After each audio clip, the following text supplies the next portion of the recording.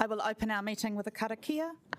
Whakataka te hau ki te uru, whakataka te hau ki te tonga, kia mā kina kina ki uta, kia mā taratara ki tai, e hi ake ana te atakora, he tio, he huka, he hauhu, tihei mauri ora. Tēnā koutou katoa nau mai ki te hui o te Kōrau Tōtōpū, the Long-Term Plan, Finance and Performance Committee I tēnei rā. Please let me or the Democracy Advisor know if you intend to leave the meeting. It'll be a bit of a long day, but with your patience towards me and my patience towards you, we will get there beautifully. We will start with the apologies.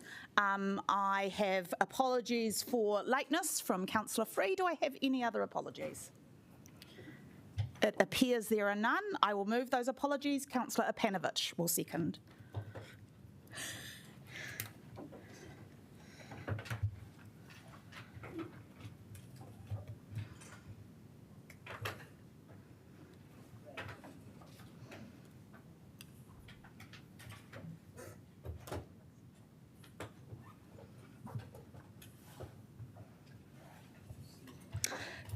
Ka whakapoaki au kua mana te motini. I declare the motion carried. We will now move on to item 1.3, announcement by the Mayor. I would like to welcome our iwi partners to come and join us at the table if you'd like to.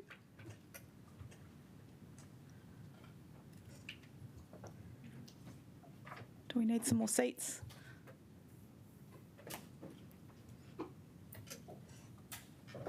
Haere mai.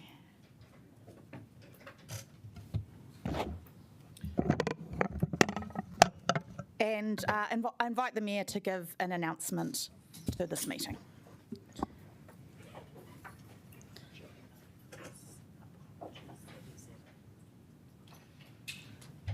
Tēnā koutou katoa, tēnā korua, and welcome to our committee meeting today.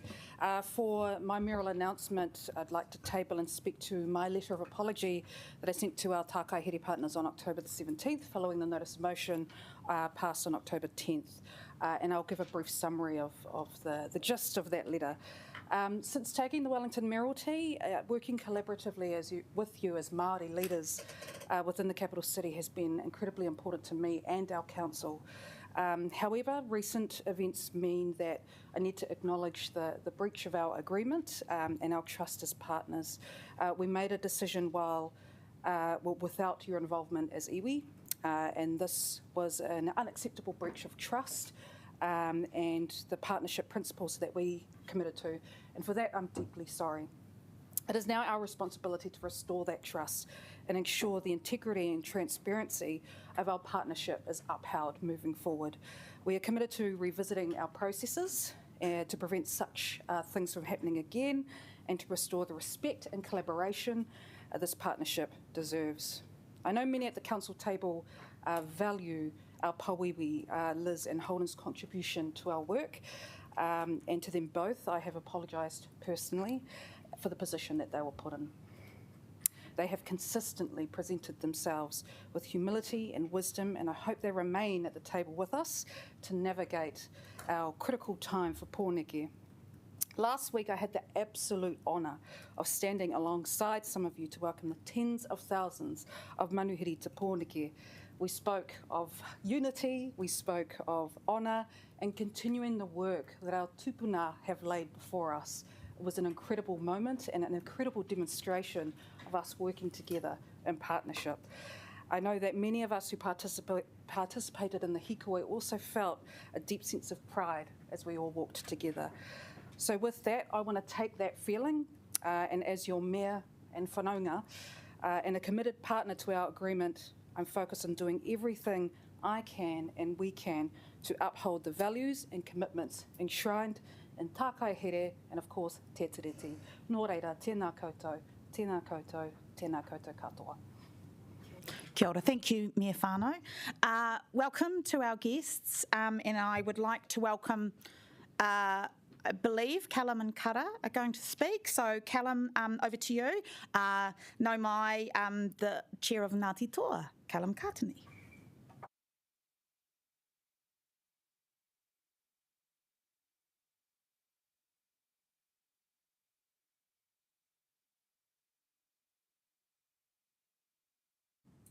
No, mine's going.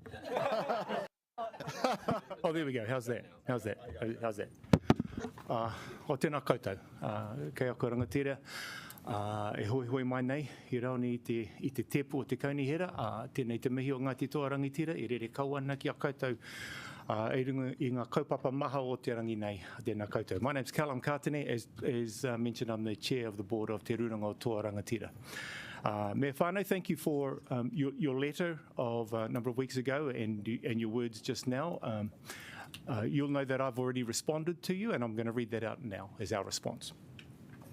We acknowledge your letter on October 17th in which you expressed your apology regarding recent events that have impacted our partnership.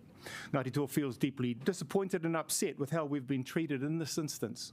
The actions that were taken to silence our voice were, in our view, not consistent with the principles of our Tākaihere agreement, nor with the spirit of Te Tiriti o Waitangi, which underpins our relationship. This breach has shaken the partnership we believed we had. We do, however, acknowledge and accept your apology and the recognition of the harm done. We appreciate the commitment expressed in your letter to ensure that such breaches do not happen again. It is crucial that moving forward the Council takes meaningful steps to uphold the integrity of our agreement and to ensure that mana whenua voice is heard.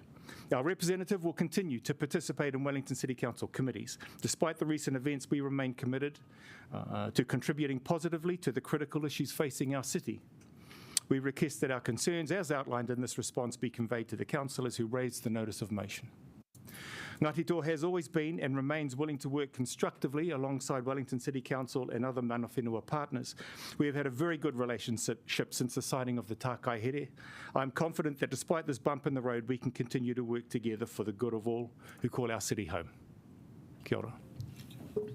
Ngā mihi, Callum. I would now like to invite Tarana... Declan Millen from... Declan Millen! Kia ora! O kia ora. Nā mihi ki a koutou kua tono mai I a mātou ki tēnei take, tēnei kōrero. I'm Declan Millen. I'm from the executive of the Runanga o Atiawa ki Tūpoko Tika. Like Callum, I'd like to just read parts of the letter that we provided to you. We acknowledge receipt of your letter regarding the recent events. On behalf of the Runanga, we accept your apology for the severe breach of trust that occurred when the Council revisited and decided without ahi kā involvement. We go through a number of the expectations that were set with us signing a Tākaihere. We look for resolution, remediation and healing of that breach. Te Atiawa has always been and remains willing to work constructively alongside the Wellington City Council and other Tākaihere partners. We are confident that despite this setback, we can continue to work together to benefit all those who call our city home. Nā reira, ngā mihi ki a koutou katoa. Ngā mihi, Declan. And now, Tōtōpū, the CEO of Taranaki Whānui. Kia ora mai tātou ka. Ngā mihi kawana rā kia koutou katoa tino rā kia koe te hine matua o tō tātou nei. Taone nei, ka rere atu rā ngā mihi kia koe kia koutou katoa. First, I just would like to put forward the apologies of our chair, Te Whatanui Winiata. His grandfather, the late Rangi Hitet, passed away last week, and so he has been tending to that need to be by his whānau, and this week has been quite busy for him. So just acknowledgements to the whānau Hitet as well. I would like to acknowledge with respect the Mayor's apology and the sentiments expressed both in her letter and in her speech this morning.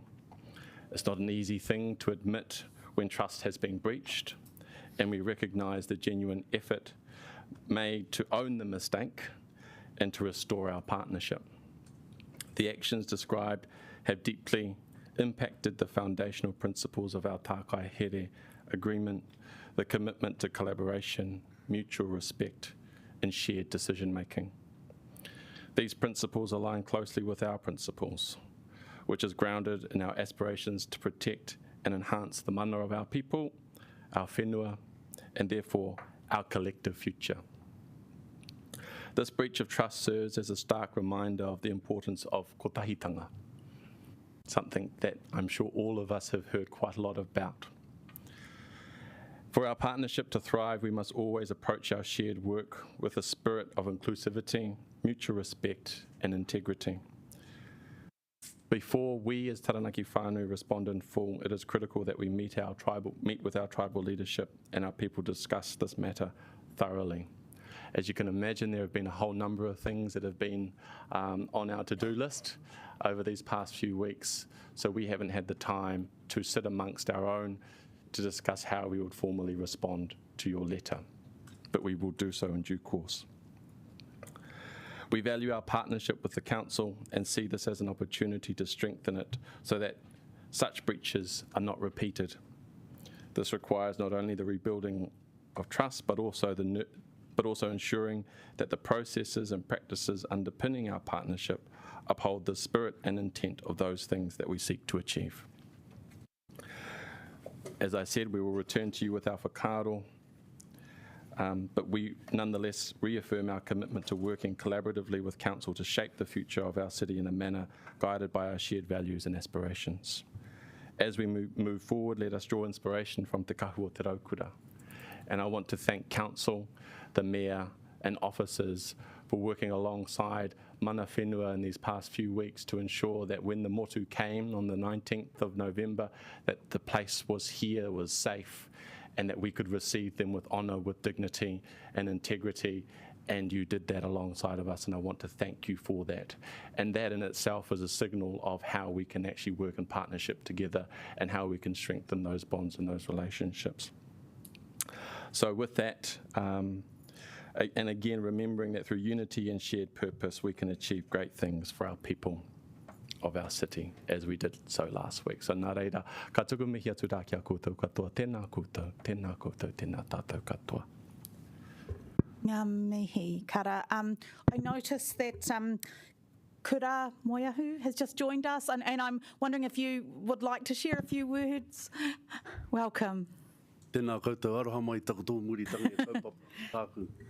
But just in relation to what's been said, and no doubt Declan has shared our letter in terms of on behalf of Te Rūnanga Nui o Te Atiawa. But just some final comments.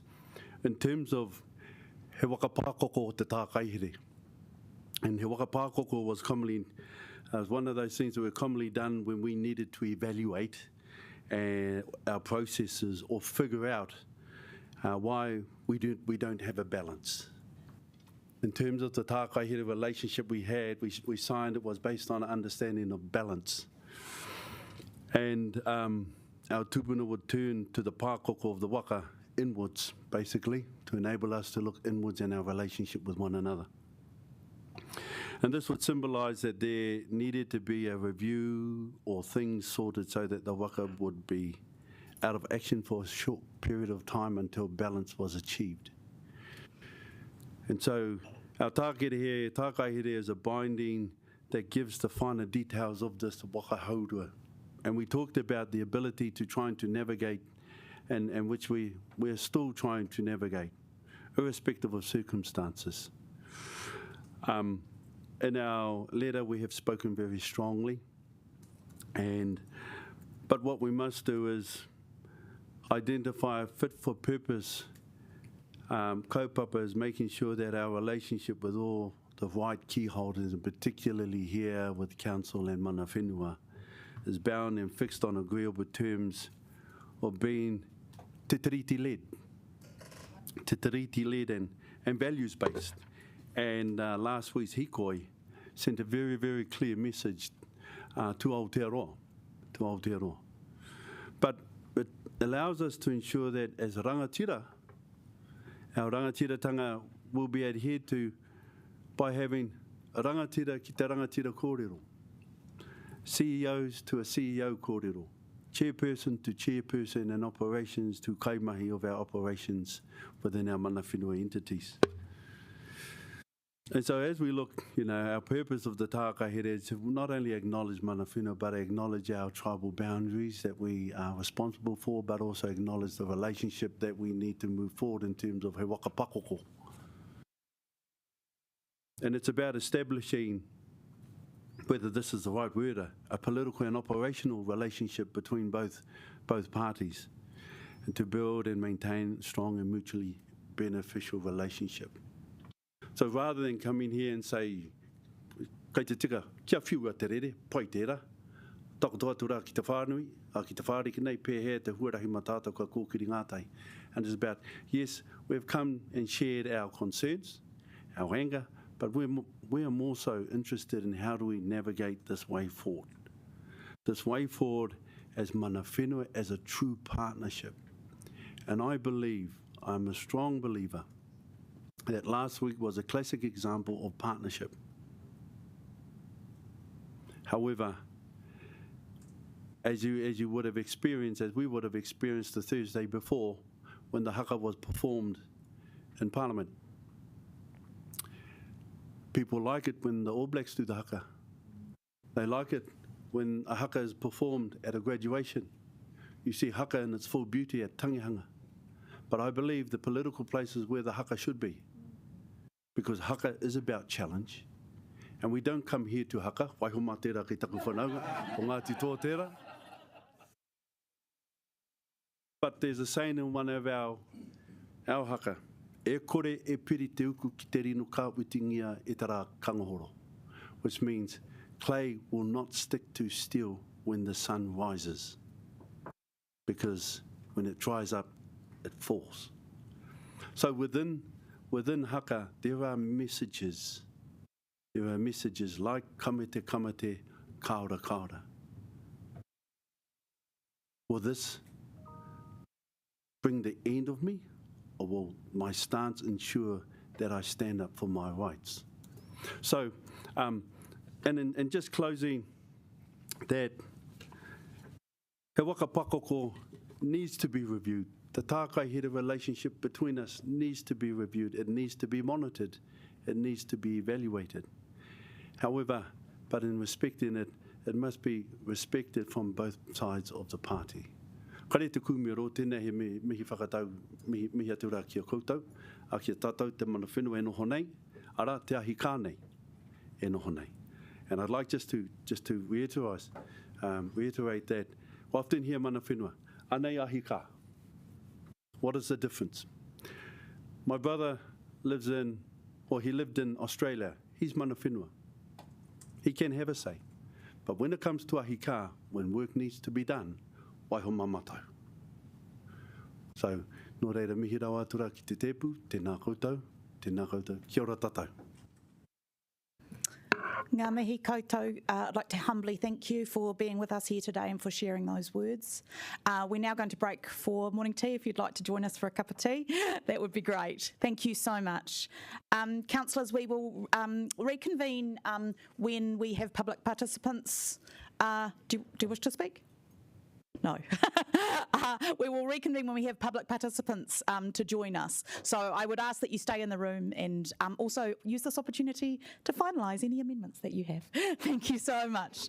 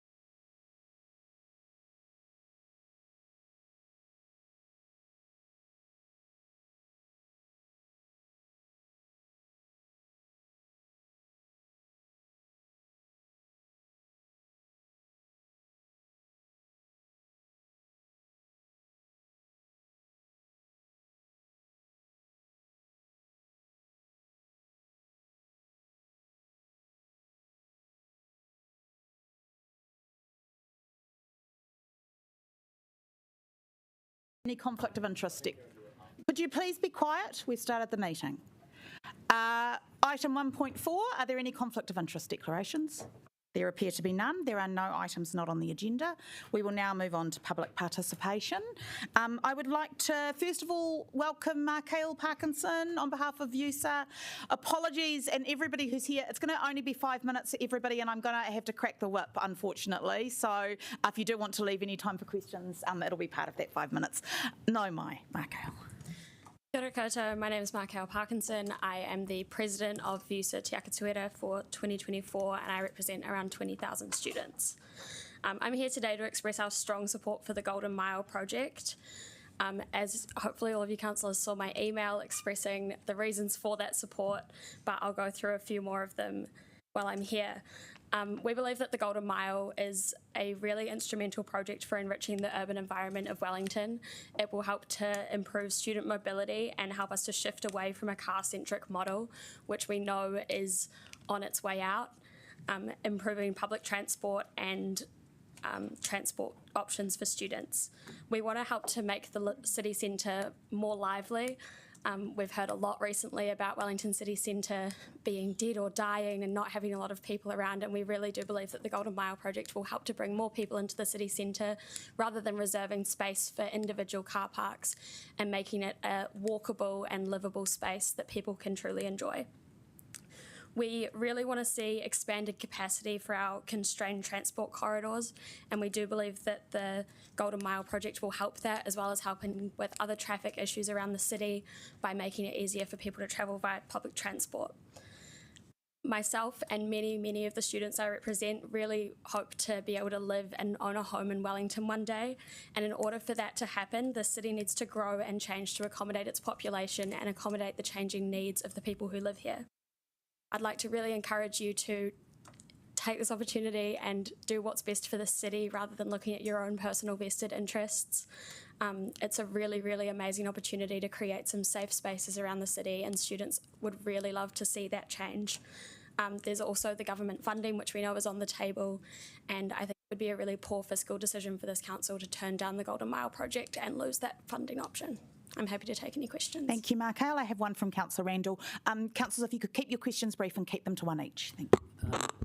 Yes. Now that we're not selling the airport shares, officers have told us that we need to make savings to re-establish our emergency funding, of about $500 million. Do you think that continuing with the Golden Mile is more important than having some emergency money in case there's an earthquake?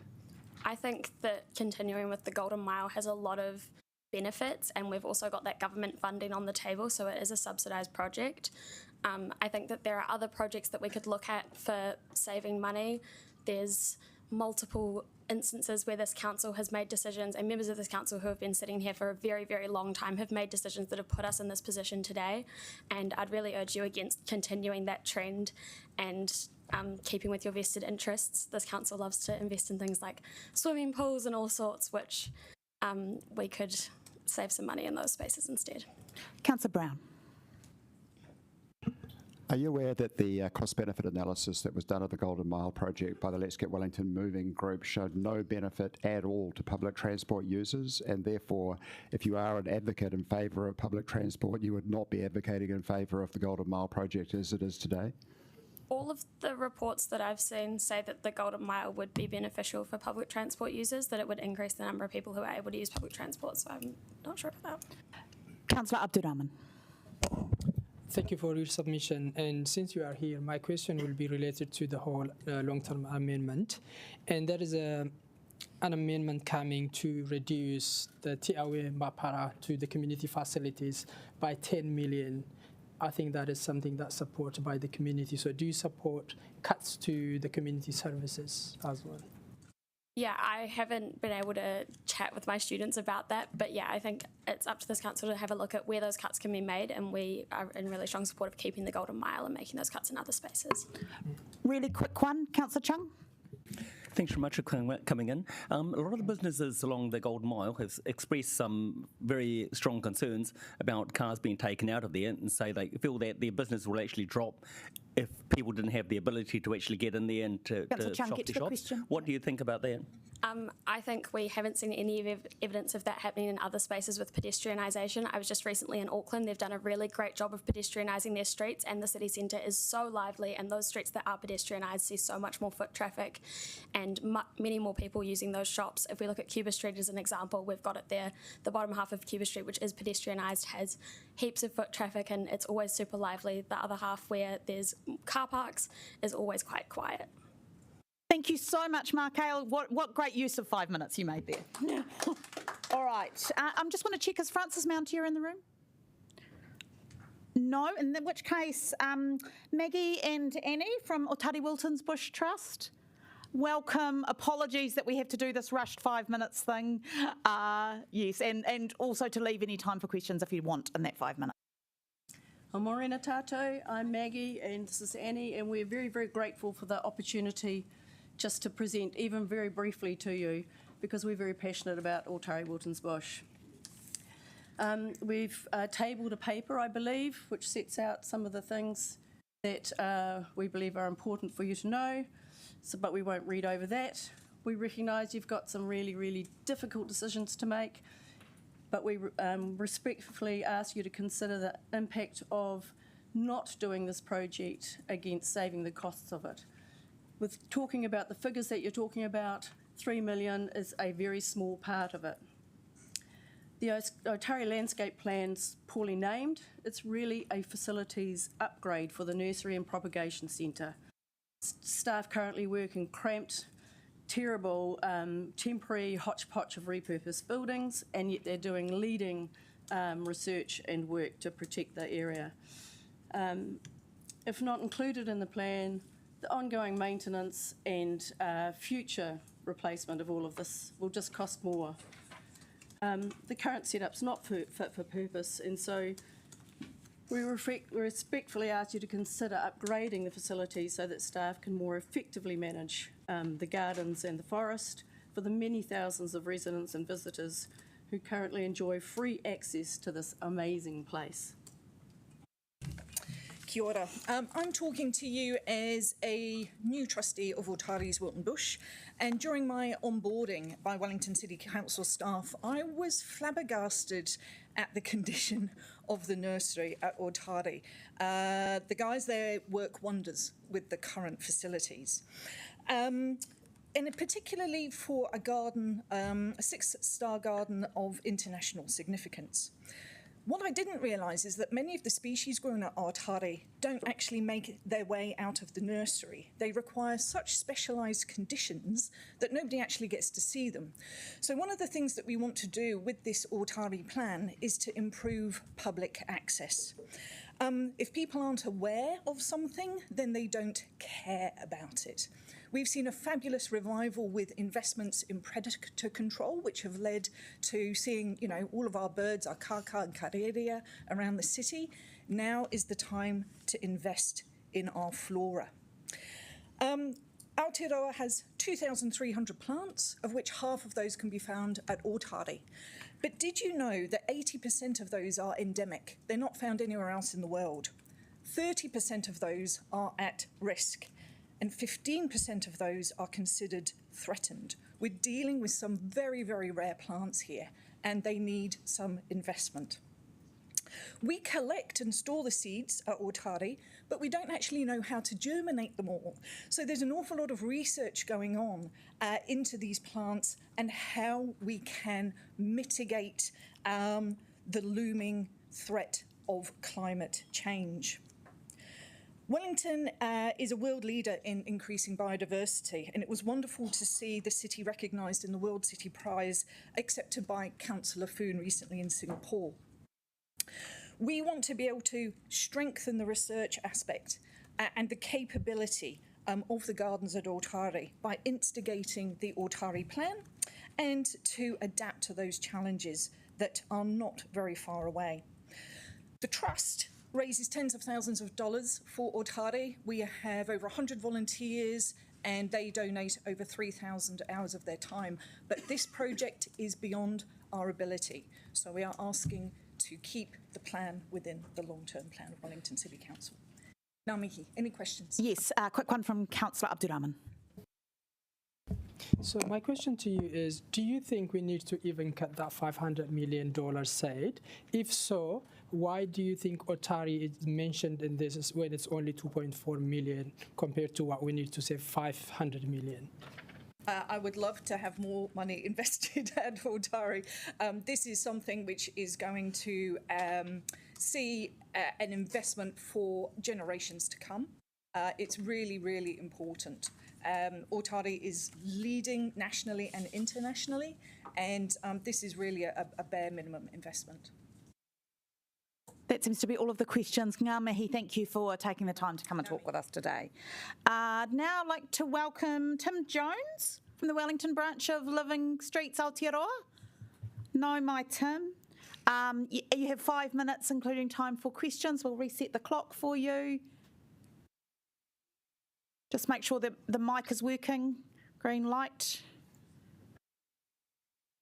Sorry.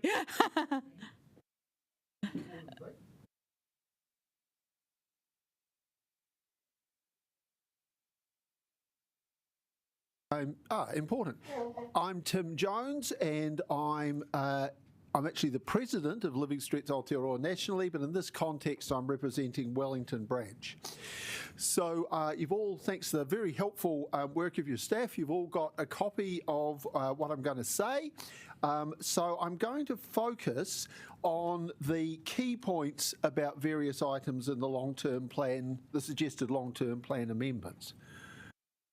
So in Living Streets Aotearoa's view, these projects should be retained in the Capital Works program.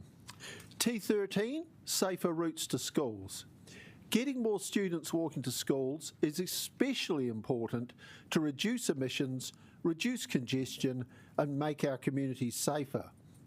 Therefore, we think this initiative is a high priority and should be retained in full. T20, Golden Mile upgrades. I'm going to briefly mention those, come back to them in more detail.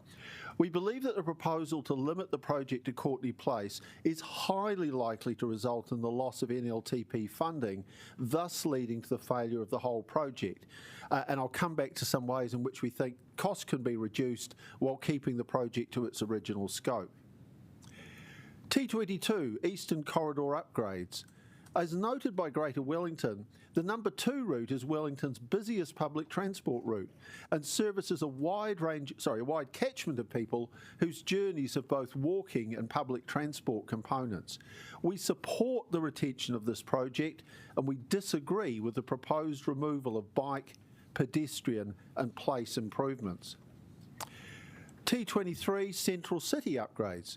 We support the continued inclusion of this project, in particular the Dixon Street and Cuba Street pedestrian improvements, but we do acknowledge that the Cuba Street improvement should be considered alongside the purchase of 155 Cuba Street. T21, Harbour Quays corridor upgrades. Establishing bus lanes on the Harbour Quays is an important complement to the Golden Mile route. Given the mode conflict at peak hours along the waterfront, at which, and I've personally experienced this, pedestrians are put at risk by fast-moving commuter bikes and e-scooters, we would also like to see cycle lanes established on the Harbour Quays so that the waterfront is prioritised for pedestrians. And T10, LED streetlight transition. Better street lighting enhances both actual and perceived pedestrian safety, and we support this project. Now I'm going to say a bit more on the Golden Mile upgrades. The Golden Mile improvements, or the Golden Mile project, was originally conceived as bus and pedestrian improvements. There's been some scope creep since. Now we risk years of work being wasted unless Council acts wisely to preserve the project. We propose that the scope of the project should continue to be from Courtney Place to Lambton Quay, rather than being restricted to Courtney Place, both to maximise benefits and to minimise the risk that the NLTP funding will be lost. We further propose that, a few bullet points here, in the interests of accessibility, equity and usability, the existing number of bus stops should be retained, and I have to say that's an issue that's pretty important to our members. Let's remember that not everyone catching the bus is the proverbial average middle-aged male that is typically used in calculating how long it takes people to walk to bus stops. If stops are to be removed, improving pedestrian priority and reducing dwell times at road crossings is vital for pedestrians who will have to travel further to catch the bus.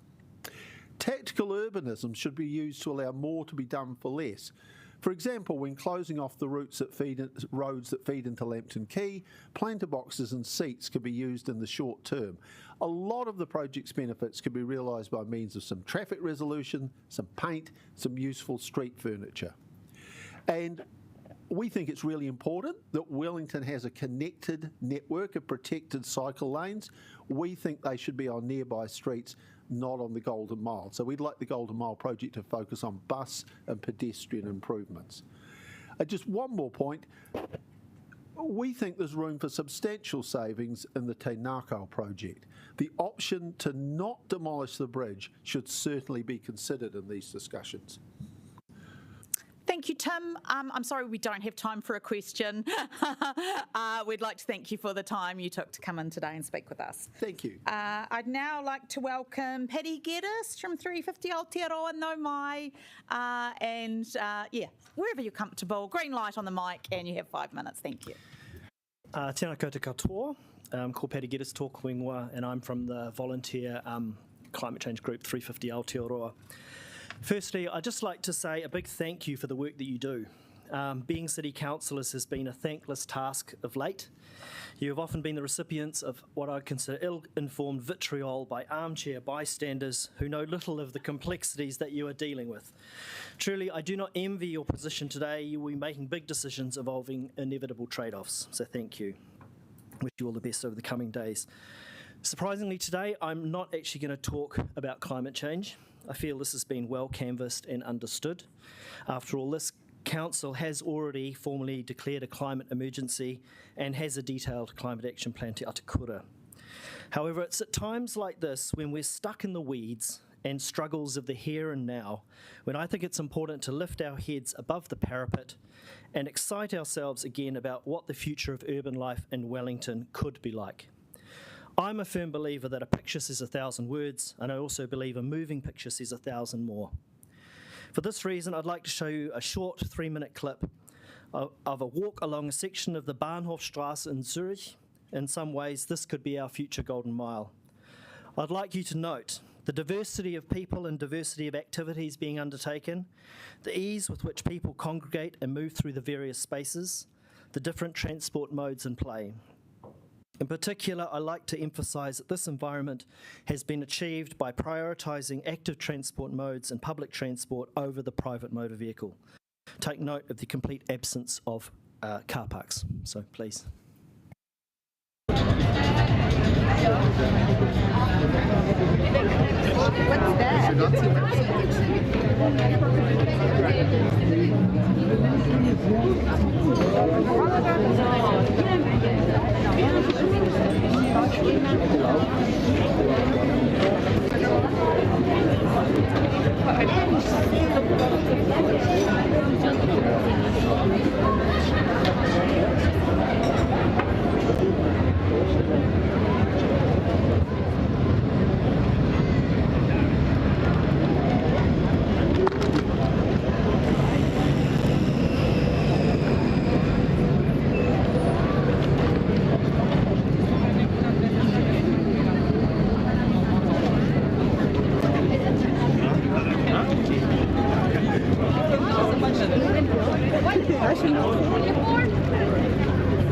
What's that?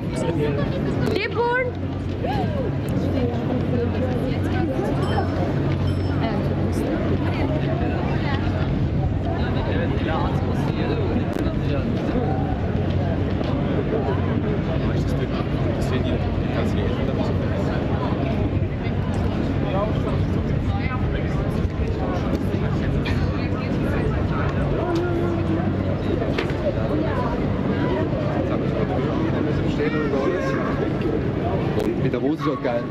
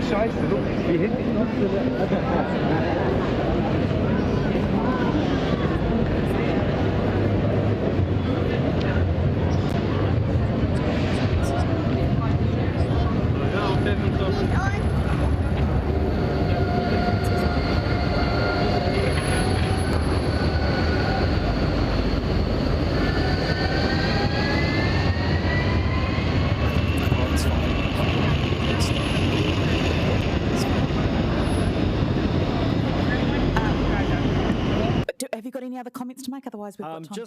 Yes. I want some of that. I don't know. I don't think we have any time for questions. Thank you so much, Patty. We appreciate that. I'd now like to welcome Jamin Fountain. I'm sorry, my apologies if I have pronounced your name incorrectly. Welcome. You have 5 minutes, including time for questions. Tēnā koutou katoa, ko Jamin toko ingoa, ko te kura tuarua o tara ika ki poki ahu toku kura. Kia ora, I'm Jamin and I'm a Year 10 student at Wellington High School. As you consider the capital items which will be retained within our LTP, I am here to speak in favour of the council proceeding with its plans for the revitalisation of Wellington's Golden Mile. In doing so, I wish to offer a perspective from the rangatahi, a group of Wellingtonians who are significant contributors to our city, significant stakeholders in its future, but without the opportunity to vote. Despite not being able to vote, I'm grateful that I can have my voice heard in this way through this oral submission. In my view, too often the voice of young people is ignored when decisions that affect our lives, such as the one that you guys are making today, are made by people in positions of power. As a result, young people can feel marginalised, and worse still, that decisions are made for us, not with us. So thank you for listening. The Golden Mile project is a once-in-a-generation opportunity to prioritise and strengthen the public transport of our city. Public transport is crucial to young people. Without access to our own cars, young people are deeply reliant on public transport for their participation in the community. Many of us make our decisions about which schools we'll attend or the events which we'll take part in based on our ability to get to them safely and quickly via public transport. Public transport, therefore, plays a crucial role in our ability to be independent, engaged, and contribute to our city and the rest of the Wellington region. The proposed Golden Mile project speeds up public transport through the city, connecting inner-city schools to each other, and increases access to the libraries, galleries, pools, and recreation centres of our city. It makes public transport more efficient and attractive for young people, and in doing so, expands our neighbourhoods, networks, and communities. Revitalising the Golden Mile as originally proposed will also create attractive, safe and visible spaces for young people to gather, make connections and build community within the heart of our city. Contemporary urban design focuses on the strength of rangatahi. It responds to their voices and creates spaces which enhance their creativity. I congratulate the council for its work in this area already. For example, its world-leading mahi engaging with Wellington skateboarders, and I encourage you to take this opportunity to expand this engagement approach to connect with other groups of the rangatahi in Wellington, to transform the city into a safe, creative community space for young people and others. Finally, I implore the council as it makes the challenging decisions concerning the Golden Mile and other proposed capital items on the LTP. I encourage the council to make bold, long-term and brave decisions which acknowledge the realities of our climate emergency. The status quo is simply not an option. Cars are not the future. We need a clean, green, and efficient city that does not rely on cars, but enables walking, cycling, busing, and all other types of active and public transport. To do this, though, the Golden Mile must be revitalised in a way that is practical and future-proof for the current rangatahi of Wellington and the generations after us. Thank you once again for your time and your commitment to hearing the voices of young people as you make these crucial decisions that affect our future. Nō reira, tēnā koutou, tēnā koutou, tēnā koutou katoa. Thank you. I do have a question for you from Councillor Pannett. Thank you for your excellent submission. You're aware that the City and the Regional Council have plans to remove many bus stops, which means that people have to walk more. What's your view on that? Look, the current bus stops are in great places, and I don't think they need to be moved. I think that it gives enough people enough walking, like the walking space between them is good enough. So you probably don't have to walk more than 100 metres between each one. So I think they're in the perfect space right now. But, it's up to you guys. There don't appear to be any more questions. Thank you so much, Damon. We really appreciate it. I would now like to welcome Francis Mountier. No, mai, Francis, you have 5 minutes, including time for questions if you'd like. Kia ora.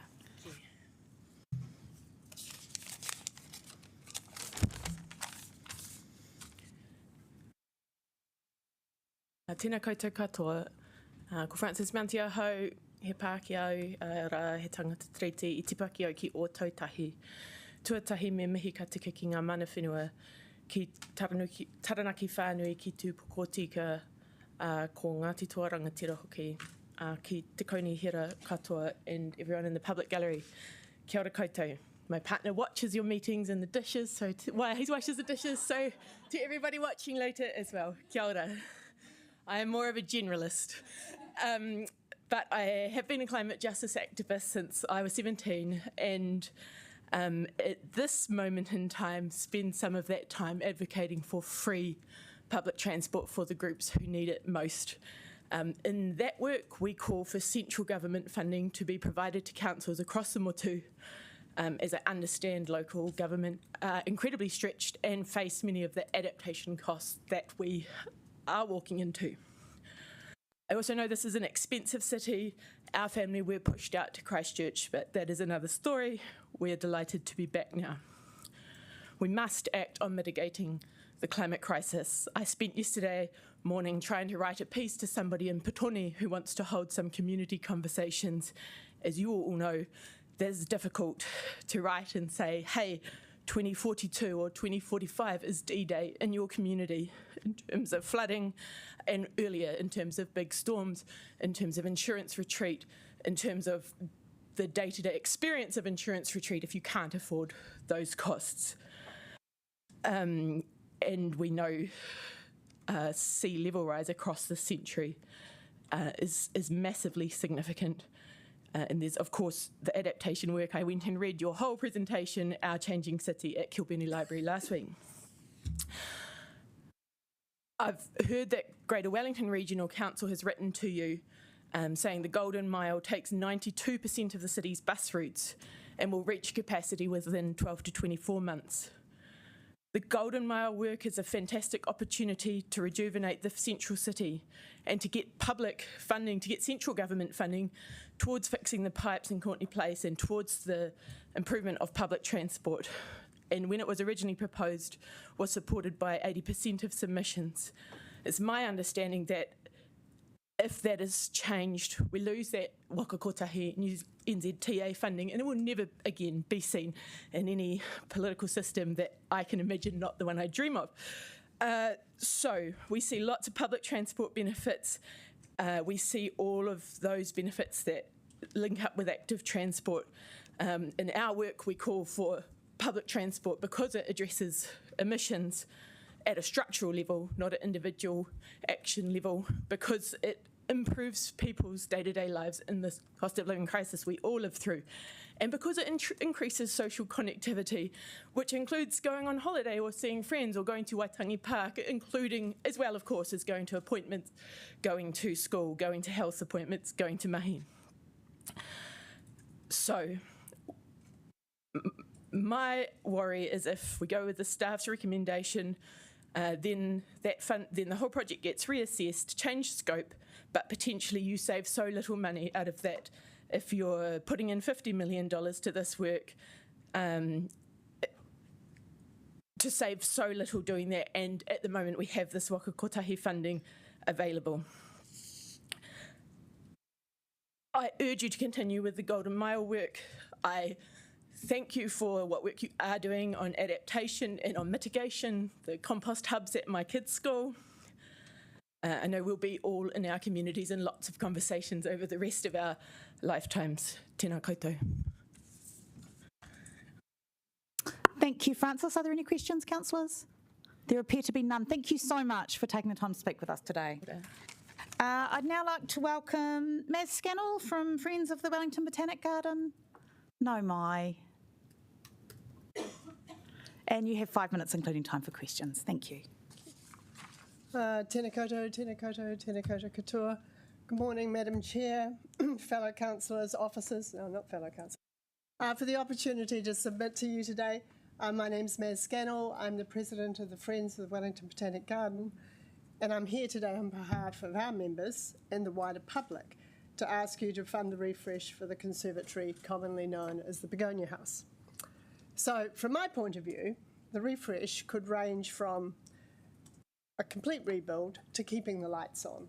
I'm not being unrealistic here.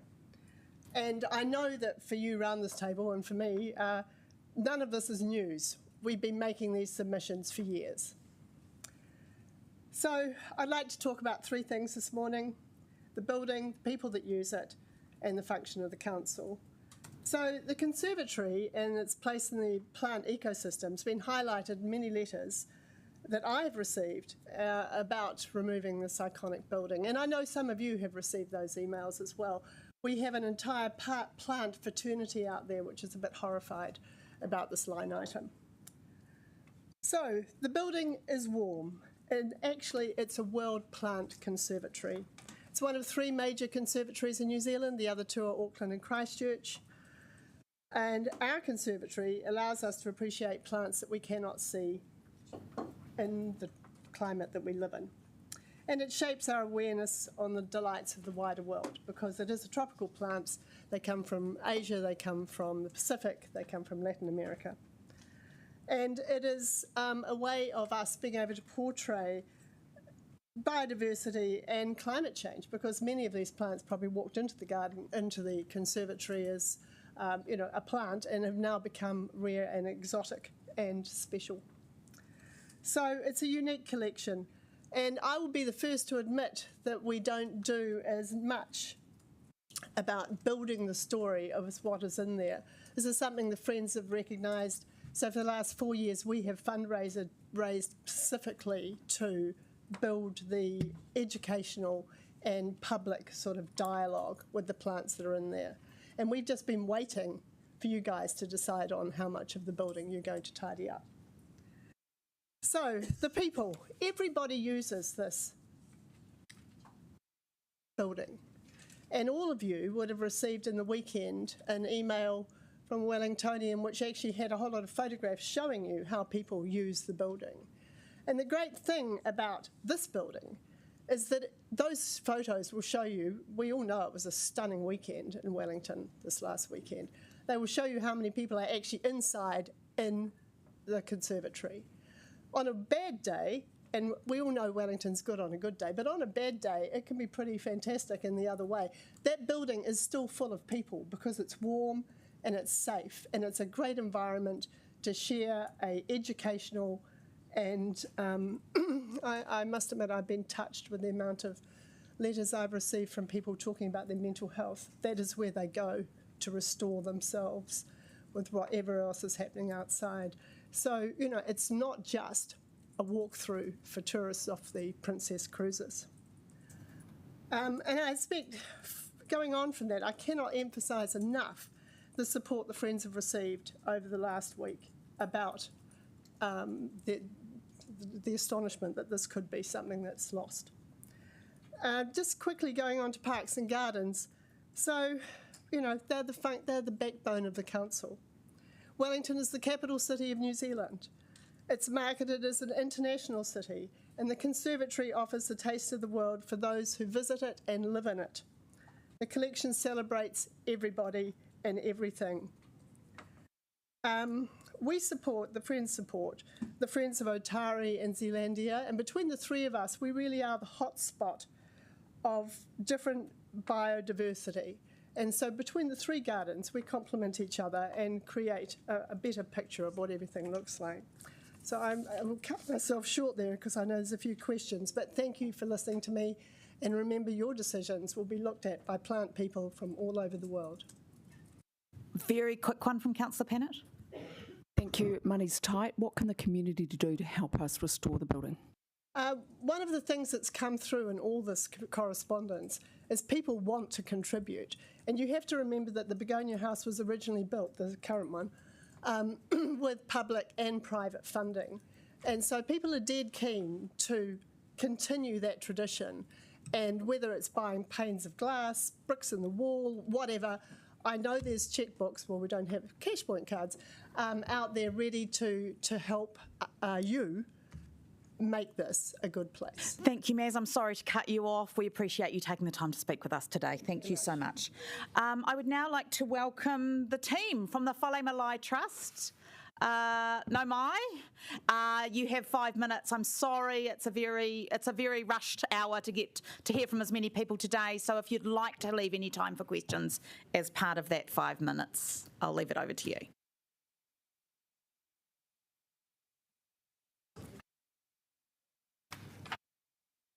Kia ora, Chair, kia ora, councillors again. And I come to you today as a trustee of the Whale Malai Trust. First, I bring the greetings to you all from our patron, the Honourable Louis Manavao, Dame Winnie Laban. And I also bring greetings from our chair, Adrian Orr, who's asked me today to speak on behalf of the Trust because he's had quite a busy day and a busy week. So he's given this job for me to sort of get my head into this kaupapa and present on behalf of our Trust. And so with that, on behalf of our Trust, I reaffirm our commitment to work in partnership with you as our city leaders. A partnership that's grounded in our Pacific values of reciprocity and inclusion, of generosity and creativity. As you know, Aotearoa is a proud Pacific nation with a significant role in regional security, diplomacy, trade and economic security. Just last week, Parliament unanimously passed the Samoan Citizenship Bill, marking a historic moment for our Samoan communities. Pacific art and culture are increasingly in the spotlight, with recent exhibitions highlighting our rich heritage here in Aotearoa and here in the very capital city of our nation. Our nation's future success is fully dependent on our rapidly growing Pacifica and Māori population. More than 440,000 Pacific peoples live here, and more than half of them are under 25 years old. They are our future, and we need to give them every reason to contribute their skills and talent to our beautiful city. The Whale Malai is a space that will empower the future Pacific generations to celebrate their heritage, come together and shape their participation in the future of Aotearoa, New Zealand. As our city leaders, you have the power to shape the future of our Pacific identity through the Whale Malai. This iconic building will become a nationally significant institution, offering immense economic, cultural and social benefits for both Wellington and Aotearoa. The Whale Malai will position Wellington as the heart of the South Pacific, an epicentre for storytelling, performance, education and the revitalisation of our waterfront. Our request is simple. We ask that the Whale Malai remain a priority in the long-term plan.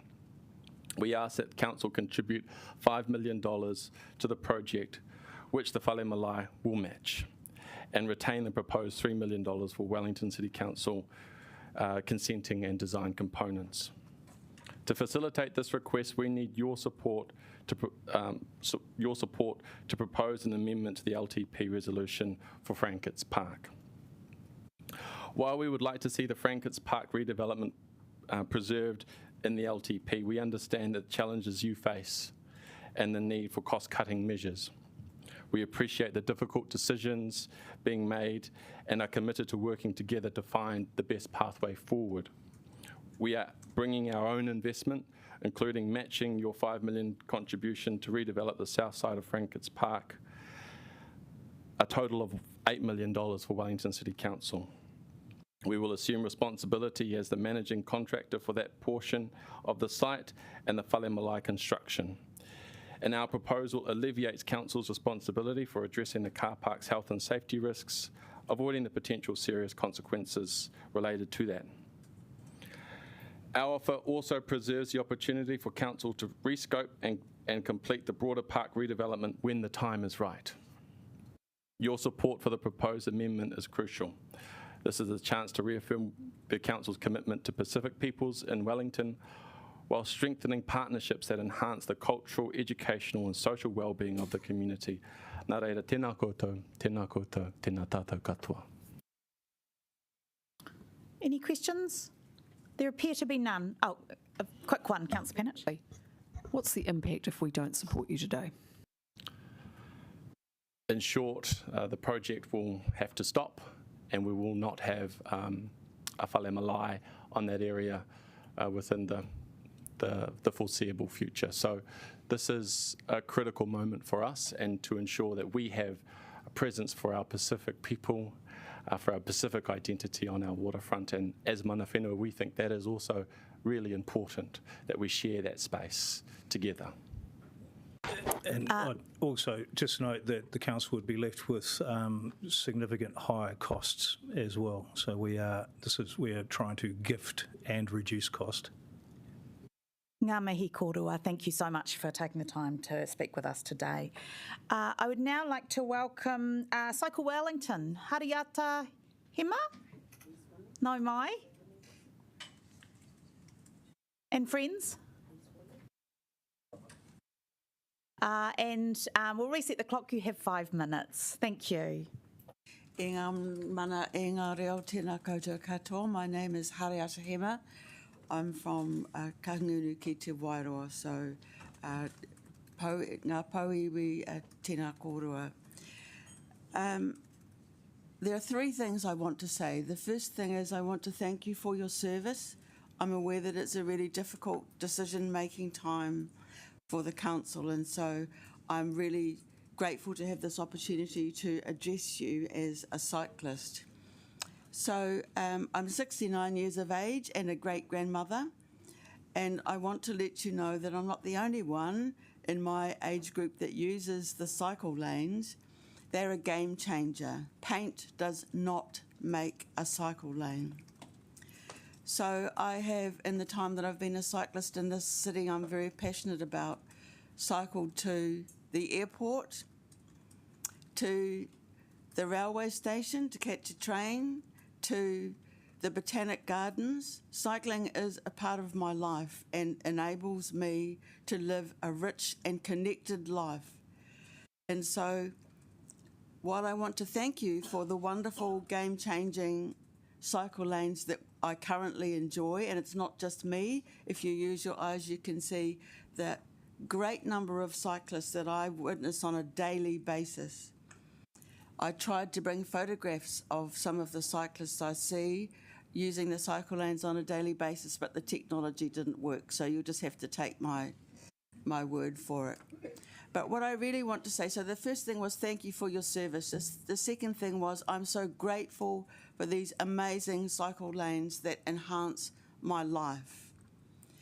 When you're my age, we actually have to make an effort to stay well and to stay connected to people, places and activities that matter to us. It doesn't happen by chance. We have to make an effort in terms of our diet, in terms of where we put out the habits that we have to stay well and to stay healthy.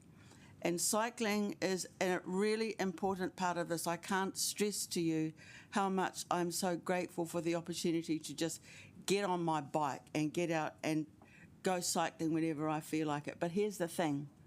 The third point I want to urge you to consider is when you're cycling along and the cycleway runs out, it's a feeling of fear because of my safety.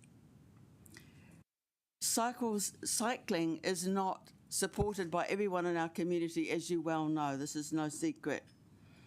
And so I have an electric bike, and that enables me to sort of be going at the same speed as the traffic. So my messages to myself are, you can relax because you're not holding the traffic up. I'm going at the same speed as they are. But I urge you to finish this project and keep these cycle lanes connected, because it really is no fun cycling along somewhere and then all of a sudden the cycle lane runs out. So you've started it, and thank you to Waka Kotahi for the massive contribution to them. I appreciate that Waka Kotahi has also supported this project. But please, please, please finish what you've started, not just for me, but for all the other cyclists in Wellington that enjoy this, and for our future generations. We really need this safe, efficient form of transport. Please finish it. Questions? There appear to be none. Thank you so much, Hariata. It was great to hear from you. Oh, quick one from Councillor Abdurrahman.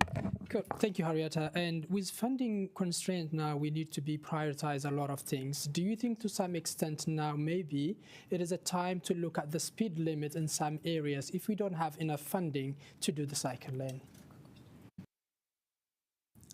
I apologise because I actually have a hearing impediment. Even though I'm wearing hearing aids, I have a disability. I'm going to have to ask my friend. What did he say? So, ask about, is this also a good time to invest in speed reductions as well as cycle lanes? Thank you. That's a very good question. I think it's madness not to invest in speed reductions. What was speed reductions about? I don't understand why everybody's in such a blimmin' hurry all the time. Right, this year we have amazing growth in our roses. Have you noticed? I can notice because I walk and I cycle, and I also drive places. But what is a good life? A good life is when I'm connected to my environment, and when I'm slowing down, I'm able to talk to other cyclists, other people in my environment, as I did this morning, cycling to work. At the lights, we just talk to each other. And Thank you so much, Hariata. We appreciate that. I would now like to welcome Ethan Real. No, my Ethan. Again, you have 5 minutes, including time for questions if you'd like. Either sit at the table, long as you get a green light on the mic. Thank you. Kia ora koutou katoa. Last time I sat before you all was for a submission for the draft long-term plan on behalf of the Social Change Collective. I'm here to represent both them and New Zealand Young Labour, but also as a concerned member of our community. Just last week, I had a friend visiting me from Ōtautahi, Christchurch. She had never experienced or explored Pōneke before. This here is a view from my apartment overlooking Courtney Place. On weekends, it is a vibrant area. My friend who was visiting me couldn't believe how busy the streets were both during the day and at night. However, she also pointed out how dangerous it felt at night time when attempting to cross the road with swarms of people heading to dinner or a bar. And honestly, the amount of unpredictable motor vehicles going down Courtney Place. You can imagine I then went on to educate her all about the Golden Mile project and how it has the ability to open accessibility for our wider and visiting communities here in Pōneke. The entirety of this project has come too far to go back. The public supports the Golden Mile. Many of us here today campaigned for and with many of our councillors and their bid to speed up the development of this project. And many of us have showed our support throughout public consultation. This project benefits all of us. Our suburbs cannot thrive without a thriving city that is accessible, safe, and buzzing. Equally, our city cannot do well without the suburbs to accommodate newcomers. The 2023 Wellington Transport Survey showed that 61% of residents use either public or active transport to get to mahi, and nearly 70% of residents had both as their preferred transport options. Equally, we know that the Golden Mile serves over 20,000 Wellingtonians per day. Wellingtonians are active people. We are unique and globally known for our vibrance. We thrive off a walkable city. As you'll know by now, being in government means making choices. Most days, these are tough ones, like today, and often have fiscal implications for the next generation, my generation.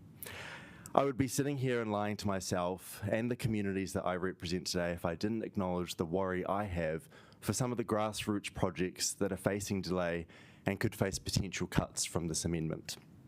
From the original LTP, we know the CapEx included big spend such as, of course, 112 million on the Golden Mile and more, 274 million on the Mole Point sludge minimisation facility, and 115 million on Paniki Porniki. Services that we all want to see, but so are the smaller ones, like the Huetapara co-design by community for wheelchair access to Lyle Bay Beach, budgeted for 2.4 million. There is a need to strike the right balance between community and city-wide projects. So I encourage our councillors to continue to work constructively together as a team. Be here not to represent just your political ideology, nor solely your values or your lived experiences, but what your community sent you here to do today. Try and strike a balance that does not leave communities without. See what projects should be prioritised and what ones can wait until a later budget. However, I do want to emphasise that we only have one shot to get the Golden Mile right. This is a once-in-a-generation project. As a rangatahi Māori, I fear that delaying or cutting this project will leave us right where we started for yet another generation to come. Many people not represented in this room will be most impacted by the decisions you make today. Our tangata whai kaha, a disabled community, have spoken boldly about the need for increased accessibility to both our city and public transport, as well as ensuring that they will be safe to utilise these services. Likewise for our Māori and Pacifica communities, who are often overrepresented in our public transportation numbers.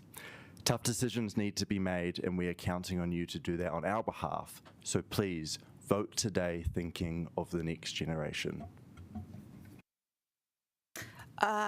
No, I think we're out of time. Thank you so much, Ethan. We really appreciate you taking the time to speak with us today.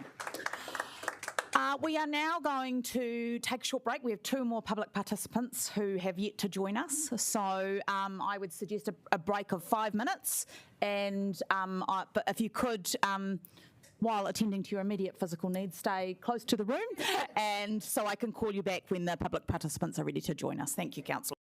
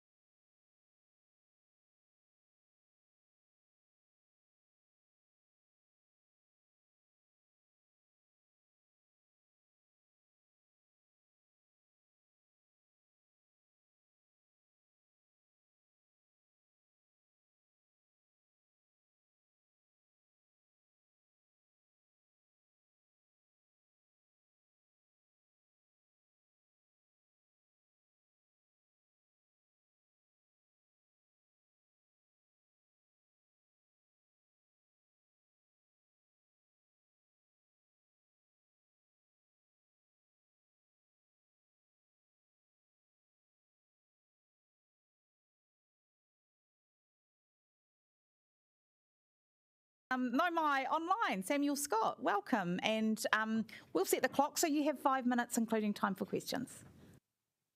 Kia ora. Tēnā koutou, I'm Sam Scott. I'm a local parent. I cycle, I drive, I catch the bus, all of the things. Look, I've lived here my whole life. I know Wellington's in a bad way. I see my rates going up. I see businesses going under, friends losing jobs. And like all residents, I wish there was an easy fix. But I think we know that the damage has been done through decades of neglect. It's not happening because of anything that's happening right now. This is a long-term problem with our infrastructure and, costs going up. And I think we know the one thing that has never helped in a city is cancelling plans and getting stuck in the past and just, relying on things. Things were okay in the 1970s. There were plenty of car parks then. The traffic wasn't bad then. Let's just stick with that plan. The Golden Mile was a big topic in the last election, and I think you'd be lying to yourself if you said it didn't have a mandate brought about by the electorate. My ward voted overwhelmingly in favour of the Golden Mile and progressive transport initiatives.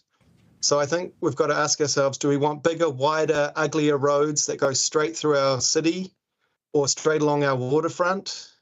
And do we believe that this government, who currently seem to be on a mission to screw Wellington over, are really going to spend $20 billion building this pipe dream of a tunnel? It's not going to happen. We know in our hearts that the future of life on this planet is not going to be cars. It's not going to be private cars. We have to find new alternatives. Cars will always be part of it, but they are not the future for everyone. That dream is dead.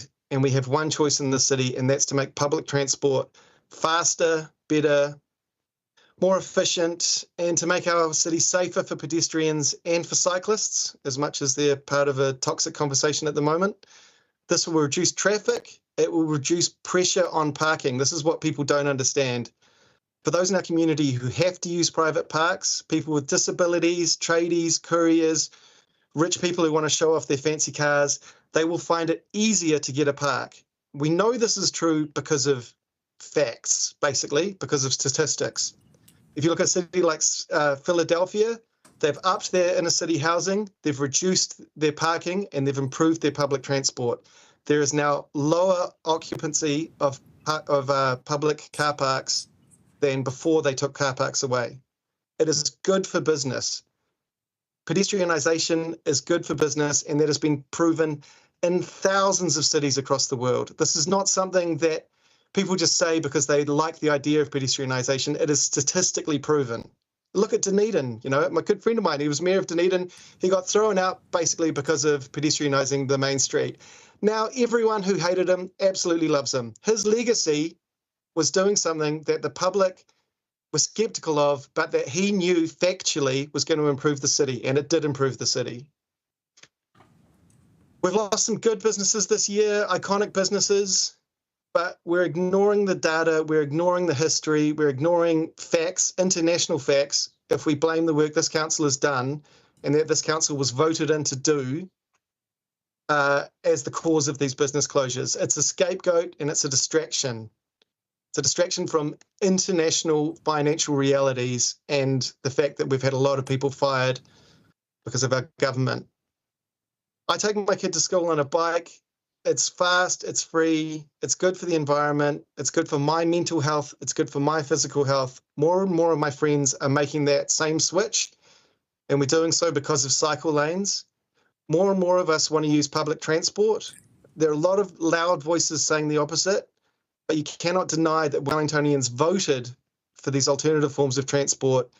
And I think there's a lot of people who don't want to speak up and don't want to say that they actually want cycle lanes because the topic has become so toxic.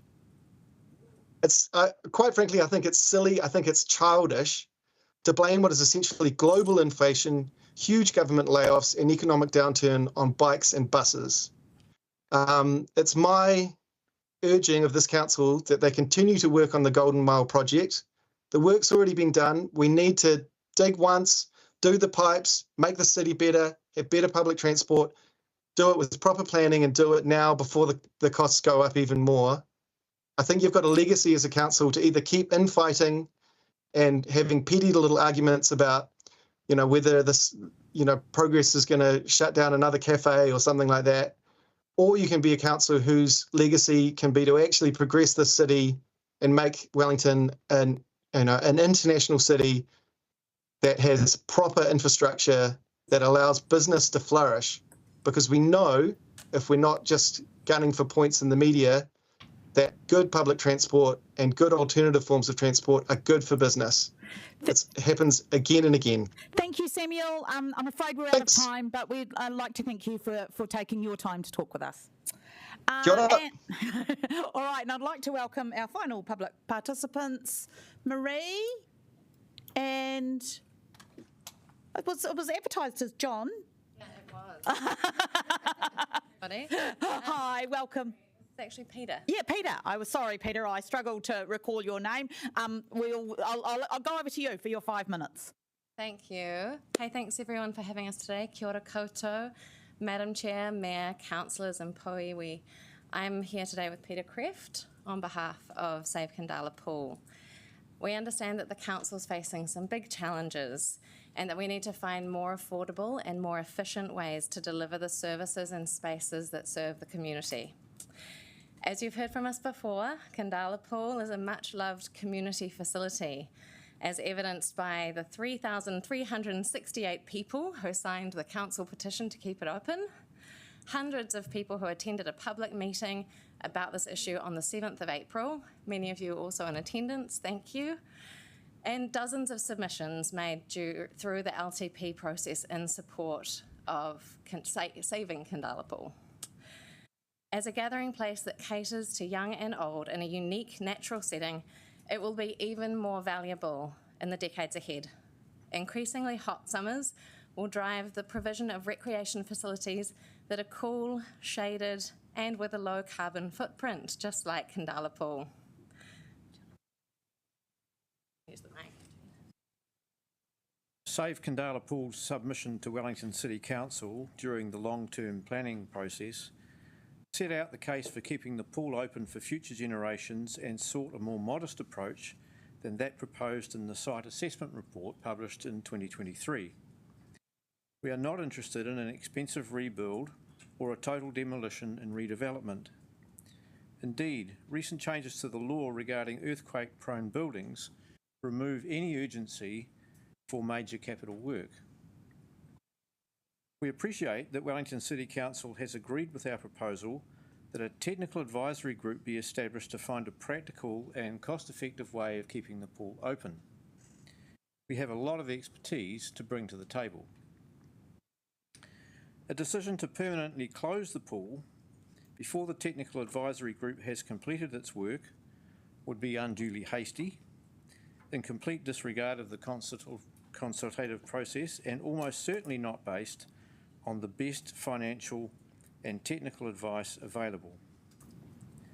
There is no need to make a final decision in this meeting today. Net operational costs are only around 100k per annum, and the only moderately pressing issue is the filtration system. Well, we appreciate the message about sharing the pain of budget cuts. We also urge you to reflect on the comment that the Mayor made, that these decisions would be made with full engagement of the community and listening to the community.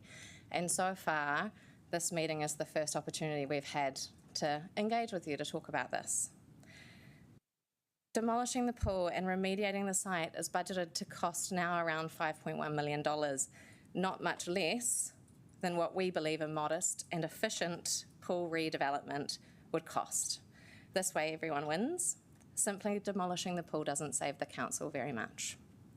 Last Friday, Save Kandala Pool met with council officers at the pool to discuss how we could contribute to the pre-season opening, working bees, and how the pool's 100th season could be celebrated. As representatives of the Kandala Pool community, we're very happy to be involved in these initiatives, and we would be happy to answer any questions you have. It appears that there are no questions. Thank you, Marie and Peter. We'd like to thank you for taking the time to come and speak with us today. And look, it's given you another opportunity to wear the merch. So looks great. Thank you so much. We are now, so I've just got a process matter to discuss with you because I had been under the impression that you would be able to vote item by item on the officer's recommendations. That will not be the case because the dealing with an amended substantive, that if you want to change projects that are on the officer's list and are not covered by the mayor's substantive, you will need to do so by amendment. And many of you have covered off that with your amendments that you have already drafted. However, I'm going to suggest that we take probably 10 to 15 minutes adjournment to make sure for everybody to reassure themselves that they have covered off any matter that they wanted to be able to vote on separately or differently. You can still vote, for example, for or against the amendments in the mayor's substantive, so that would revert back to the officer's recommendation. If someone wants to come in and clarify this, I'm doing my best to explain it. I don't think we're going to do a Q&A. I think we're going to do... The process question, though. Yeah. Oh, okay. I thought we would just have individual questions. Okay. Yes. Do you want to explain what I have add to my explanation, Andrea or Baz or anyone? My apologies. I was not aware of this as a... Sean's going to come up. Sean, have I explained it? Maybe if I just take it from the top and then we can... Hopefully it will largely overlap. So, councillors, as you're aware, if... Standing orders allows anything that is expressed in a resolution in separate parts to be voted on in parts. So, but you need to vote on the resolution on the table or on an amendment.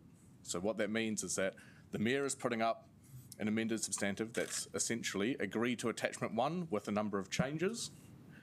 If you want to make other changes, so put in funding for things, to, change funding around, whatever you like, that needs to come via an amendment. That amendment will go to a vote. Any that passes that original vote will come through and have a final vote at the end. Okay, we'll take a few questions on this, just so you're clear on the process, and then we will take an adjournment so you can consider if any amendments need to change. Councillor Pannett. Thank you. So just for absolute clarity, I intend to support all of the amendments except for the Golden Mile. Sure. So basically what I'd have to do in that case is indicate my support for one of my colleagues and then vote the whole thing through the mayor, but everyone would know where my vote was. Is that? So you could vote each amendment, we will take all the items separately. We will take all of the items and all of the amendments separately so you can express your vote. We can do a division on every single one, Councillor Pannett, so we know.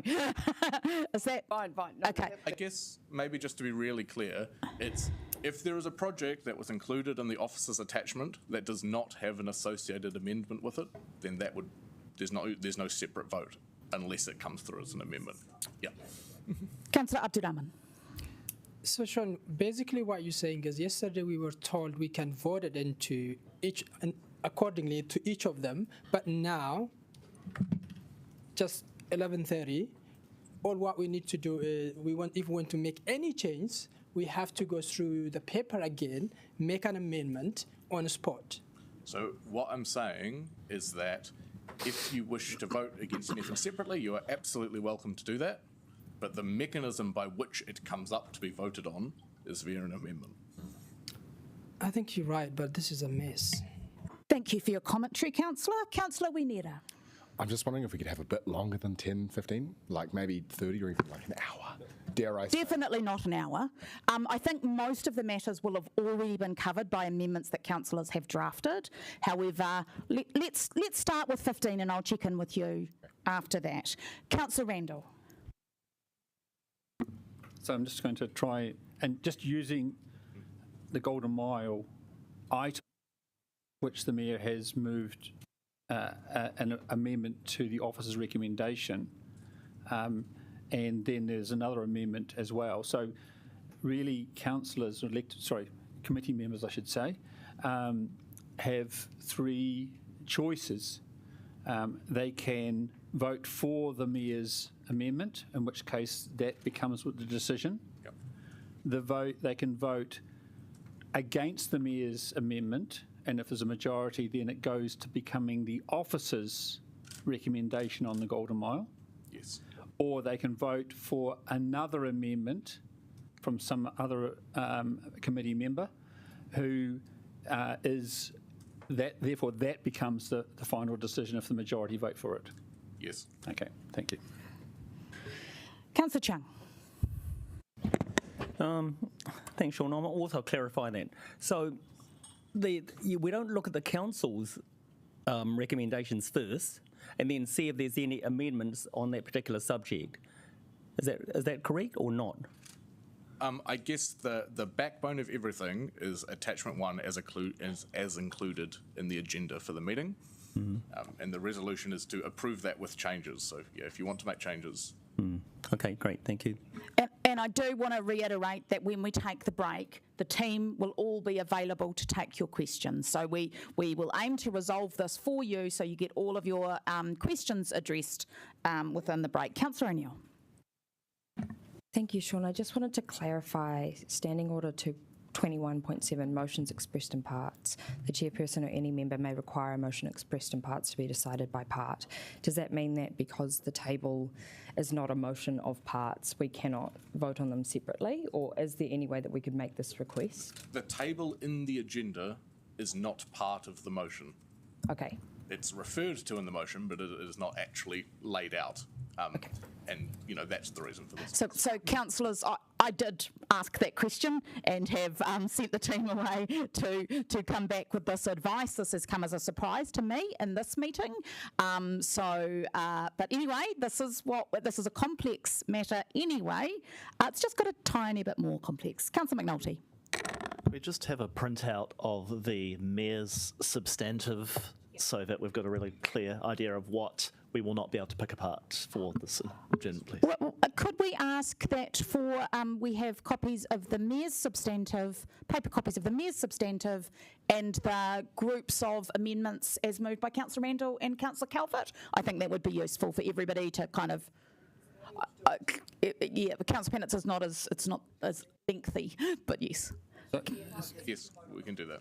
So just a point, I'm waiting for some more information to finish an item on one part of my amendments from officers.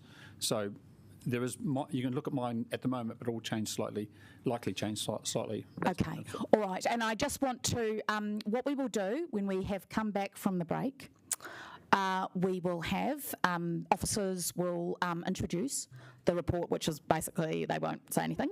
We will have questions. Then the Mayor will move, they told me they wouldn't say anything. The Mayor will move her amended substantive. We will have opportunity for questions of that. And we will do that as we go through with the groups of amendments. Councillor Randall, you have another question?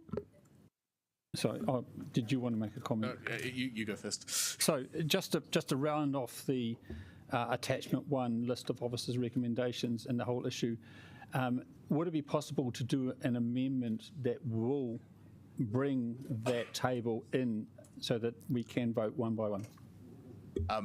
That would be possible. It would be lengthy and it would probably have consequences on what other amendments could be brought, but it's possible.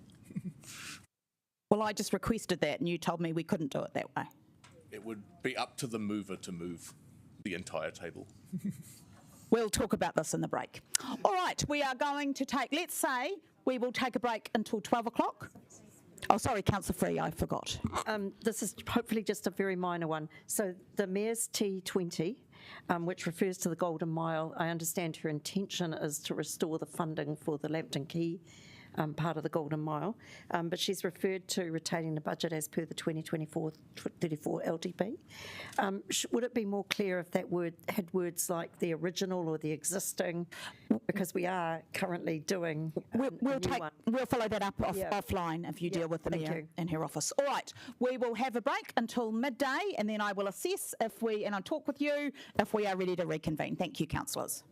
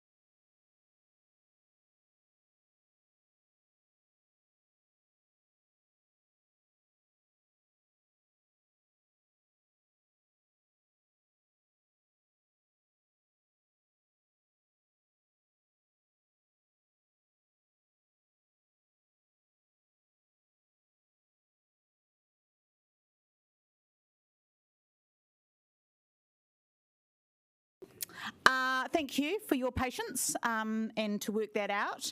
I'm going to assume that you are all in, if you have not fully resolved your amendments, that you are in the process of doing so. Sorry, Chair, I was waiting on your advice. I thought we were waiting because I don't want to move my amendments. No, it's definitely... We are going to proceed as advised before the break, where any items that you want to cover off in the appendix need to be done through by amendment. The advice that I had that bringing it all into one document would delay us by another hour or so. I will just quickly word that up. Yes, and so we have some time. Because we are going to move on to the introduction of the report. Any questions that come then the Mayor will move her amended substantive. Then we will have questions, and then we will move to amendments, of which yours is the first, Councillor Pannett. I will do them in order if I've received them. So that would mean Councillor Pannett, then Councillor Randall, then Councillor Calvert, then Councillor O'Neill. And any others that may have presented themselves. Councillor McNulty's is in the amended substantive now. Right, so we're back from procedural hell into actually getting through our business. I've got Andrea Reeves, but Baz and Raina are there to introduce the report, the LTP amendment, decision on capital program. But actually, as advised, we're going to go straight to questions. If you have any questions, general questions at this point, which you may not have had because we have had many opportunities to ask questions. Councillor Calvert. Just checking, when is there an opportunity to ask about our amendments? As I've outlined, what we will do on each set of amendments, we will move them, then we will have questions. Okay. Thank you. It's just one of the things is that whilst we put some amendments in, I think some of the amounts we're maybe not quite sure on. So maybe during the break for lunch or something like that, we could just get officers' general advice. If we put amendments in which involve funds, if it doesn't make sense to them or they think it's incorrect. I will leave that with you, Councillor, to ensure that you have the correct information on your amendment. Councillor Pannett, do you have another question? do. And fortunately not 40 of them, because thank you for all your comprehensive work. It's a question for Beth. So the beloved City to Sea Bridge, where we've heard some very passionate submissions. So thank you for your time last night, Beth. As you know, I would like, given we're debating the CapEx budget today, to delete the money to demolish that bridge. As I said to you yesterday, my concern is that I do things that are legally compliant. So I'm just wondering if you could give that advice, because I really, both my colleague and I have made some commitments to our communities about this amendment. Yeah, our advice to you, Councillor Pannett, is that that is a matter that should be taken up next week, and the key rationale for that is that this is still a decision in train. You've just, you're partway through the consultation process. Councillors have not yet received all of the consultation back from the community, so currently you still have a statutory obligation to keep an open mind in relation to that. To now making a preliminary decision today would cut through that obligation, so our advice would be to wait and make it at the time of that paper. So just for absolute clarity, would it be illegal or unlawful to put that amendment up today, or just a breach of an obligation? It would not be illegal, it's more like unlawful, because you have a statutory obligation in relation to keeping an open mind. Yeah. Okay, thank you. Councillor Calvert. I'm just referring back to, following on the same line of their questioning. I remember last year, outside of a long-term plan debate, we agreed that we would put in a matter for the consultation document, and that was around waste collection services.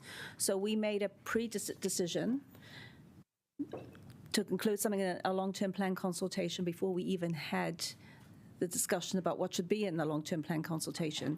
So I'm just trying to reconcile that decision that was seemed to be allowed to now we can't make a decision based on the Civic Square. So I'm looking to Chris for confirmation, but my understanding is that upon the quite significant business cases that you approved last year, that was to include the options in the consultation document. And then, so essentially when officers came to you with a consultation document, those waste options had already been agreed by council. It was then consulted on as part of the normal LTP process and adopted as part of the normal process. What I'm saying, what actually happened was we agreed to include it in the consultation document before we'd had a debate about what should be in the consultation document at another meeting. So what I'm saying is we were able to separate those decisions out then, and I don't understand why we can't separate the decisions about the Civic Square and having an amendment about that now, as opposed to it being part of another meeting. So the consultation on the City to Sea Bridge in Tanako General is currently underway at the moment, right? You have received some consultation through the oral hearings yesterday, but you haven't yet had that feedback from the community in relation to anything other than oral hearings. So to then try and make a decision cutting through that puts that decision making at risk. Councillor Abdurrahman. Thank you, Beth, again. And I think the consultation is closed, isn't it? Currently, we're not receiving any consultation for the city bridge. So the oral one was just the final one yesterday. Yes, I believe it's closed, but you haven't received the report back yet. So the report is not the consultation now. Yes, but councillors have a statutory obligation to receive the consultation with an open mind. The consultation or the report? We have received the consultation summaries, which details the consultation feedback received through the consultation period. You have not yet received that, so you still have an obligation to receive that with an open mind. Yeah, that's right. All right, is that the end of the questions? Can I just note in response to Councillor Calvert's point, in terms of the dollar values, in terms of the impact of the savings, in some cases we won't be able to be 100% specific, but we would work through that in between this decision and the December vote. We'd be able to come back through that process and ensure that you've got absolute accuracy around the numbers, so we can give you ranges and values and do our best around that. Yeah. Councillor Abdurrahman? As well, isn't it? Yes. Okay, cool. Andrea, I did ask you, and you have responded so many times this question, and the community asked me again and again. I'm really struggling again to explain. Could you please just tell today, so in the way that everyone can understand? During last year's for consultation, when we send out, not selling the airport will have zero capex cut impact. And then from there on, we said 450, and now we're talking today about cutting 500 million. And it's also related to that. When we were saying all this, the issue was 2.6 billion under insurance. And 2 weeks ago, we come to realize, we know that it's 1.8. That means 800 million less. All this adding up, and for the community saying, what is this? And still, we have to cut the same amount of capex cut as well. And could you please make sense for someone who's just listening, not financially, I will try. So in regards to your first point around what the consultation document for the long-term plan included. So the council's preferred option in the consultation document was to sell the airport shares in order to address our two key balance sheet risks. The first is around underinsurance, and we have a significant underinsurance gap that we need to look to mitigate as best we can.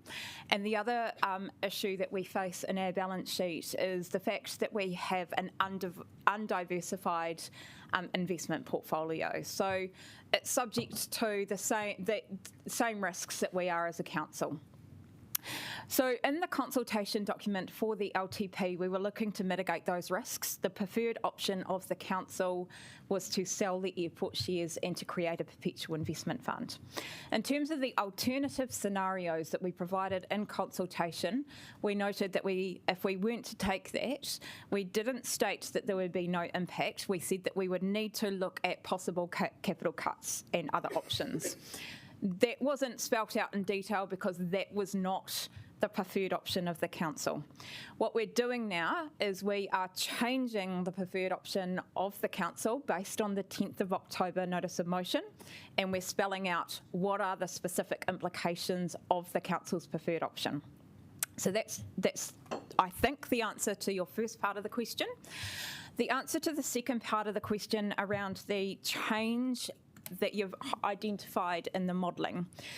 It hasn't gone down from 2.6 billion to 1.8 billion. What we've done is we have looked at different modelling approaches. So we've gone from our worst case scenario, which has highlighted that we have a potential exposure of around $2.6 billion. What we've looked at also is a probabilistic model. What is the likelihood or probability of this happening?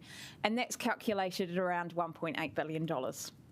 So what that does is it gives the council a really good indication of scenarios. And of course, what we know about risk is they never land on a specific dollar value. They're all about a quantum and a range. And we should really be talking about risks in a range. And so what you've got now is not a decrease in risk. You've still got a significant risk, but you've got two separate pieces of information to help understand the quantum of that risk. The quantum is significant, whether it be 2.6 or whether it be 1.8. And Office's recommendation to address that quantum of risk is to take a step to ensure that there is a significant amount of headroom available to the council to respond in an emergency. The amount of headroom adjustment that we're making is never going to be able to cover the full underinsurance risk. And so we're just saying that it needs to be significant. Thank you. And Madam Chair, can I have one Yes. question? Okay, cool. Is that right for me if I understand that the council doesn't depreciate its assets through a depreciation fund? Instead, it borrows money to build an asset, pays the debt, and again borrows again to build an asset, pays the debt, rinse and repeat it. Is that how normal is that?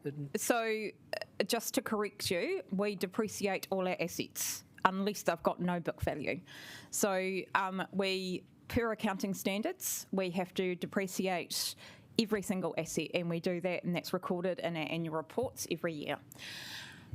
In most cases, we fully fund that depreciation charge, and that's to ensure that our current ratepayers are paying for the use of that asset in the current period in which it exists.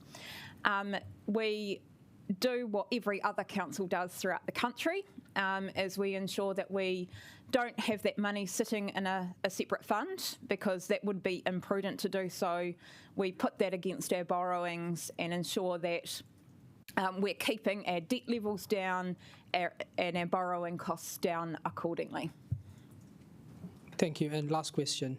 And this one is, when we say we are underinsured 2.6 or 1.8 billion under different modeling, are we saying we are insured for underground and overground as well?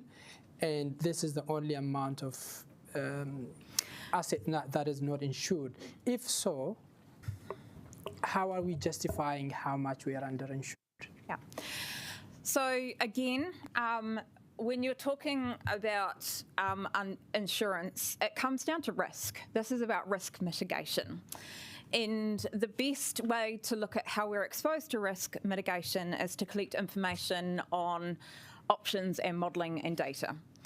So what we do is we make a number of assumptions. We have assumed what would be the impact of a 1 in 1,000 year event. We've actually, through the latest set of modelling, looked at a 1 in 500 year event. And we use that assumption and say, what is the likelihood of damage to all of our assets, underground, overground, waterfront, everything. And then we assess how much insurance do we have, or how much insurance do we have access to. So that includes things like EQC funding for our social housing. It includes things like looking at whether or not we can access things like a 60-40 split for our infrastructure. And the 2.6 or the 1.8 represents the difference that we have available to us. So it's the risk that we have underinsured. Thank you. I think that takes us to the end of the questions, but there will be... Oh, sorry, and Councillor Randall, you had your name down, and I'll take you, Councillor Free. In terms of the Mayor's amendment substantive, so we've outlined, officers have outlined a target of having... Sorry, Councillor, we will take questions of the Mayor's amended substantive after she has moved it. Okay, sorry, apologies. No, that's all good. Councillor Free? I'll wait, and I've got questions on Great, on colleagues' the amendments. Thank you so much. All right, so now we will get something, thank you team, and we will come back to questions after each set of amendments. So we will start with the Mayor's amended substantive. Whānau will move now. Kia ora koutou, very happy to finally move this amended substantive. The past couple of months have been challenging for all of us, for councillors, for officers, and our community. We've been under intense scrutiny, and I think we've held up pretty well. And while I acknowledge there might be some tense debate today, it's because these decisions are hard. But we can be hearty but respectful. I want to thank in particular Michael Naylor for his running around and numerous phone calls he has done for me to get this package right. So thank you, Michael. And while none of us here want to make cuts to these important projects, this process does require us, unfortunately, to address our insurance risk mitigation, and to create more debt headroom in the event of a disaster. Right at the beginning, I set out some principles in creating this particular amendment. So things like no cuts to social housing, no cuts to water, committing to climate initiatives, and trying to get a fair balance across all the programs for different parts of the city, and I believe this holds true to those principles. I also respect that where we didn't agree on certain parts of my amendment, you were welcome to put up your own to put through the democratic process. I want to highlight that, yes, while we've had to make some cuts and savings, it still delivers for our city for the next 10 years. So again, 1.8 billion into water, completing our library and other buildings that are going through rebuilds, key transport improvements, retaining walls and safer school routes for kids, real climate action, such as degasifying our pool network and reducing waste going to the landfill.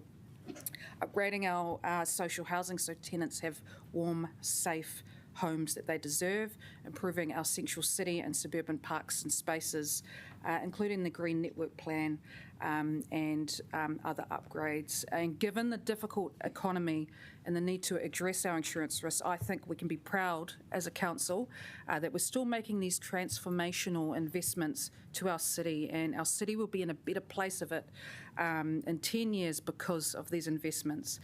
And yes, under my amendment, I will be going ahead with the full Golden Mile upgrade without delay. When I look at feedback from my constituents, which there are many, today's submissions, the emails we've been receiving, the values that I hold, what I campaigned on, and of course my original principles, I believe this is what our central city needs to become reinvigorated. We also have on the table millions and millions of co-funding from the government that we are at risk of losing. This is a once-in-a-generation chance to totally refresh the Golden Mile, not just tinker around the edges, so that it's fit for purpose for the next 50 years or more. Finally, thank you to all the staff for the many weeks and hard work on this LTP amendment. It has been no easy task. But your work is appreciated, and thank you to all councillors around the table and our pauiwi for your time and your discussions. No amendment is going to please everyone. We're a diverse crew, we have a diverse community, and that is okay, but I believe everyone should be able to see something that they have advocated for reflected in this package. Thank you. Thank you, Mayor Whānau. Just to note, you have paper copies of the amendments that have been distributed. I note, including the Mayor's substantive, I note that for some of you there will be minor changes to your amendments as you have already, but it's good to have something in front of us as we move forward. I just want to let you know, we can have lunch, but I think we should move to questions of the amended substantive, and before we move on to debate, we will have lunch first. So that is my plan. So, but I'll keep an eye on how many questions we have. But remember, your questions will keep us from lunch. Right, so Councillor Randall, you had? Yes, so we have the Mayor's amended substantive here, and we've also, part of that is to, so the officer advises that we need $500 million worth of emergency money. Can officers please outline if and when the Mayor's amended substantive provides for $500 million worth of emergency funding?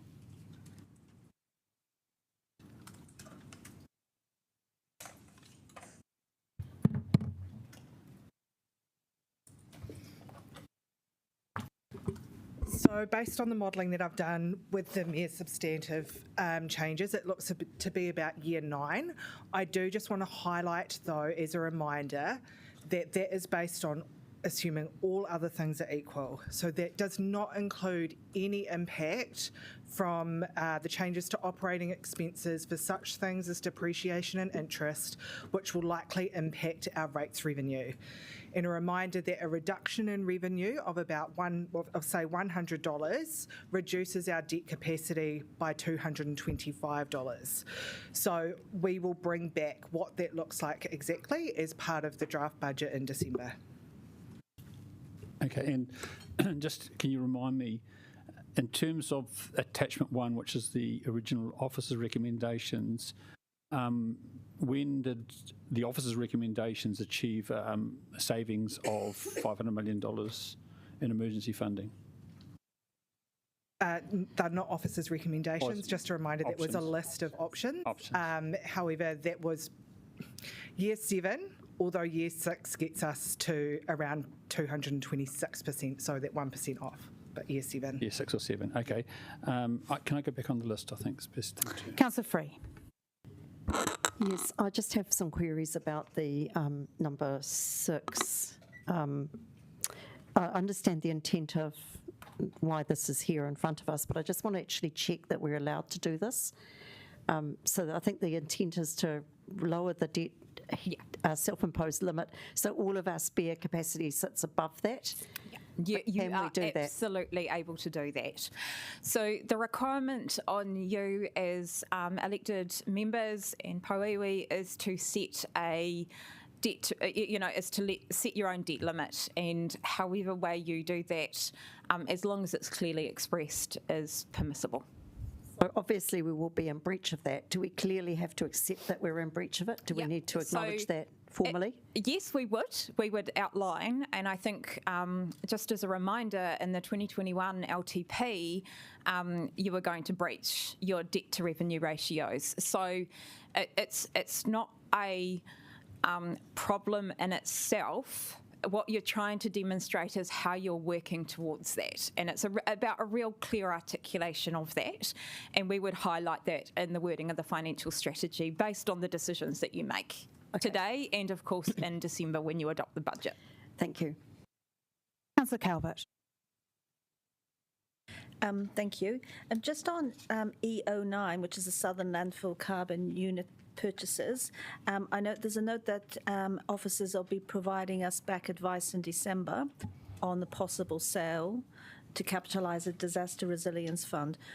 As part of that advice, will you be bringing us back sort of options that if it's not for a fund, it could be used for other things, or is it just on that particular option? So are you speaking about the carbon credits per se? Carbon unit purchases, look, so we are definitely coming back in December to provide advice on the Disaster Resilience Fund and how that can be structured. So that's likely to include carbon credit holdings. We also want to bring a paper separately to this process on the carbon credit holdings, because I think we've always had a policy decision around that. I think it's time that we looked at those policy positions and just familiarise ourselves with what the policy is and what the options are, and take some decisions around that. So we will do that as well. Okay, thank you. And can you just, you may not know, it might be the infrastructure or planning team, but has there been any conversations with Waka Kotahi in the last 2 weeks about impacts on funding or what options there are around the Golden Mile or city streets projects?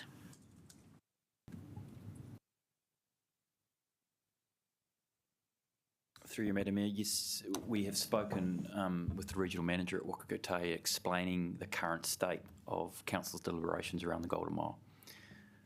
And did the regional manager give any feedback on any suggestions or stance that Whiringa-ā-rangi will be taking?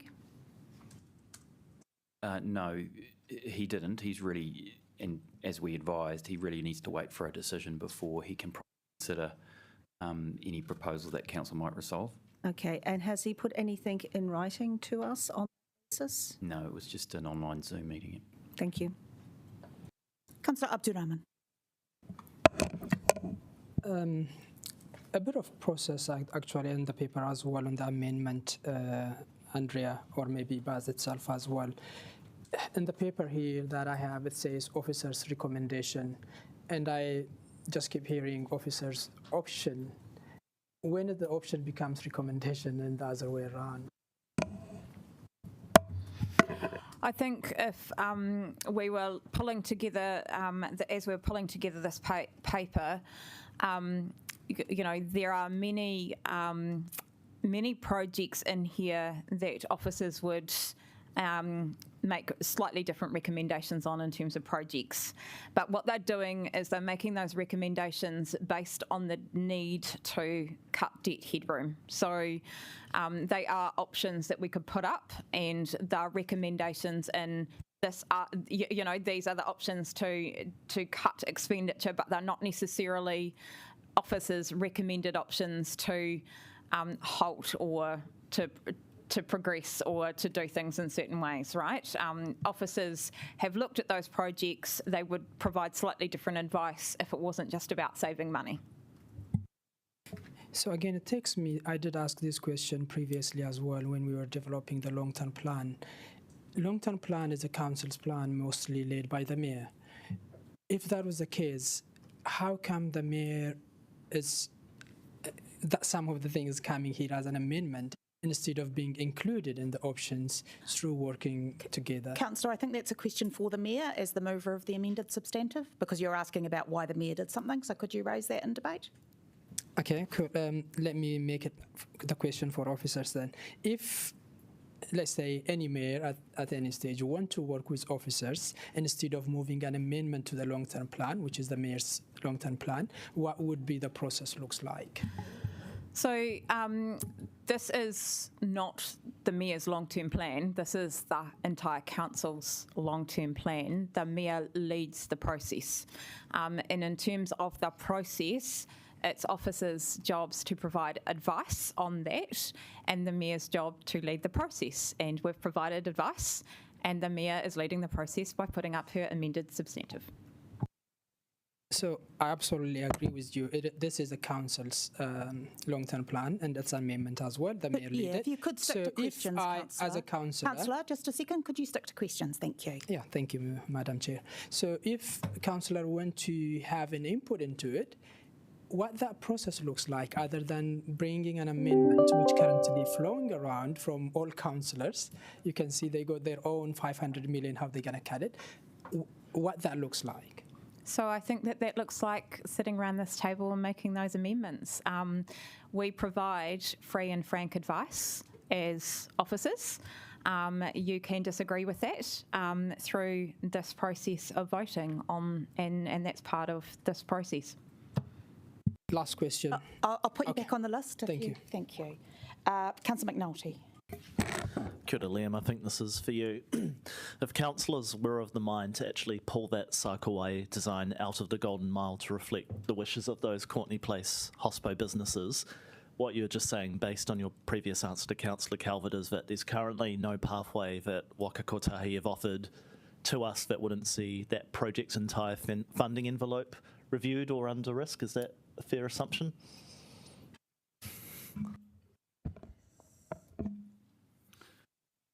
I might actually ask Brad to come and talk to the detail, but my advice to Councillor Calvert is that we've made contact with the regional manager relating to the Golden Mile, and he is awaiting council's decision on it. And at that point, we'd enter into a conversation around the potential changes to the Golden Mile if this council decided so. Yeah, thanks, Liam. There is a high degree of possibility that the entire project would need to go through a re-evaluation process for any changes to scope on the project. Councillor Rogers. Just a follow-up to Tony's question on the Mayor's substantive. Just do you have any idea of if we included the Disaster Resilience Fund, what year we would reach it, taking that into account as well? No, so the Disaster Resilience Fund would be separate to this. As per the insurance roadmap, the Disaster Resilience Fund is another tool in the toolbox of us mitigating risk. So we wouldn't necessarily calculate that in terms of savings, but we haven't done the modelling in terms of, how we would capitalise that fund, what that would look like in terms of impact on that calculation. Who hasn't asked a question? Councillor Pennant. Brad, could I just ask a follow-up question from Councillor McNulty?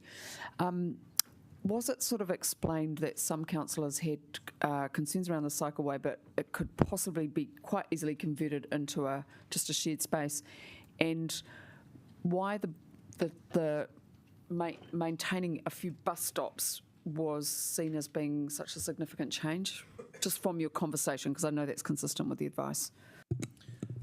Councillor, in our discussions with NZTA, we did not go into the different proposals that were on the table, and we didn't get into the level of detail where we started to look at individual bus stops or what the changes to scope would mean. High level, NZTA did provide us with the process that we would probably most likely have to follow to changes in scope, and that would be regardless of whatever that scope change would look like. Councillor Randall.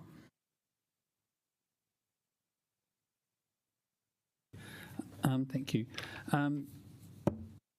On page 29 of our papers, you talk about Frank Kitts Park, and it notes that it sort of says 54.5 million in the program, but 44 million is our share, and then it says the savings is 54.4 million. I was just wondering how we can have savings greater than our share. Councillor, we are actually doing questions of the Mayor's amended substantive. You've had the opportunity to ask questions of the general paper.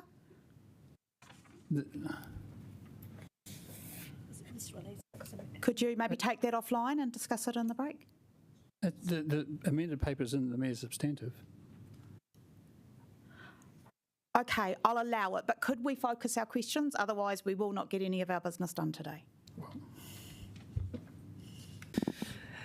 At a high level, I'm just looking at the savings, and it's talking about 51.4 million in years 2 to 6, and the other figures are likely 10-year figures. So once again, though, that will be brought back in December as part of the draft budget, what the whole capital program looks like based off the decisions made here today. Okay. I'll have to go and back on the listing. Okay, we really are going to have to move through. Councillor Abdurrahman. This is SR06 regards to reducing the budget for Te Awe Mapara, the community facility. And according to this amendment, it says decreasing $10 million over year 8 and 9. What is the consequence of that decrease, and do we know what project would be impacted because of that? So Te Awa Mapara is a provisional fund at this point in time. We will need to do further investigations before we can identify what the funding would be used for. So it's not known at this time. So it's nothing to do with the Newtown Community Hub development? It's just a provision at this stage. So the plan was done at a high level. Yep. The initial stages of work will be investigating where investment needs to go, and it's at that point we will start allocating the funding. Okay. So it's just provisional. Yep. E11, it talks about Wellington Zoo upgrades. Remove funding for glamping upgrades. Does that mean going ahead for the lion and the giraffe?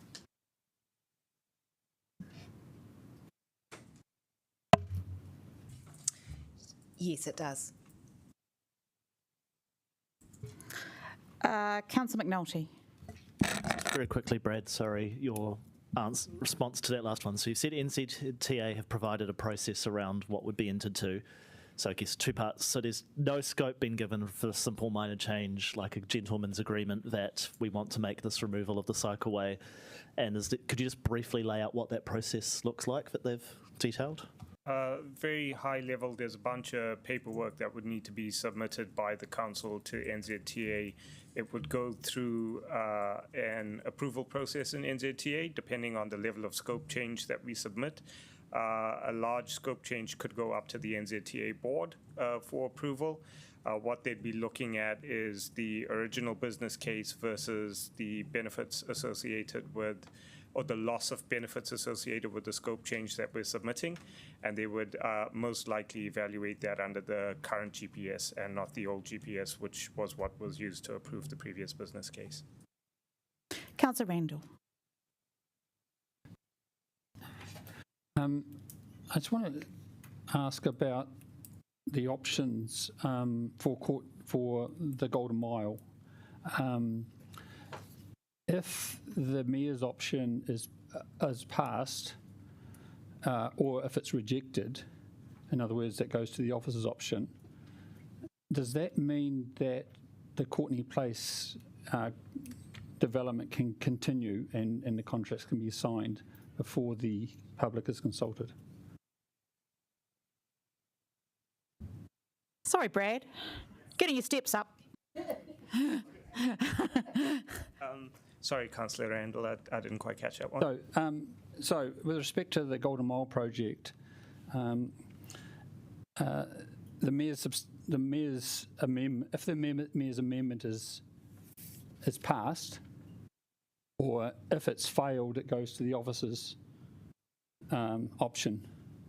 So can you say that with either or both of those options, if they are agreed to, if either option is agreed to, does that mean that the Courtney Place implementation can proceed and that contracts can be signed before the public is consulted?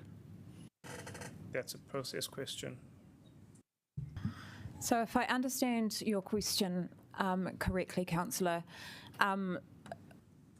if it stands in terms of any changes to this, would it need to go out to consultation? Is that the question that you're asking? Because at the moment, the current proposal, we've already consulted on, so that's included in a 2434 LTP.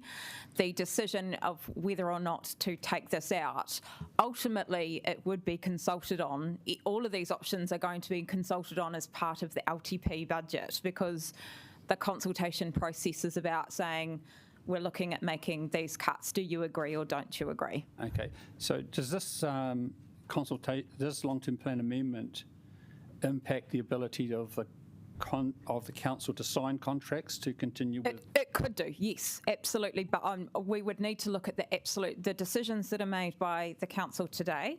It means that we need to look at what contracts that we're talking about. So we can't answer that in a broad, but we would give absolute consideration to the decisions that are being made here today. Yeah. I was about to draw a line under questions, but I will allow one, Councillor Calvert.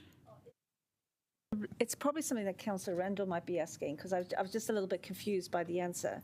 So I'm just trying to understand. So if the mayor's substantive on cycleways T19, or not cycleways, I've got that, on Golden Mile upgrades went ahead, Golden Mile, that means it would be retained as it currently is in the LTP, would that still go out for consultation or not?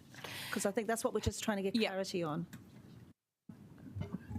Through you, Chair, my assumption is if you agreed today that the provision for the Golden Mile was maintained as it is currently in the 24 to 34 LTP, we would continue with the project as planned. If the council decided to propose a change, that would likely mean pausing while we await the outcome of that process.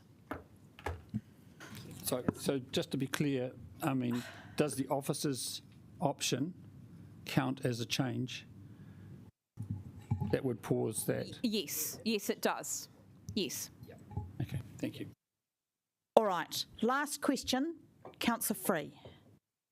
Oh, look, thank you. All right, we are now going to break for, thank you team, we are now going to break for lunch. It's in 1611, councillors, and we will be back here promptly at 10 past.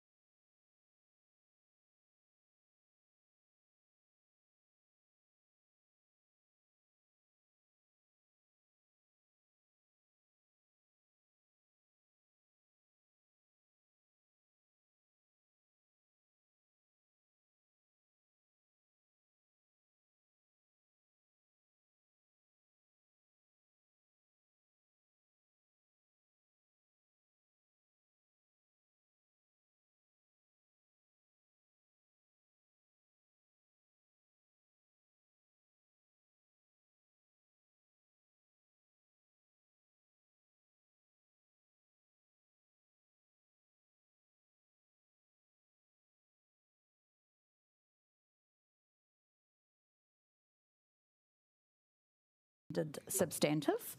Councillor Panovich, do you wish to speak now? Yes, I do. Oh, great. What a pleasant surprise. Thank you, Councillor Matthews. Madam Chair. This feels like deja vu via another LTP item. In this case, an amendment. I've seconded a number of these and I seem to be feeling like I'll never end it. What we are not openly doing is redoing an LTP. This is an LTP amendment, but it feels like it's a full LTP because people want to keep adding things in, which is not unusual in itself. This bit is specific to the risk of the insurance and the balance sheet alignment, which we've dealt with significantly over a long period of time. I would like to note that the mini PIF, or whatever else we want to call it, via the ground lease sale is still an option for us, which should have an impact on the level of savings that we need to do. With respect to specific items within this amendment, I enjoy the Otari Wilton Bush Reserve, E06, and actively walk through parks and walking tracks surrounding that. Similarly, with the botanical gardens and the begonia house, I like the stinky plant, which is in E03, and also like it when it's warm in the winter time. With respect to housing, I would have preferred to have met the trust deed obligations and cut 70 million, not 80 million. That's SR07, but I will actually live with the proposal by the Mayor. I also see a complete vision for Tanako Civic Square, even though we will be cutting dollar values out in the further out years, so it's UD04. I would have also preferred that the airport share sale had been included and noted the 500 million spend, which they are now requesting to do for their own extension of the airport. We will see how that pans out in the future, and I am actually in favour of an extended airport. This amendment also fixes the roading shortfall which we have that occurred with the removal of the NZTA funding. I also like to note that the water entity is still on the table and to come through in the next few weeks where we will further debate those issues. So the whole package will come together within the next few months, hopefully, and we'll be able to look at something in totality which gives us the savings that we wish. The problem is, if we keep everything, we get nothing. So when we come back, I'll remind you last time when we came back, we added another 3.5% to rates. I would not like that to happen again. So a final message to those who put together amendments overnight, time's up. I won't be voting for any of them, but I will be voting for the Mayor's amendment. Thank you. Thank you, Councillor. And I have christened the mini PIF. It's a PIFlet. Right, now we are going to move on. This is a great moment, our first set of amendments. And Councillor Pannett, I will leave it to you to move those. Then there will be an opportunity, a limited opportunity for questions. Thank you, Chair. So look, when I came to this debate, I just thought, what values do I need to, or what decision-making factors will I look at? And it is always for me the environment and the need for a nature-centred political system rather than one just focused on short-term human needs. So I would like to thank the Mayor and the Chair of this committee for their leadership to getting us here in a peaceful space, and the Mayor for bringing some of those projects in that were contentious for particularly some of our colleagues, and I appreciate that. And Councillor Matthews, you're wrangling the process very well. It is very demanding. So look, there's a lot in here to celebrate. The work on waste that we began in 2018, Safer Roads to School, the Green Network Plan, these are all fantastic, and I'm very pleased to support them. There are a few missing, which for me, I will be voting for money to go to Otari, footpaths, cycleways, but it's been quite good. As part of our environmental commitment, I'm a strong supporter of the whale. I think it will be a game changer for the city, and I just wish the Trust all the best because they've been working on it so long. along with the Chinese garden, where there has also been a huge amount of work. On the Golden Mile, I will be voting against, but that has been complex. I've spent my whole adult life trying to make people-friendly streets. I want those cars out of Courtney Place. I want it to possibly be more diverse in the video we were shown, but that's the kind of street that I like. Light rail, cycling, walking, buses, that sort of thing. And it's been deeply frustrating that NZTA will just not come to the party over what are relatively small changes, getting rid of the cycleway and retaining bus stops, which are critical to a good public transport system. If you use buses a lot, you need stops you need more of them rather than less. So I'll just be very brief. Councillor Panovich, I have been actually very organised about this. It's been taking a bit of time just to get the advice because everyone's been really busy. The city to see, as you've heard, I did want to move an amendment today. Some of us represent constituencies that really want to keep it. And, I said it's deeply problematic to be putting a walkway through a 6-lane highway.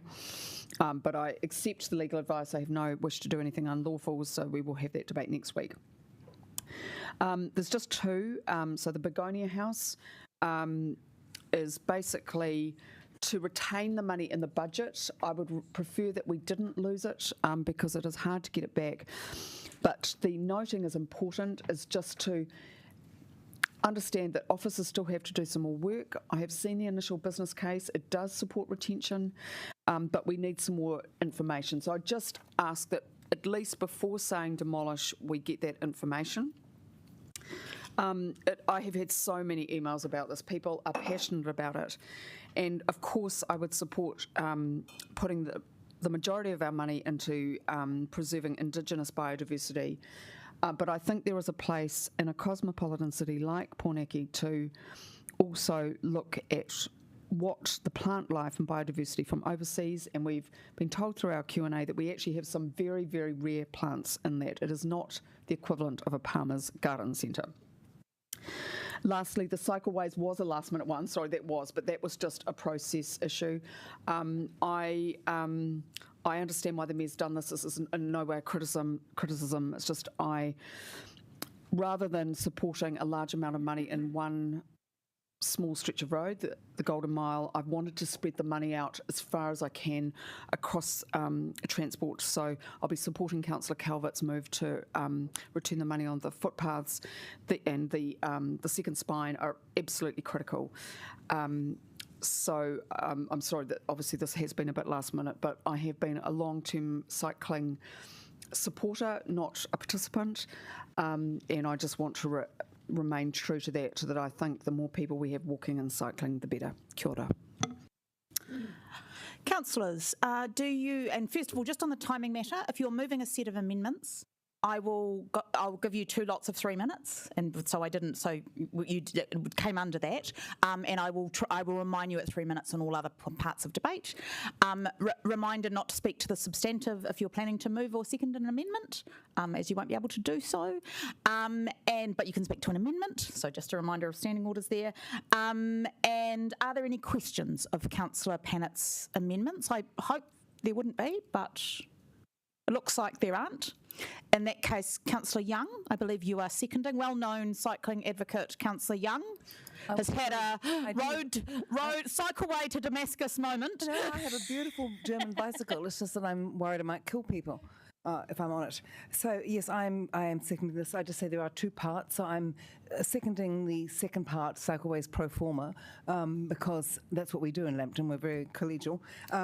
But I'd just like to tell you a couple of things. First of all, I know that over the years I have always been the one who says no. A few years ago, the then Deputy Mayor, Councillor Free, gave me a badge at Christmas which said no, just to save my having to say it. And I've always campaigned on trying to keep the rates down, to keep Wellington affordable, and to focus on our water infrastructure. Those are my 2 main priorities. However, the Begonia House is very close to my heart. I remember it as a little girl going there and seeing. It's the first time I saw a Venus flytrap, which I thought was the most exciting plant in the world. And many of us do have fond memories of it. because it is a cultural and heritage landmark in Wellington, and once gone, it will never be replaced. It is disappointing that the Norwood family, who gave it to the city, along with setting up the free ambulance, and indeed the Lady Norwood Rose Garden, first found out about the plan to remove it when they saw it on TV, which I think is incredibly insulting and a bad form by the council. But it is a major tourist attraction, which is why we have all those bus stops there, so that people from outside Wellington can get there, but local Wellingtonians have to take the number 2 bus, which is a very good bus service, by the way. But more importantly, it's a much-loved community facility for all Wellingtonians, and we've had that. In my 11 years on council, I have never received as many emails as I have on this issue. It has actually been overwhelming, and my replies are getting shorter and shorter, or cut and paste. This is something I feel very strongly about. We're not asking you today to decide whether to demolish or not. We're just saying, let's keep our options open until we know what all the alternatives are, and then we can make a more considered decision. And about the cycleways, I'm sure you've all got lots of opinions, so I won't even speak on those because we're all experts on cycleways from different points of view. I have great pleasure in seconding this. Thank you, councillors. I'm going to speak briefly in the debate. I'd like to thank you, Councillor Pennant, for agreeing to hold over the City to See amendment till next week, the appropriate place to do so, and thank you for that. I am going to vote against these, and I guess I just wanted to send a message, as we're all experts on cycling, Councillor Young, I just want to note I'm also a long-term supporter of these programs and the work that we did in not our last LTP, but the other last LTP, to accelerate Pāniki Pōniki. However, we find ourselves in very difficult situations where we have to vote against things we support, and that is, where I find myself. And I believe to have a whole budget in mind, I am going to err mostly on the side of not putting extra things in, like my deputy chair here, outside of the mayor's substantive. But I also want to note the bad guy here really is central government, who has withdrawn funding for most things outside of roading, which puts us in a very difficult position, which I think there has been every attempt through the work that the Mayor has done and others to try and retain as much of this program as possible, continue with the work. I still believe the principle of reallocating road space is the most essential one, and I'm committed to doing that. However, we do have to cut our cloth at the moment. Is there further debate on these amendments? Councillor Calvert. Look, I just want to say I do support the Begonia House. I was a bit sceptical, I think, even up to the end of last week, but I did read a lot of the emails that we got through. I didn't realise the history to the Begonia House. To be fair, I just thought it was begonias and a cafe, and so I've learnt a lot. And I think, this is not just one building. This is part of an area of our botanic gardens. So if you remove a structure such as this without due diligence, what does that mean to the rest of the space, with the rose garden, with the the accessibility? It's one, our botanic gardens is built on the side of a hill, so actually having a flat part of the gardens means a lot of people get to enjoy it, and having shelter, you can enjoy it and away from the rain and the wind at times. Or so look, I am going to support it. I thank my colleagues for enlightening me. I thank the public for enlightening me, and I think this is, again, it's one of those things, we can't just spring this on people either in this way. For something that has a long-standing being in our city, if we're going to make changes, then we need to take people along with us, and we need to listen to the community. And what we've been hearing is far more people want to council to look at ways of retaining it rather than demolishing it. And then there's a lot of synergies to, dare I say, Kandala Pool as well, about the sense of the community and what they value. And I think we are here as representatives of the community, and I think we need to, and it's their money, so I think we need to support that. I won't support your cycleway one. I have my own amendment around that, so I will be supporting my amendment, but I appreciate why you've brought it. Thank you. Councillor Whiringa. Letitia told me you did. Maybe you just gesticulated very enthusiastically. Deputy Mayor Foon. Yeah, kia ora. Thank you, Councillor Pennant, for bringing these amendments. This is one of the hardest things I'm going to have to do in my position on council. But I'm going to vote against this amendment when I know that all of you know that from the bottom of my heart, this is the reason why I did not want to vote for the reason why we're here.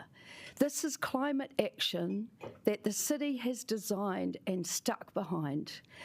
But now, because we are in this position, all projects that are not part of the Mayor's substantive, I will be voting against.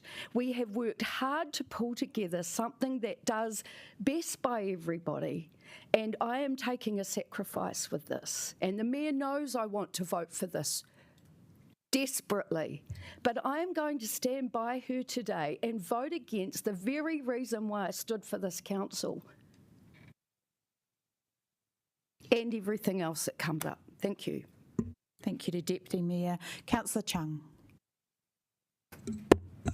Great. I'd like to thank Councillor Pennant for bringing this forward.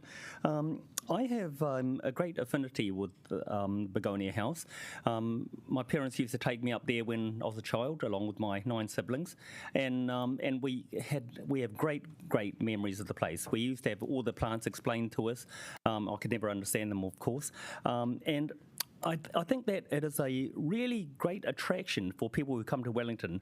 It really is quite famous. I spent 3 years over in London on my OE and lived very, very close to Alexandra Palace. And when I first went over there and I saw it, I thought, this is amazing. You guys have actually copied Begonia House in Wellington. And so it looks exactly the same, but a little bit bigger. So I didn't realise it was actually so famous. So I think that to even consider taking it away and demolishing it is just an affront to Wellingtonians. I had a meeting last week with some developers, and I always think developers are very hard-nosed, money-only people, but even they brought up the Begonia House, and they said that, look, we can actually fix that for you. We don't want to lose it, despite the fact that we want to save money in Wellington.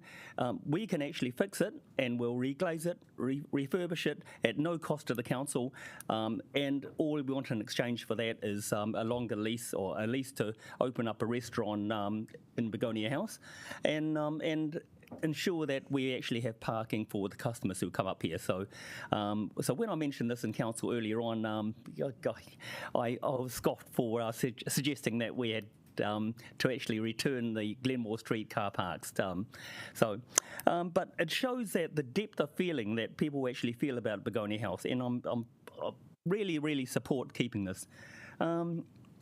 On the cycleways, I'm a cyclist myself. I have 2 bikes. I have an electric bike and a mountain bike, and I do ride as often as I can, but I'm also a prolific bus user, and so I actually think that buses are actually the key to actually getting around Wellington, for us to actually go to the place we want. I catch a bus into work every day, and I think that I wouldn't consider riding a bike into town because, well, a lot of the time I come to work in a suit, and so I can't imagine riding to work on a suit. So I don't think it's practical to actually expect people to get onto bikes and use that as their main mode of transport.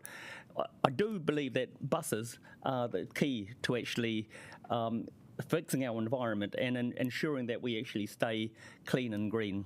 So thank you very much, Myana, for bringing this forward, and I'll be supporting you there. Thank you. Councillor Rogers. I just had 2 minor things to inject into the debate for the committee's consideration. The first one was around Begonia House, and when I was looking at the degasification of the pools, it was one that I briefly remembered. Every year it does emit 36 tonnes of CO2 equivalent, so that is something to keep in mind while you are voting today.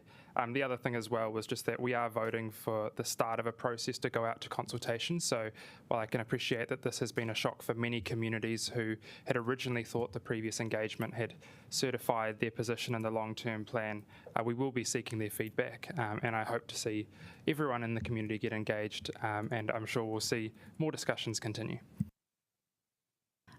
Councillor Pennant, right of reply. Oh, no. Yes, right of reply, thank you. So briefly, colleagues, thank you for your constructive contributions. I just want to respond to a few things. First of all, I think we can be quite confident that we will be able to source some other money for this structure. I think, Councillor Chung, I did scoff at you over the parking, but nevertheless, there could be a developer. And as we heard today from Ms Scannell, the community may be prepared to contribute to it. Councillor Rogers, I take your point about the start of consultation, but there will be a fight over it, and I'm not sure if we need to have yet another one. To those of you who will say to me, it's 19th century heritage, yep, it is. But like, I was just thinking about it today, Councillor Matthews, this is particularly for you. Like marriage, institutions can change, and I hope that we would look at thinking about a 21st century kind of model. We don't need gas heaters. When we upgrade it, we would make it more sustainable. So things can change so that everyone can feel a part of it.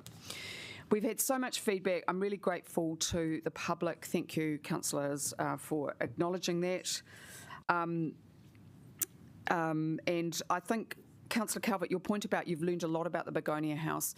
The Friends have done a great job of trying to $35,000 to try and improve the interpretation. We need to do more so that people understand how special it is. And just the last point on cycling, Councillor Matthews, of course, I agree with you. The government has been very poor on this, and so they have forced us into a difficult position. Deputy Mayor Foon, I guess the way I have taken it is I would rather have that cycle network created than that small bit of on Courtney Place, which we could do really cheaply as an alternative. That's just where I've landed, so that we don't need to make those sacrifices to the cycling budget. Kia ora. All right, we are going to go to a vote. I'm assuming people want division on everything, and I'm assuming you want to take everything separately. So that is what we are going to do. Yeah, great. So we are going to start with EO3, the Begonia House.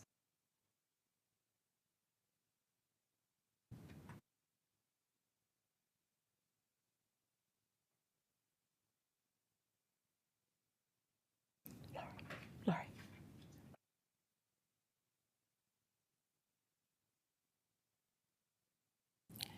That has lost.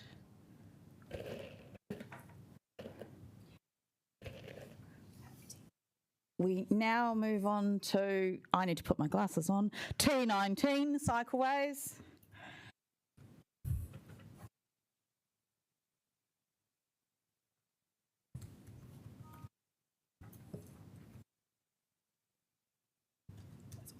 That is also lost. And now we do 11A. That is the noting about the further work.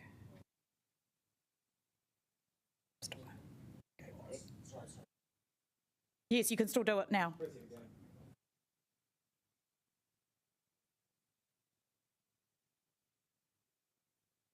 It is allowed, but you can decide to vote for or against it. I mean, we've taken the money out of the budget.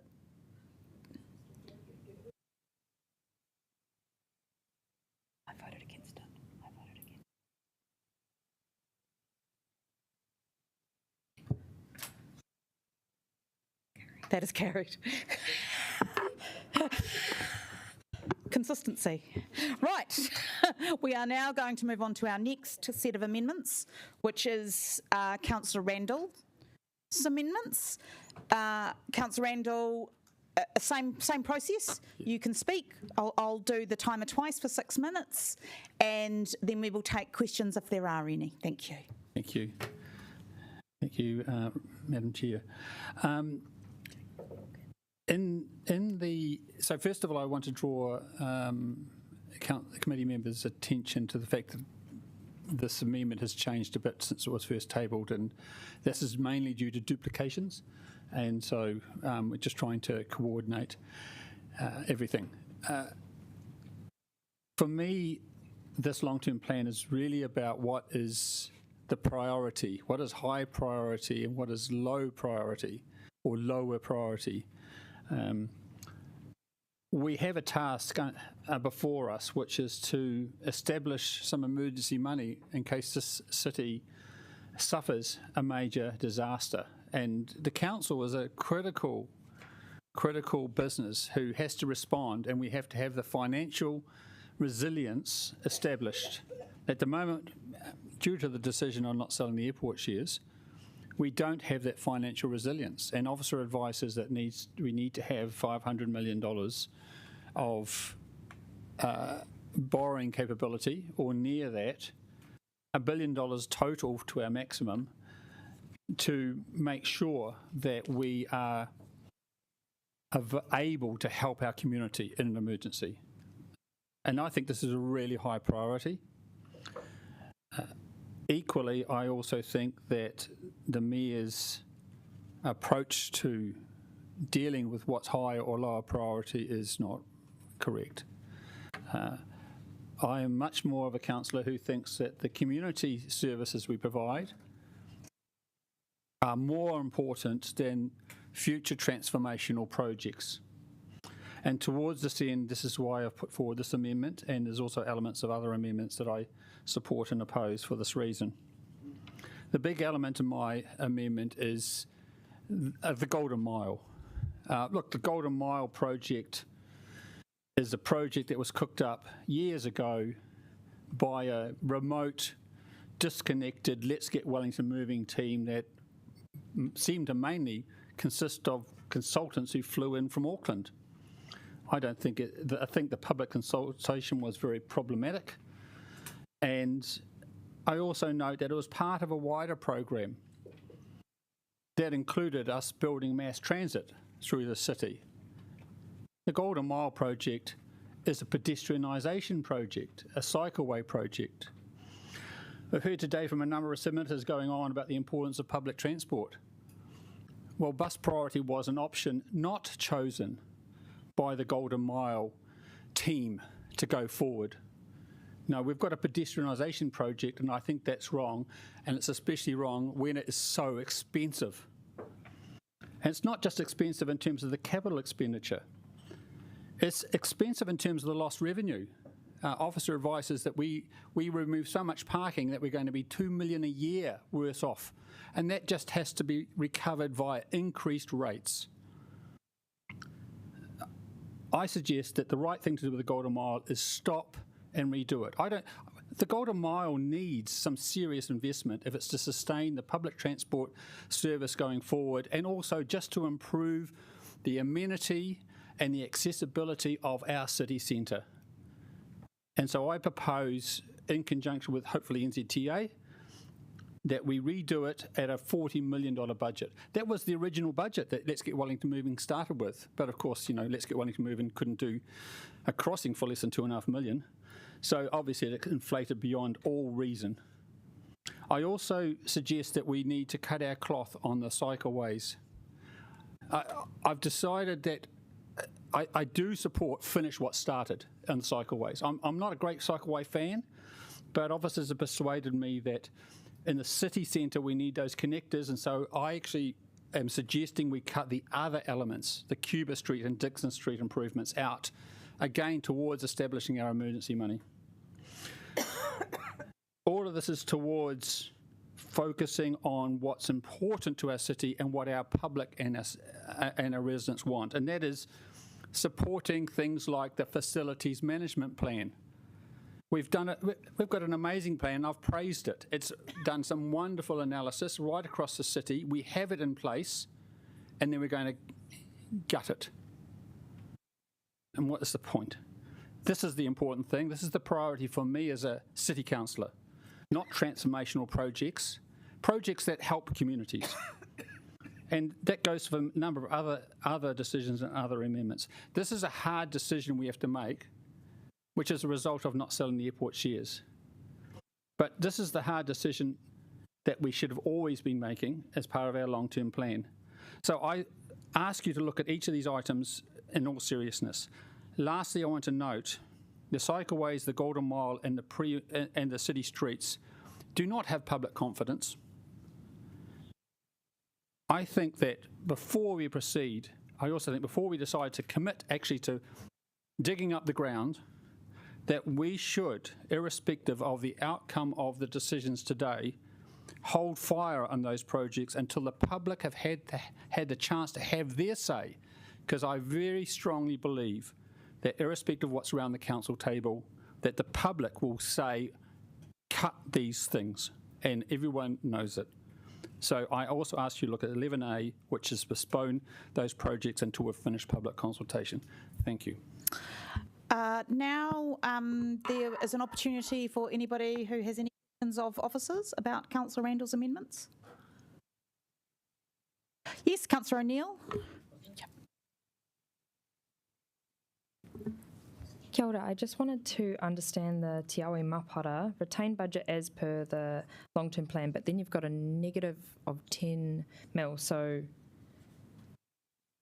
is that adding 10 million back into the current substantive Te Awi Mapara budget? I'm just seeing how that overlaps with the Mayor's substantive budget. Sorry, it might be more of an... It might be a question for the mover to cover off on his right of reply. Oh yeah, I was about the impact. Requesting the math of... Because wouldn't that double up with the Mayor's substantive, the two of them? Andrea? Just one moment, I'm just pulling up the paper so I can make sure I'm not giving you the incorrect advice. Raina's got it. She's already done the math. Oh, Raina. So the Mayor's substantive put money back in for Te Awa Mapara of $10 million in years 8 and 9. The list of projects that officers put forward had a savings of 49.8. So the Mayor's putting back in 10 million. Therefore, if Tony is putting the whole project the whole project back in, then it's offsetting the other $10 million. That makes sense? No, could you, what is the total impact of Councillor Randall's amendment, I think is the question. Compared to the Mayor's substantive is $10 million. That kind of Madam ballpark Chair. end up with the original 40 mil for Te Awi Mapara?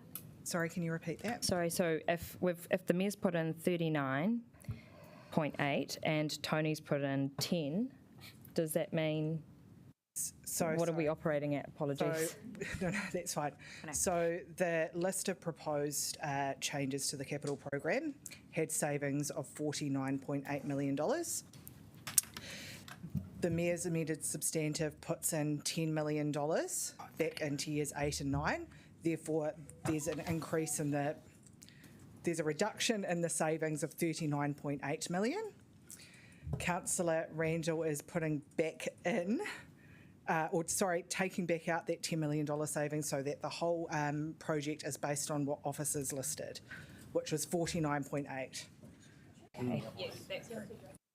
Thanks for allowing me that. Well, that's the consequence of this. So could we take an adjournment? Let's take a 5-minute adjournment. Trickily, we have not seconded, so we can change your wordings, Councillor.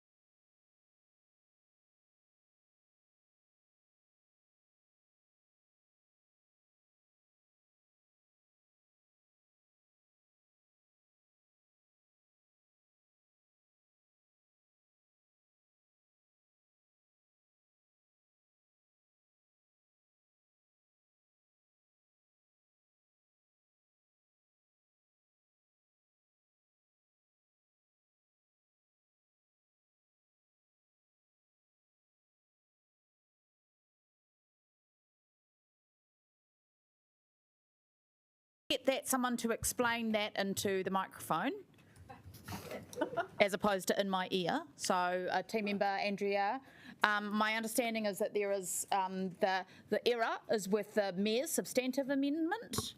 That's because correct. some wording had been sent through and wasn't adjusted. Correct. Yes. So our understanding from the Mayor's amended substantive is that the savings that we had proposed of around $50 million, I won't quote the decimal points, the Mayor was wanting to amend that to just remove $10 million rather than the amount that we had included in the options. And so the desire by Councillor Randall is to revert that back to the original and the full amount. So what we're doing is correcting the wording in the Mayor's amended substantive.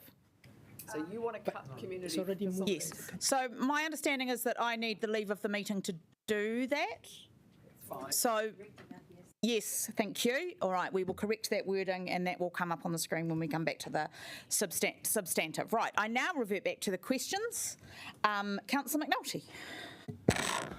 Again, Brad, sorry to bring you back up, but just on the Golden Mile upgrades, the likelihood of NZTA agreement for continuing support of proportionate contribution, anything that would lead you to think that we would get a substantive proportionate contribution? In terms of Councillor Randall's amendment? Yes, correct. At this stage, I'd be guessing, Councillor. I wouldn't be able to put anything onto it, but I would suggest that it would definitely be subject to review. The outcome of that review is anybody's guess at this stage. Councillor Free. Yes, I'm just wondering if, I know there was a little bit about this in our papers, but could someone explain the connection or the interdependency of the Cuba Street and Dixon Street projects with the cross-city cycleway?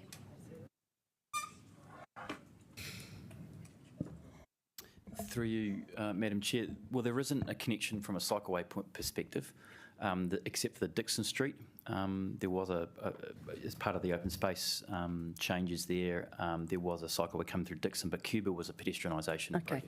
So Dixon has some dependency with a cross-city connection, but It has some dependency with the Courtney Place Golden Mile upgrade, but it doesn't have a dependency with the cross-city connections. What you have in the cross-city connections is the Kent and Cambridge down to the waterfront, and that missing link between Kent and Cambridge and Thorndon Key Hut Road, and that's the east-west cross-city connection, and then you have a north-south connection, which is effectively heading up Victoria Street. But those maps we circulated in the Q&A shows you those blue routes. They're the two routes of significance. The other ones only have a slight association, as I said, in Dixon Street to the Courtney Place Golden Mile cycleway. Thank you. Councillor Rogers. Apologies, Chair. I just have two questions on this one. My first was around in this item, it talks about rescoping the project, and I was wondering, with the earlier reference to talking about the GPS, whether we could infer through that any significant changes in terms of the priorities for the project?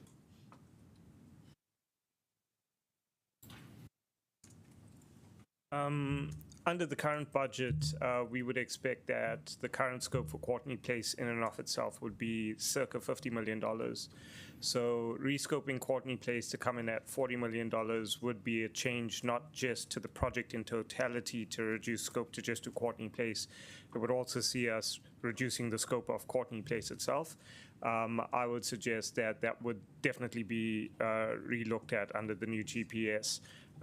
Considering Courtney Place itself, the business case stood up in terms of the walking and cycling amenity that was provided through Courtney Place, and as well as the amenity factor, which was prioritized in the previous GPS. The current GPS doesn't prioritize that, so it would lose those sorts of benefits when the business case was reevaluated. Can I do the one more? Yes. My other question was around just the way that the project would be funded in that scenario with the NLTP funding locked in for the next 3 years. Would that potentially mean waiting for funding to become available in later years, or would be that outside of NLTP process? So the NLTF has funded maintenance and renewals pretty well across the country. Upgrades has been significantly underfunded across the country, and that's just because of the bucket of money that's actually available in the NLTF to fund upgrades. Currently, I would suggest that that bucket is probably pretty empty. And so if we were to take this through a revised business case, it would then be prioritized against other projects to see which project actually gets the funding. Councillor Chung, you have a question? Yes, this problem is probably for Liam. Can you just clarify the Cuba Street and Dixon Street projects? If you remove those, then can you still have that route, that cycle route through there? Because where would you actually put it if you take those two sections out? Through you, Madam Chair, just to clarify, Cuba Street isn't a cycleway connection. The Dixon Street connection would effectively go back into the road network. So it would, if Golden Mile was to proceed with the cycleway link through Dixon, it would just head back into the road network. It's a secondary route, and that's why council officers have been recommending that finish what we started and focus on the primary arterial routes for cycleways as part of our options for you to consider. Okay. So what this amendment is requesting, by saying that it retains the cross-city cycleway funding, that is for the second route, not the secondary route, not the primary route. No, it's the primary routes. It's the primary route connecting Kent and Cambridge down by the waterfront all the way across to Thorndon Quay as the primary route. Oh, okay, great, thank you. Councillor Randall.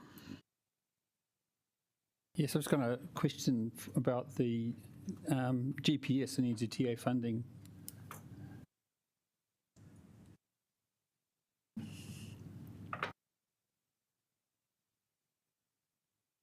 Thank you. So, my question is that the GPS and transport no longer supports funding for cycleways and amenity in terms of priorities.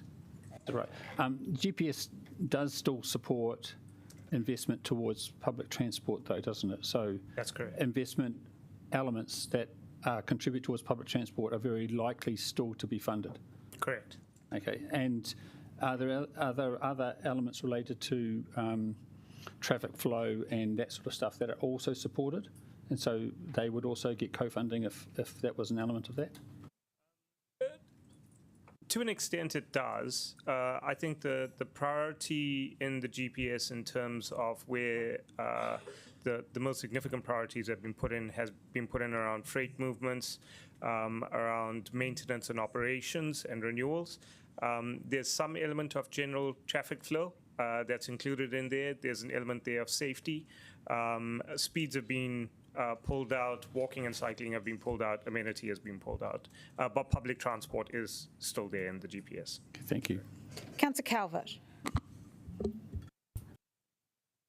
I'm just thinking whether Councillor Randall's asked my question, but I'll ask it, and you may feel you've already answered it. But given that if we sort of re-looked at the Golden Mile design about what we can actually do, and we want to have a cut-down version, which would, from a proportionate perspective, would mean a reduction from NZTA funding. So we put 20 million in, they still put 20 million in rather than 50 million each. Would that mean, I'm just wondering about, have you ever, they may be willing to be more flexible in terms of their criteria? There's nothing preventing that. So Right. There's nothing preventing that. That is a possibility. My reluctance to assume that that would be a possibility that they would entertain in any serious nature is just the quantum of money that we're talking about. I don't think that they would necessarily, but again, I could be wrong. They could entertain something but more pragmatic. Thank you. Councillor McNulty, and then I want to draw a line under questions. Sorry, Brad, one to you. So just talking about, so the new GPS does give priority to pure public transport projects, but I'm just trying to think in terms of, do you, off the top of your head, have some examples of pure public transport projects that weren't funded in the latest round? Like I know Tawa On Demand or Johnsonville Stop D up my way, but are there other things that did have pure public transport justification but did not receive funding in Wellington? Keys. Well, I'm sorry, Councillor, I can't answer that question, but I think, Brad, it'd be worth articulating how that NLTPF funding gets rolled into a national bucket, because what I understand to be the case is the amenity and pedestrianisation of the Courtney Place, the benefit cross ratio, were very heavily weighted in that space under the last GPS for transport. Correct. What marked third or fourth was the transport function, so it didn't score high in the BCR. If we were to throw the transport element of Courtney Place back into the bucket of money nationally, it didn't score very high in the first instance. So I think we need to be clear with councillors about the chances of that in a national context. Yeah, that's probably fair, Liam. And I think Liam is 100% correct. If you look at where the benefits were in the business case for Golden Mile, it was in the amenity walking and cycling space. As a transport project in and of itself, it wouldn't necessarily rank very high from a movement perspective, even if you were to just consider the public transport benefits. I don't think I answered your actual question though, Councillor. Greater Wellington did put in a lot of public transport specific projects through their NLTP funding application, and a huge number of their upgrade programs were not approved through this. I believe the train station ceiling of Melling might have also been one. Okay. Councillor Rapp, no, I've drawn a line under questions, as I said.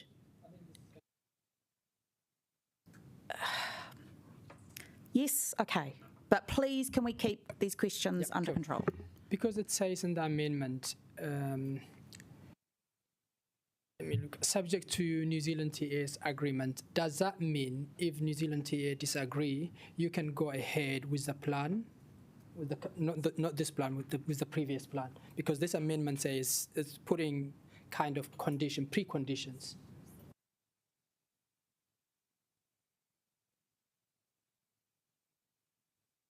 Sorry, Councillor, can you repeat that for me? So this amendment says there is a precondition in approving this. What it says is subject to New Zealand Transport Agency's agreement. So the rescoping, the amendment Councillor Randall making is that the rescoping is based on the transport funding coming through. If not, does that mean we are going back to the officer's recommendation or the mayor's amendment? I think what that would mean if this were to pass in its current written format and we go back to NZTA and we do not get funding, yes, we'd have to come back to this council for a further decision, I would assume. My assumption too, because it's a policy change. Right, so Councillor Randall, do you have a seconder? I do. It's Councillor Brown.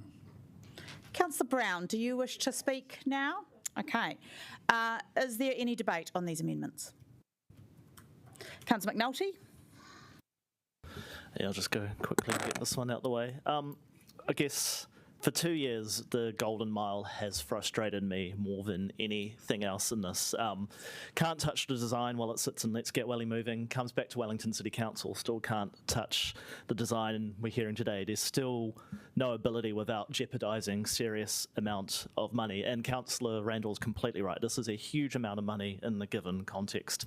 So I'm exasperated with the fact that we are unable to do some pretty simple changes here. And the main one is the cycleway within this design. Let's be clear, the cycleway in the Golden Mile design was driven by a business case. Business case criteria saying, put this in, that creates benefits. The businesses that support the Golden Mile, they're telling us they don't want that in there. And I can understand we are introducing high levels of conflict in our highest priority pedestrian area. We had Living Streets in this morning saying, do it in other parts of the Golden Mile, don't introduce it there. So that has been an absolute frustration, and it sounds like to me it's still no closer that we are today to being able to do anything material in that point. So I have to look at what's left in the project when I come through on my decision. So one of the really big things is there's $30 million for pipes within that funding, and half of that is coming from government. There was a piece of article media yesterday, 1 kilometre of pipes that we're replacing in this financial year. You know, we have not replaced anywhere near enough pipes. I didn't speak to Begonia House earlier, but my logic here is if there's $17 million more to be found anywhere in this budget, it needs to go into water infrastructure. We gave Wellington Water 1.8 out of 2.5 billion that they requested. And then I think of when Thornton businesses came here about the disruption they've faced in Thornton Quay. They rightfully have said, you've come here, you've done street level changes, but we do have very old water mains, and we're afraid that you're going to come back here in 2, 5, 10 years, and the disruption period we've just gone through is going to be duplicated. And I know how disruptive it is because we did a water main replacement in the main road of Tawa, and it took over a year, and it took thousands and tens of thousands of dollars of traffic management, and it pissed everyone in that suburb off. So I'm left with the principle that we need to do this in a way that minimises disruption. That was a really articulate and fair ask of the Thornton Quay businesses that we could not provide the Thornton Quay businesses at the time because we do not have the money to go and do these waterworks on Thornton Quay at the same time. Here, because of the co-funding, we have the money. So I suppose there's two things I want to leave off with. If we are left with this design and there is a cycleway, I want encroachments, paint, signs, tables. I want businesses in the Golden Mile to be able to use that space for the businesses and for that to just be a piece of nice paving. And if I'm here in the next term of council, and that is a big if, I will happily work a traffic resolution to that order. If we must be saddled with this design, that is what I will do to compensate for it. And really, my final one is if the minister is listening, or anyone for that, give us some surety to allow us to make some common sense changes. We want to remove a cycleway, Simeon Brown, and I can't believe it's this difficult to do that with your government. We want to make that change, but until we have that surety around the co-funding, taking into account those other aspects, I can't touch this project. And it would be the politically easy thing to do to touch this project. This is not a popular project up in my ward. I do not get people at the daycare run. I do not get people at gymnastics on a Saturday going, that Golden Mile, we've got to get it done. Those emails that came into us that I note were signed from the Green Party's Action Station project. Wrap it up, Councillor? I'll very quickly wrap it up. They do not come and represent my area in the north. So it would be the easiest thing in the world to say no to this, but without that surety, I simply cannot. Minister, if you're listening, give us some surety, let us make some changes. Thank you. Councillor Rogers, can we set the timer? Yeah, as the mover was introducing this earlier on, he mentioned how this defends community services and community projects, and I just want to push back on that assertion a little bit because the Golden Mile is, yes, a transport project, but it is also running through the central of the city, which has a community living in it. And this is a point that I have made to the mover before, but the Golden Mile and the urban regeneration that happens there has benefits for the community that lives in the central ward. So I think that it is too simplistic to say that this restores all funding for community projects and removes all of the transport projects, because there are certainly elements within the Golden Mile that make it much easier to access the central city. We have very little green space in the central city. We spend a lot of our time on the streets engaging with businesses, going and meeting friends at restaurants, and the Golden Mile upgrades are exactly what allow people who are in the central city to do that.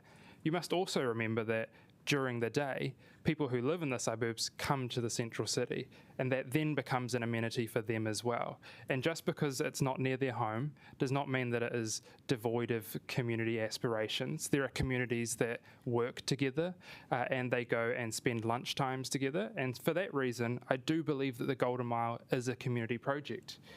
There were also some assertions that this would be in conjunction with NZTA. I think we have seen quite frequently that NZTA is rather unwilling to work with us as a council, and we continue to hear that many of the benefits that I've just talked about that would be provided to the community are not a priority for the government currently running the funding for a re-scoped Golden Mile. So I have very little confidence that we would be able to see anything that would benefit the community I represent in a re-scoped Golden Mile. So for that reason, I won't be supporting this. And just finally as well, the public have had their say over and over again, and they continue to support the Golden Mile through elections and through submissions. Councillor Abdurrahman, where is the timer? Kia ora whānau. I think when I vote today, I will be looking at a few things. The first one is, where do I get my legitimacy? What is the main driving force for me to be here?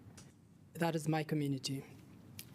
And if you ask most people out there currently what they want to do with this building, they would say, which day?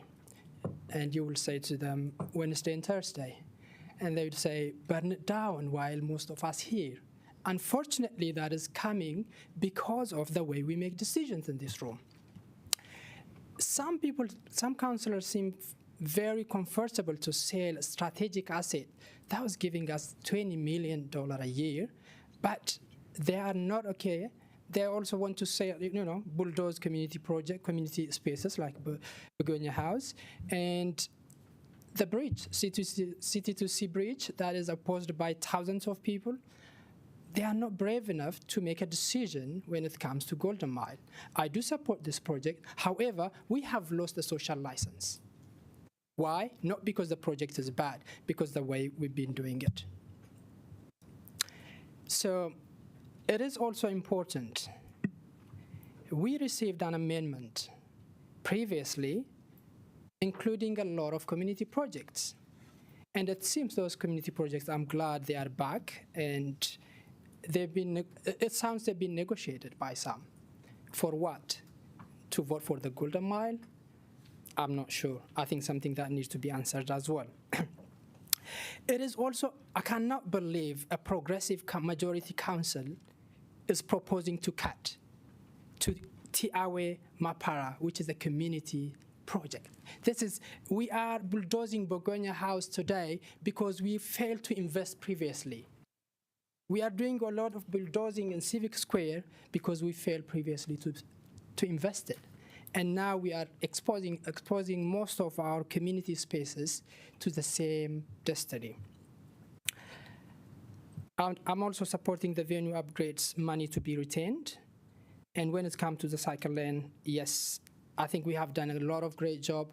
I think it is time now to focus how we can improve that safety, maybe reducing in some shopping areas to 30 kilometers an hour, and instead of just saying, oh, we don't have money, but still we're going to do those projects. What is the priority that we have? Where are we getting the legitimacy? For me, that legitimacy is coming from my community, and sometimes it might be a bit conflicting, but today I will be voting for those amendments accordingly. Deputy Mayor Foon. Yeah, kia ora. As stated before, I won't be supporting the first two amendments because I'm supporting the master plan or the main plan brought by the Mayor. The second two, I will not be supporting the amendment on the Golden Mile upgrades. Just in listening to these submitters this morning, Jamin Fountain, build long-term decisions for climate future. Sam Scott, pedestrianisation is the future. A written submission, create the city centre in Pōneke and to make it a place that talent wants to live. And also Sam Scott also said in his ward, councillors were voted in to deliver on the Golden Mile. So for all the reasons, thank you Councillor McNulty and Councillor Rogers for your statements. On top of that, there is still much support from the community to push Wellington forward, regenerate our inner city and make it a place you want to come and hang out. Thank you. Councillor Calvert. Thank you. I'm supporting the venues upgrades. I'm not going to support the Tawa Mpara, the community facilities plan. I will be supporting the officer's recommendation. What they've done is they've taken out about 40 million, I think it is, of money that hadn't been allocated to anything in particular in the latter years. So I'm not saying we shouldn't do that in the future, put money back in, but we need to be a bit more specific of where that might go. And I think we know we need to find some savings. So I'm going to support the officer's recommendation on that. In terms of the Golden Mile, I've been here a wee while, so I've got a bit of history, and I just want to let people know that last year, I think it was May, we got a first insight into the financial crisis, the situation that this council was in, but we weren't allowed to disclose it at the time, and it wasn't disclosed until December. In the meantime, last year, we had a number of very large projects put before us to make decisions in public on. And one of those decisions in June was about the Golden Mile and Thorndon Quay, about spending money. Now, the Golden Mile was 140 million, and I just want to correct my colleague, Councillor McNulty. The pipe work was on top of that and was never disclosed to us at that time. Now, I'm aware that the officers were aware because it'd been under the Let's Get Wellington Moving program of work. Some of our representatives were aware of that, but we weren't as generally as a decision-making body, and it wasn't in the papers. And we didn't become aware of the pipe work required until around about November, when Wellington Water let us know. And when Wellington Water let us know, they said, look, you've got a lot of pipes, as we know, to be repaired, but we're going to bring forward the ones on the Golden Mile, because if we're going to do this work, we should be doing that first. In terms of ripping up roads and all of that. And so we were making decisions without the full information in front of us. So I would just like to say, I tell you what, it's been pretty politically tough to have to keep saying no about the Golden Mile.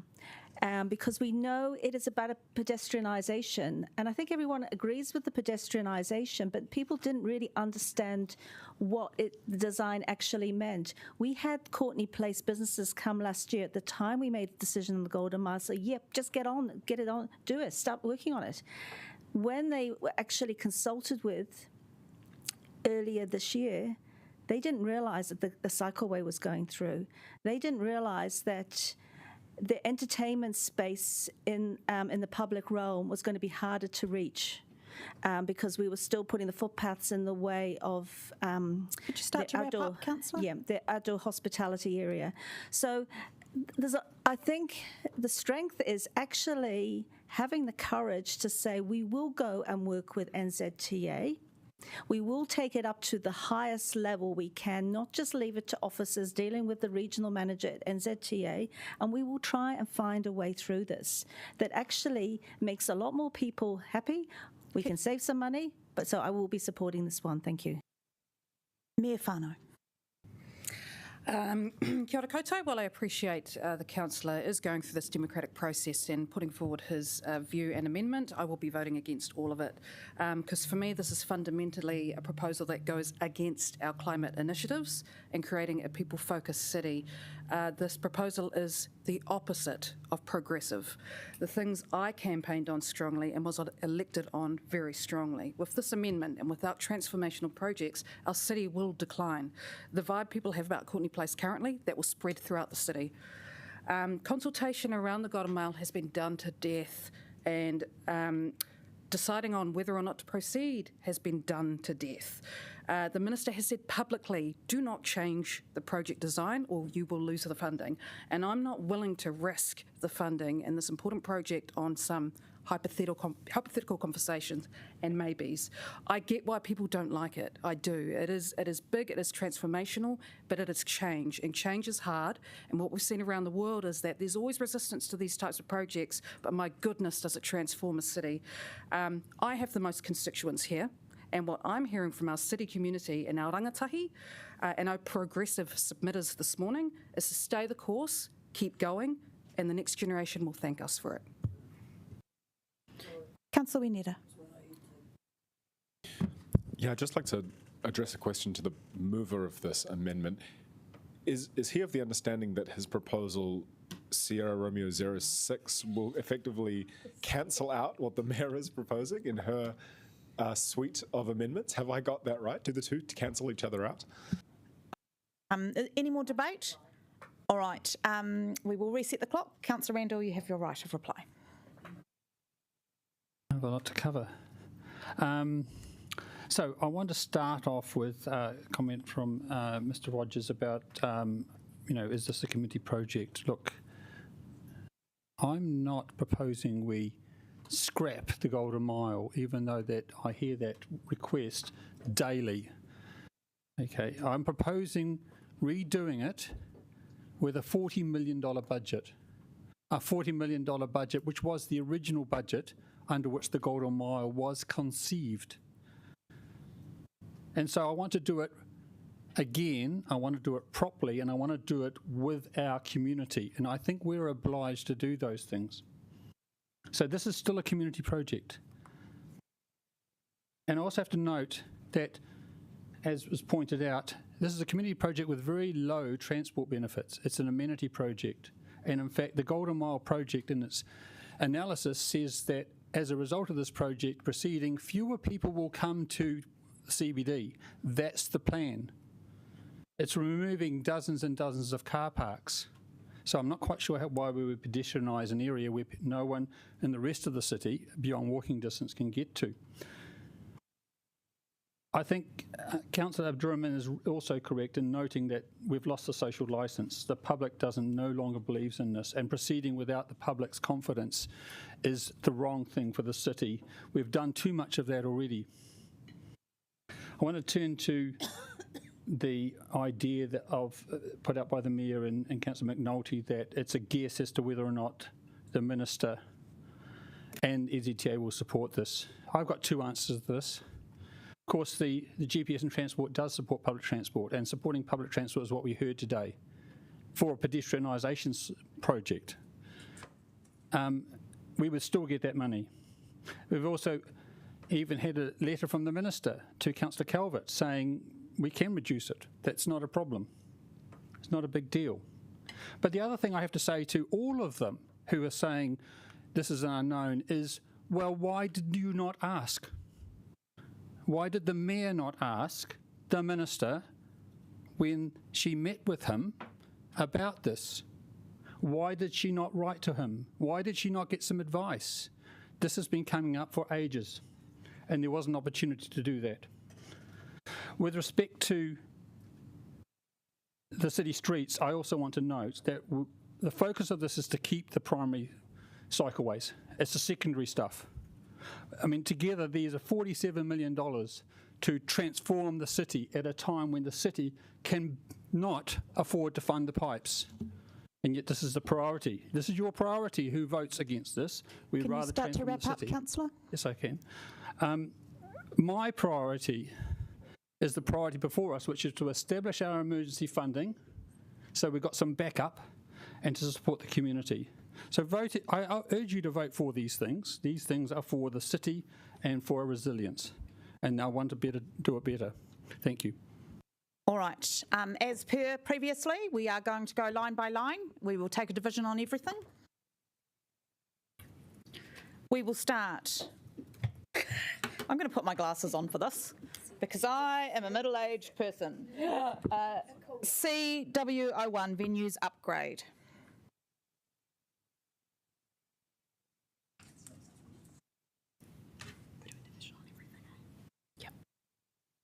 That is lost. SR06, Te Awe Māpara.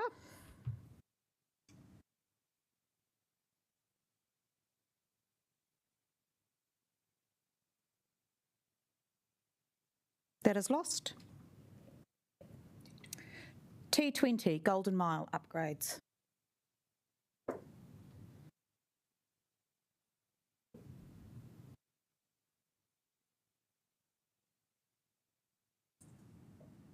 That is lost. T23, City Streets.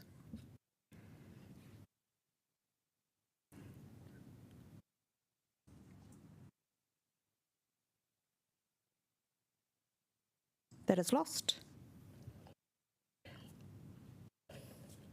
11B, this is agreeing to not proceed until after the LTP amendment process has been completed. I think it should read completed, not competed.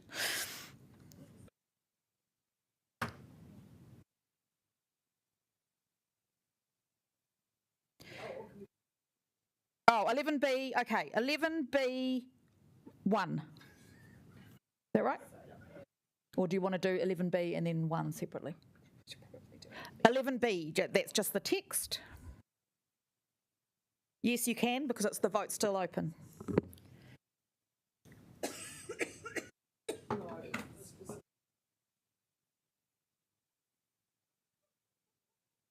That is lost. We go to 11B1, the Cycleways program.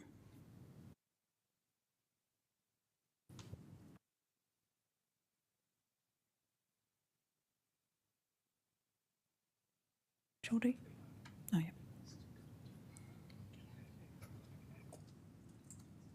That is lost. 11B2, the Golden Mile upgrades.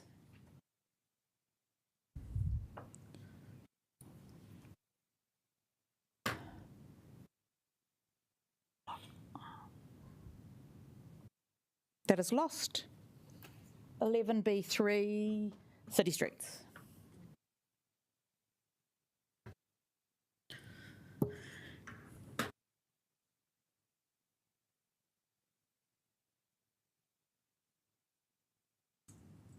That is lost. Would you like to take a 5-minute break? Yep, just a toilet break, 5 minutes. We'll put the clock on for 5 minutes. Back here.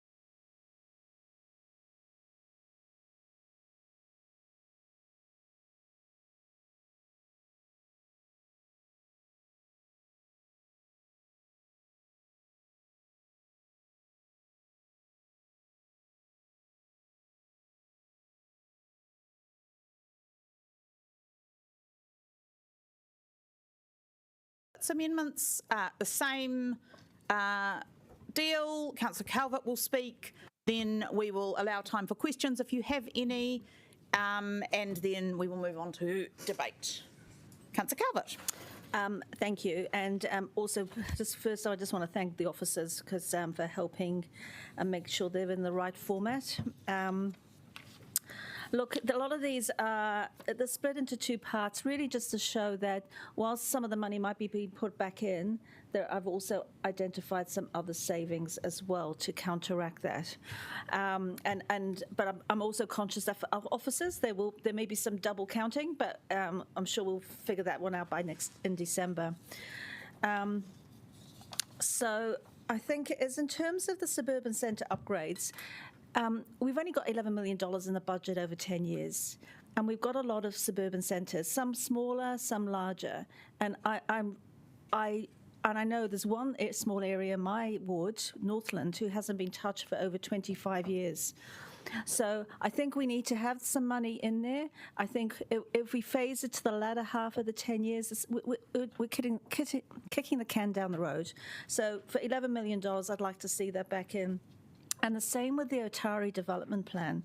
You know, for $3.4 million, this is our native nursery. This is not just about plants indigenous to New Zealand. It's actually indigenous to our region, and there's nowhere else that does it. So I think we need to, it's a very green thing, I have to say, and so I'm surprised that we're willing to take that out and to make cuts on something there. And if you think about it, it's supported by volunteers as well. And so there's actually an extra contribution happening here that's not costed. And look, I've also put back in, because basically my principle was supporting local community facilities, and that's why I put it in Hutapara Park or the support of two of the local councillors, Councillors O'Neill and Councillor Free. That's really just to retain that funding, just in case the funding doesn't come through from Wellington Airport, because they may have other things to do, like extending runways. So I think the important thing is for this to be in here. Now, T03, and T16 are really just basic core services, and we want to cut reactive minor works. We want to cut strengthening a tunnel, it's Kōrau. We want to cut retaining wall upgrades. And I know some of that funding was coming from NZTA, but this is a city built on hills, and this is a city that has been subject to a lot of slips in recent years, especially with the climate change. So I'm asking that you put this funding back in, and this is what this is about. To get some of those savings, I would like us to push back on the organic processing. My feedback is, and from the community, and I think we hear from lots of people, not just from our ward, but from right across the city, that there isn't widespread public support for this. And we really need just to push this back. So the organic processing, along with the bins as well. And then that's connected with the Southern Landfill Improvement Fund. The cycleways, the community have been quite clear. They do not want us to be investing in as much. And if you think about it, we put a lot more money into cycleways. You know, we replaced 3 kilometres of pipes, water pipes last year, yet we built round about 25 kilometres of cycleways. We haven't got our balance right in this city for the most pressing things that we need to do. And from here, we know we've got an issue with the Botanic Gardens parking. So what I'd like us to do is put some money in to remove off-peak, the bike lane from and put parking back in an off-peak situation. I'd also like us to not go ahead with the last part of the Kōrau cycleway by Kōrau Park. We haven't allowed for the loss of the parking for the sports days. And so just like Wakefield Park, where other parking was allowed, we need to do the same, but that's going to cost $500K, and until we've got that money, we shouldn't be proceeding.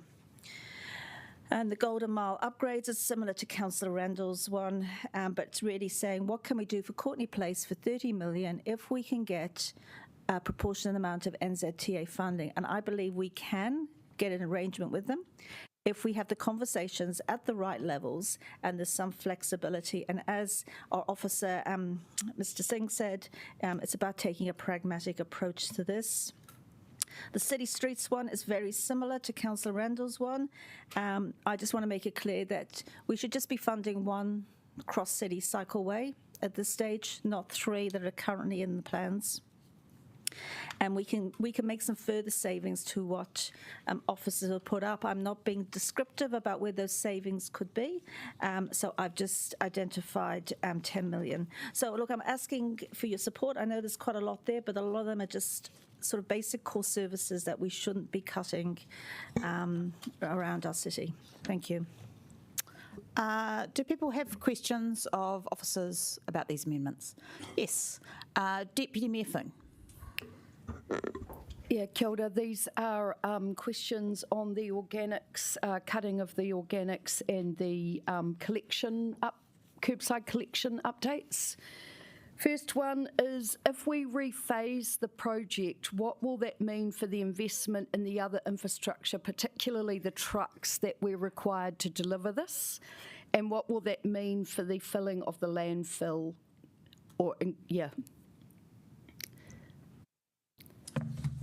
So if we decide to rephase, there's a number of considerations. The first one would be that you lose the $5 million that we've been allocated as part of the bin fund. We potentially lose up to $10 million that we're applying for MFE for the organics processing plant. It'll also mean around an additional 100,000 tonnes of organics waste goes into our landfill. For the curbside collection, for the fleet contracts, it means that we'd have to reconsider the entire procurement plan, essentially. So we would need to go out and look at what are the different options. So it's going to make it a lot more difficult for us, and we do have a lot of vehicle and bins that actually need replacement at the moment, so there is an opportunity cost to that. Great, thank you. And what, just the other recommendation here is to have an opt-in service, just noting that organics collection is happening all over the country. Have other councils adopted opt-in? Not that I'm aware of for organics, but I'd have to look into that and come back to you. Yeah. The challenge with opt-in is you don't get the economies of scale that you need to run an efficient service, and that's why the proposed options put forward, it did factor that in. So moving away from having a dump truck arriving 3 or 4 days along your street to a more streamlined service. So opt-in was assessed, but it was discounted due to the fact that it's not going to be an efficient service. Yeah, thank you. Thank you, Chair. Councillor McNulty.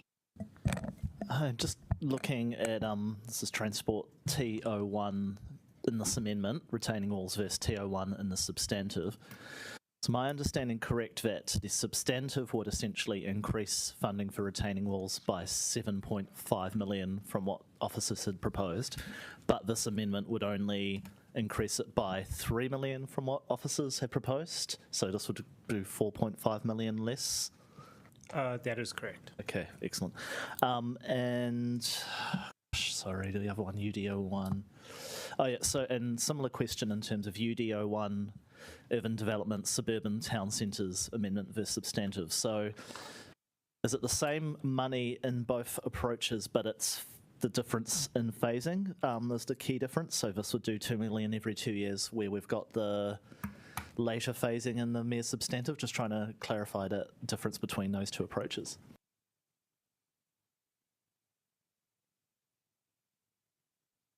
That's probably for you, Liam. Yeah. Were you awake, Liam? Just texting family, actually. Apologies, Councillor. Do you want to ask a question again? Yeah, I'm sorry. I'm looking at UDO1, suburban town centres, the differences between the amended substantive and then this amendment. Yep.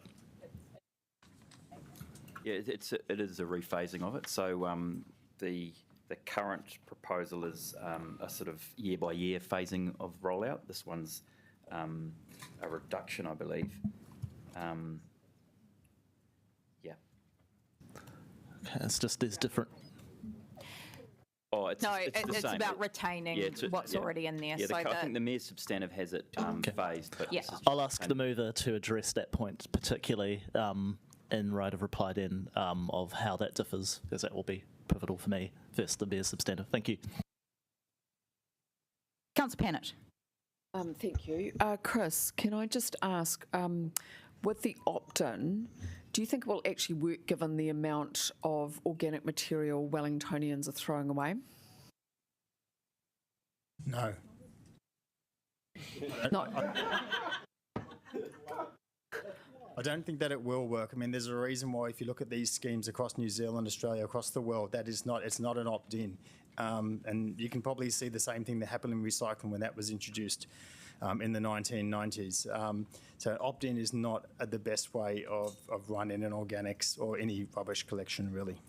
And if we don't stop throwing our organics away, what is the impact on the size of our landfill and the amount of carbon credits we need to buy?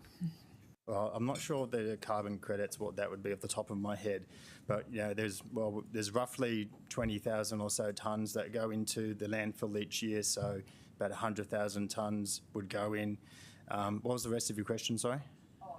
So really, I'm just wondering, we'll have to basically buy more carbon credits and build a bigger landfill if we don't do this. Correct, yeah. Councillor Brown. Thanks. I'd just like to actually make an amendment or proposal amendment to the Hatipara amendment. No, we're in questions of officers. Okay, so I'd like to ask a question of Liam. Would my amendment, as drafted by yourself, be okay if we put that beside the Hatipara amendment of Councillor Calvert? I think. I'll read it out. Shall I read it out? Yeah. No, actually, no. We will. I'll get through the questions and then we will take a 5-minute adjournment to sort out your issues. I don't know if that'll be long enough. Deputy Mayor Foon.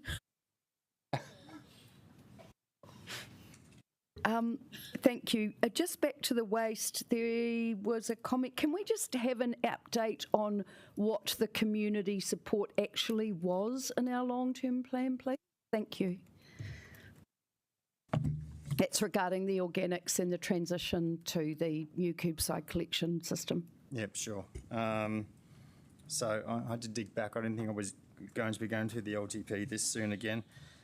It was, so the organics, the rubbish on the organics was the preferred solution at 39% based on the LTP submissions versus 25% for the status quo. Do you need more? The transition to the other systems as well, the curbside recycling. That was also the preferred option from the LTP submission with 42%. Thank you. Councillor Free. Thank you. Now, I'm just looking at some of the suggestions around tunnel upgrades, retaining walls and the LED streetlights. Are we able to have some officer advice on the significance of being able to put some money on towards the Karori tunnel versus what might be the case if we didn't? Councillor, is that in specific reference to the tunnel upgrades, T07? Yeah. So Karori tunnel has been strengthened. We've done the light upgrade in Karori tunnel. The upgrades program for Karori tunnel at this stage, we don't have any significant work from an upgrades perspective for Karori tunnel, as far as I'm aware. Okay. Can I ask another one? Yeah, so then the retaining walls for the Nio Gorge, and can you just explain what the $3 million would maybe provide that we're not doing? $3 million would, on average, allow us to build 3 new retaining walls in a year. Oh, I see. I think the Mayor had something there about some extra money for retaining. And the LED streetlights, so that what would that enable us to do if we had an extra $2.7 million? The additional $2.7 million would probably buy you, I would reckon maybe another 20 odd streetlights, new streetlights in a year, maybe a little bit more.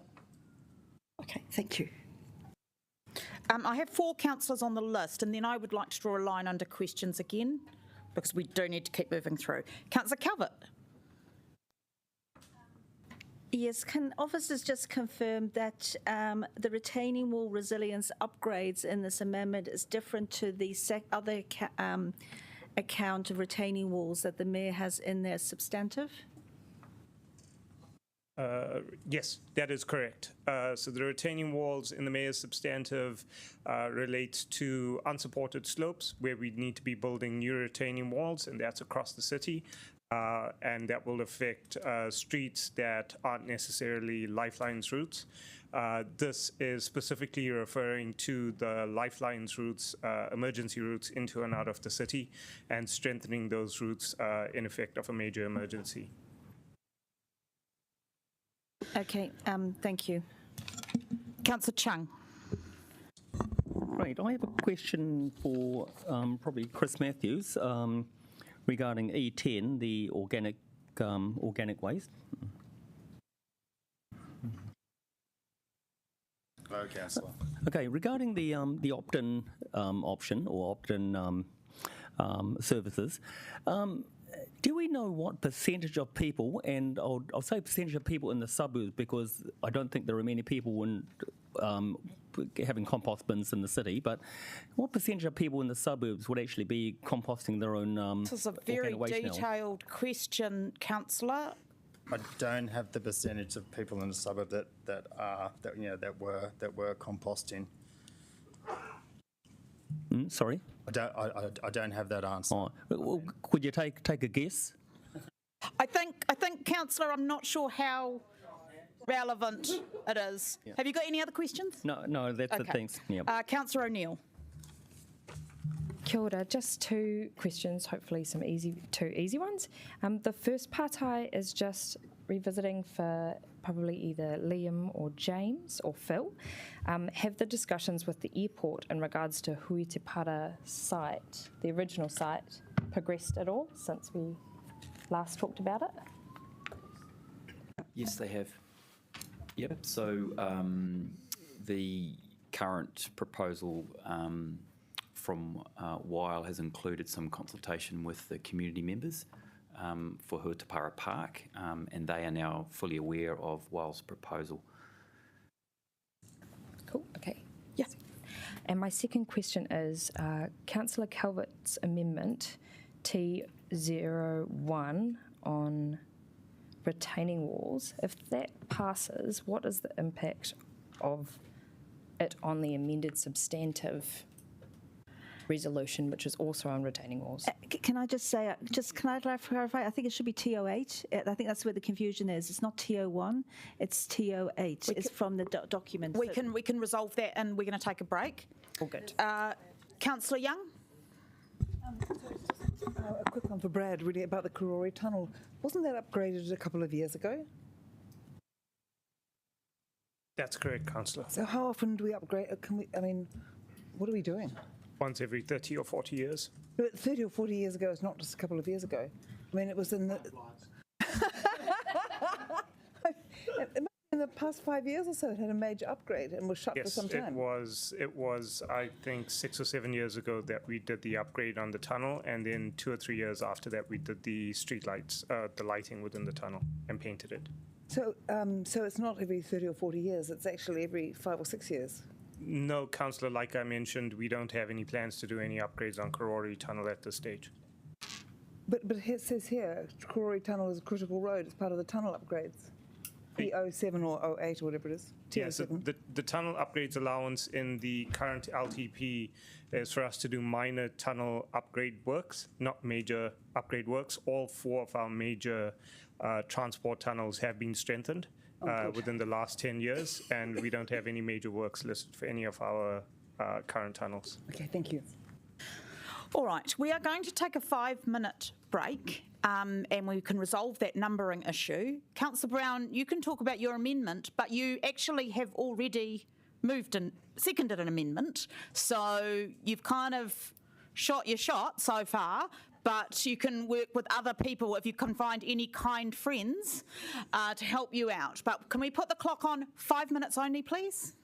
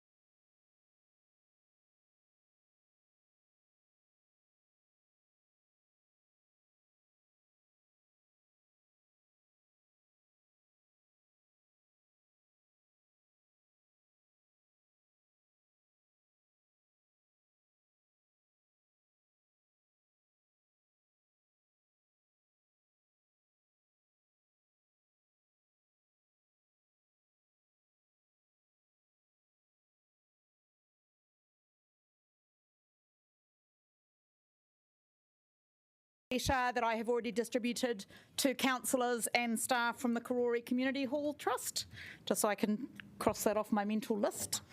Actually, Chair, would you like to table another document? Yes, What the would you like? Q&A, please. Yes, of and today, we will table the Q&A. Thank you. Right, so now we have some words which have all been agreed to by the mover. Councillor Covert, do you have a seconder? Councillor Chung. Councillor Chung, would you wish to speak now? Sorry, I got you with a mouthful. Sorry, no, I'll reserve my right, thank you. Okay. Is there any debate on these amendments? Yes. Deputy Mayor Foon. Just thank you to the mover, and thank you for your transparency. That was very, not to be surprised, but I think we need to acknowledge that dealing with rubbish is back to basics for a council, and that as a priority, this council put in our long-term plan to transform our waste system to enable a circular economy. And why are we doing this? Because since 1976, when we moved from lots of little landfills all over the city to one big landfill that the Whairo community have graciously been the kaitiaki for, bearing in mind that their school was there since 1930, so they have actually had a community before a landfill, we have managed to drop 120 tonnes 1,000 tonnes of waste per annum. And so our strategy has been we needed to make a change. We've had a strategy to remove the sludge, invest in a new, smaller landfill extension at 35 million, and next cab off the rank was remove the organic waste, which is between 20 to 30% of what fills our landfill. Sent round an email this morning to say that Procedural Spicer landfill has just come out saying that they will likely not be able to get a resource consent and may have to close by 2030. And that means there will only be two landfills in the region, one in the Hutt and one here. So land is precious. As we know, we couldn't push into Kerry's Gully to do the 100-year vision of a landfill because that land was precious, particularly to Zealandia. And resource consents are not easy coming these days. So the best plan that we can do is to make sure we minimise our waste and move to a circular economy so we're reusing our resources, not storing them in a landfill. So my advice to council is to stick to the plan that we've got, do right by future generations, do right by the Whairo community, and help Wellington to start to move on a zero waste trajectory. Thank you. Councillor Pannett. Obviously, I agree with what the Deputy Mayor has just said, but I do want to add a couple of things. So, councillors, we have been on this journey since 2018 when we did the first Miramar trial to see if it would work. So this has long been signalled that we are going to do something about organics. We are not a leader in this area. It is embarrassing, in fact, as the capital city that we are so far behind other cities. And as you heard from the officer, it is not going to cost us nothing to reject this idea. We'll have to buy more carbon credits and we'll need more land, which, as the Deputy Mayor has said, is going to be very difficult to find. Furthermore, this is a terrible look for the capital city as a member of the Regional Waste Governance Group to be saying we might not go ahead with this. We have been working on this for years. Along with the Hutt, Procedural unfortunately pulled out, but they had some other operational issues they needed to deal with. So to pull the pin now would be a very, very bad idea. Last point is that the Deputy Mayor and I have, talked to staff about whether it is possible to get a lower cost option. Because they're so capable, they were already thinking about it. Because you always need a plan B.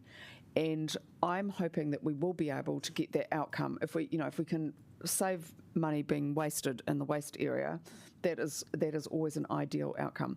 But I don't want to chop the money because just in case there are some other things that come up. But look, we absolutely have to do this. It is going to be a game changer for the city and the region, and it should be something hopefully that you'll all be proud to own. Councillor O'Neill. Ngā mihi nui, kia ora colleagues. I just wanted to speak to the amendment that we've got. We've just got the updated wording up in front of you on screen at the minute. We've split it into A and B to accommodate Councillor Brown's parallel amendment that was very welcome to receive, but making sure that you can kind of vote for whichever one you feel is best, but we recommend both. So Hui Te Para is a community-driven taonga. For me, looking at the capital program, there is not a project more shovel-ready. It was quite literally supposed to be open this summer. It is budgeted there for 2.4 mil, and it's had mana whenua guiding it from the beginning of its direction. It embodies inclusivity that Wellington stands for, and it's a space for everyone. At the very origin of the project, the community group worked with families from the local area that used wheelchairs but were unable to access Lyall Bay Beach. The design shows that we have plans for a fully accessible boardwalk and viewing platform, and it allows people with disabilities to enjoy Lyall Bay as well. Hui Te Para reflects everything Council says we value: sustainability, inclusivity, thriving communities, and let's show it we mean it. Quite literally, I've not met a single person who opposes this project, and the Kōbuni, Rongotai, Lyall Bay, Evans Bay stretch, in terms of the amount of council investment, have had to deal with a lot of significant change in regards to the cycle lanes program. And as a champion of cycle lanes, I absolutely do support those projects, but I think it would be really nice if we could make true on some of the other things that we've promised for the area, so that it's a good, positive story that can bring our communities into a positive space. And now there's been kind of an assertion and a suggestion that one of the reasons it might have been easy to remove the funding for Hui Te Para Park was that there's a notion that Wellington Airport would step up and vote for it. But we have heard there's been nothing in writing, and there's been nothing concrete there. And without funding, we could risk losing this project entirely. There's the airport hasn't made firm commitments, and we can't really gamble on a maybe. Community's plea to us is to retain that funding there, and even within about the timeline of 6 months, which would be before we sign off the final long-term plan amendment, we might have a bit more clarity there. So I'm just asking you to please support this motion today, to give us a little bit more time, and just to really make sure that community interests and not just Wellington Airport's interests are prioritised in Lyall Bay. Thank you. Councillor Abdirahman. Kia ora. I'm also supporting most of the amendment, including the Hui Te Para Park. And regardless to the organic as well, it's really interesting how sometimes our own thinking's formed. And I've been thinking for a while, how is that the right time to do it? However, at the end of the day, as I previously said, most of the time I get my legitimacy, and my guiding principle is listening to the community. And people that I respect from the Ofiro Bay community, people like Sue, Eugene, and Alice, who did a really great job for the last 15, 20 years. They reached out and they know the value of these things. I also know the impact of the landfill in the community in the south, especially Ofiro Bay and the Brooklyn communities. And I encourage all of you to vote against that one, because I wanted the organic processing to go ahead according to the plan. And but when it comes to the other areas, I'm again really surprised. Some of those very progressive projects, like footpath structures, footpath upgrades, are getting moved by Councillor Diane Carver and Tony Rundle, who usually be on the other side. So I really think the rest of you to support those amendments, not because it's coming from them. I think this is a really progressive one as well. And let me leave it there. Thank you. Councillor Rogers. Yeah, I just wanted to highlight that earlier on in the papers we received, this was the first time in over 40 years our officers had seen some of the most basic infrastructure that is used by private motor vehicles not being funded by central government. Minister Simeon Brown continues to orate that everyone must get back to basics, that we should follow user pays, but when it comes to private motor vehicles using road spaces, he does not believe that they should fund the basic maintenance of roads. Instead, ratepayers in Wellington, the city where most people go to work on public transport or by foot, should instead be paying for that maintenance. If he believes in user pays, and if he believes in doing the basics well, he should be funding these. Councillor Randall. Thank you. Yes, I want to speak in support of most of these motions, but I want to particularly target the organics processing item. I heard Councillor Pennant saying that we're not a world leader, and it's a terrible look that we don't have organics recycling for our whole city. I have to say that this. I think this we can't afford it at the moment. It's not the right time. We've got a city that's struggling. We've literally got people who are struggling to pay their rates, and this is a project which is going to increase a large number of people's rates, especially people who go to the effort of minimising their waste. It's going to essentially, the city's going to take over rubbish collection and impose organic recycling irrespective of whether you already recycle, whether you can afford it, whether you can't afford it. I'm very concerned that this project is regressive in the way that it charges people, and it doesn't give anyone any real choice, and I'm surprised at the fact that this doesn't come up as a consideration amongst the majority of councillors. They want to plough ahead irrespective of the cost, but that seems to be the style of this council. We are going broke, and we need to make hard decisions. We have to re-establish our emergency fund. This is the whole point of the long-term plan amendment. And yet, over and over again, we are spending more and a bit more here, and this is needed. Look, I support all the community stuff, and I actually agree with Councillor Rogers about the decision from NZTA to cut all this money. Although I have to say that this council's lack of focus on engagement with NZTA, in my experience, is actually pretty poor.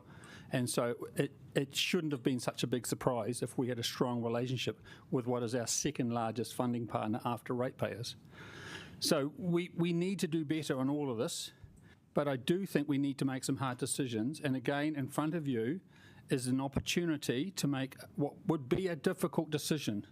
But it's not a terminal decision. We're just looking at postponing it until we get through this next phase and until the Wellington economy can recover rather than dropping something else on our ratepayers. So please support these things. I would like to speak next. We are not going broke. We are doing an LTP amendment to adjust our capital expenditure program because we made one decision, put it into our financial strategy or LTP, and, as is our right as councillors, changed it. So that is what we are doing. We are not going broke. We do need to make difficult choices. However, they are choices. And to only focus on things that you never supported in the first place for cuts is not brave or bold or progressive decision making. It is just sticking to what you have always stuck to and what you have always believed. And I actually, within this set of amendments from Councillor Calvert, there are things that I would very dearly love to support. However, I am not going to, because I am thinking about the overall budget, the decisions, the process led by the Mayor, and I am going to make an assessment, which I believe is actually the progressive one, which is to balance our transport needs, our climate needs, our waste needs, and our community needs as fairly and balanced as I can under the circumstances that you all put me into.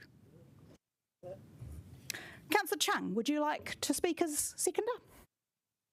Yes, I will. Thank you. Those of you who know me no, I don't like spending money. So by adding $29 million onto the long-term plan is completely out of character for me. But we are taking $84 million out of it. Now, many people ask me, I have many community meetings and constituent meetings, and quite often people come up and ask me, so where are you on the political spectrum? Are you on the left or are you on the right? I had a conversation at lunchtime with one of my colleagues here, and I asked her, where do you think I am? And she said that I think you're a populist councillor. And so I said, well, what does that actually mean? Is that good or bad? And she said, what it means is that you actually talk to your constituents, you ask them what they want, and you do what they want. You don't do what you want yourself. So I think that when I look at a lot of these things, I look at the cycleways, for example. As I mentioned earlier, I cycle myself. I like cycling, but I think that cycleway should be in the right places. I love the bays. I like the Petone to Whiringa-ā-rangi run, but I really don't like these cycleways in Crofton Downs, Wadestown, and these areas where the roads are so narrow, and yet we're still putting them in there. I stood on Blackbridge Road for 2 mornings counting the cycles that actually went up there. There was one on one morning and none on the next morning. So we're putting the cycleways, we're looking at putting cycleways in places where they're not actually justified. So I think this is putting sensibility into what we're doing. You know, we're putting our resources into areas that we actually need them and where the maximum number of people will actually use them. We're not putting money, or we shouldn't be putting money into ideology programs and projects where we're doing it because we think we're going to save the world. You know, I talk about organic waste, and we've got organic waste in here. Now, this is only a small sample, but I live in Broadmeadows, 672 homes, and I feel that there's 60 to 70% of people who compost their own organic waste there. 60 to 70%. That's why I asked Chris the question before. And I realise that this is just Broadmeadows, but many of us are actually doing this now, so we're doing the right thing. We're minimising our waste. We're minimising our organics. And, you know, I pick up recycling when I walk around the neighbourhood twice a day, and I'd hate to be picking up food waste and things that have fallen out of a bin or blown over. I don't mind picking up pieces of paper, but I do draw the line at picking up food waste. So I don't think this is the right way of doing it. I'm absolutely for recycling organic waste, but there's a better way of doing it. And so I think that we should be thinking about how we actually do things, not just do them because we think that it's the right thing to do and therefore there's only one way of doing it. Thank you. So I'd like you all to vote and support these amendments. Thank you. Councillor McNulty. Yeah, just very quickly, little ramble on zero waste, I suppose. So the Deputy Mayor, this morning shared some news from PCC that they're looking to wind down the operations of Spicer Landfill over the next few decades rather than go for an extension. And a major part of that is that they are filling the thing up too quickly, and they are filling it up with a lot of green waste. And unfortunately, they, as a council, had to make a decision on, do we cut their zero waste, or their version of zero waste, and prolong the life of that landfill, or do they go along and just defer to zero waste? And they've done the latter. But they are now looking to take from Wellington City ratepayers an alternative to that option. That is in their email and their communications. When Spicer Landfill fills up, they want a new landfill contributed by Wellington City ratepayers. That's the cost of not doing the zero waste project. In that cost, we will pick up some of the tab. Hopefully we'll be amalgamated, so it won't matter at that time, but right now we will pick up the tab for Porirua City's decision. So again, one of the guiding values I've tried to put over today is voting for things that do not incur further costs down the end. A reason we're not talking about social housing today is because the reason we have a $600 million liability is that 15 years of councils have deferred that cost from $100 million, and it's escalated by over 500%. So with zero waste, it's a really actually simple choice. Yep, it will cost more for ratepayers in the next decade in terms of the operational cost, but to not do it, the capital cost that will come from a new landfill that we will have to do to pick up the green waste will be extraordinary.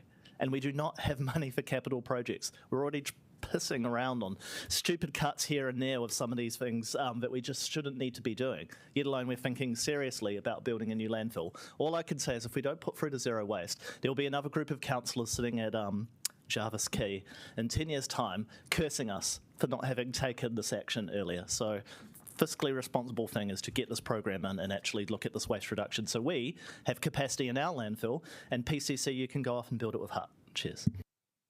Councillor Calvert, right of reply. We'll reset the clock for you. And there I thought the debate would be about the Golden Mile. But anyway, look, I'm just trying to develop a plan, and I appreciate also what the Mayor's done. A plan that works for all Wellingtonians, and listening, as a number of my colleagues have said, listening to what the community is saying. I might not be a progressive, but I'm not necessarily a conservative either. I'm fiscally conservative, but I'm actually quite socially responsible. And I'd like to think that I'm for pragmatic process and progress rather than the title of progressive. But, you know, look, I've lived in Whiringa Bay. My kids went to school there. I was on the school board. I know the Whiringa Bay community as well. But I also know that Auckland Council, who have introduced organic waste collections, only 35% are taking up on it. You know, because there is a better mindset as well, but it's also because people do compost at home. They use their worm farms. They do that anyway. And I'm just saying, are we in the right space at the right time? You know, can we put this off another, you know, to halfway through the LTP rather than in 3 years' time? And we need to understand what Poirua are doing, because I can tell you that's where all the development's happening. That's all the housing's going, out that way. That's why they're running out of space. They're getting all the housing built. So I think we've got to factor that in as well. And I tell you what, when I go to the landfill, I go to Spices because I'm looking somewhere out north, not south, because without a bypass, it's terrible to get through our city. So look, and yeah, I take the points about the government and Simeon Brown, but actually we've got a way of redistributing that money that we get from NZTA. We have got a way to cut back on the Golden Mile, and then we can help fund some of these basic things like retaining walls and that. So it's just about moving money from one jam jar to another. And so we can do that if you support my amendments. So I think I'll leave it at that, but I look forward to your support. Thank you. Chair. Sorry. Point of clarity. Frighten me. There's 16 things here. Is there any way we can bring some of them together? I don't think so. 3:20. I'm sorry, and when we come to the substantive, we're probably going to have to vote line by line again. I'm sorry, but this is what we did this to ourselves. I mean, I do note that we are voting on amendments that are very similar, and I would ask you as we go forward in the process to work together on your amendments. Let's start with UD01, Suburban Centre Upgrades. Sorry, Chair, I forgot to clarify that, but I think you were was that aware. the number? Was that the correct number? It's basically the Mayor's amendment's about putting it off to the second half of the LTP. My amendment is about just keeping Okay, the I don't want funding debate on it. I just want to check that it has the right number. Yep. Where? Thank you. I am casting against. Lost. EO6 or Tari Development Plan.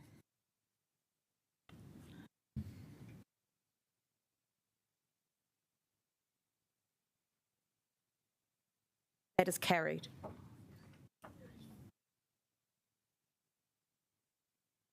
EO1 Huitapara Park to retain the funding.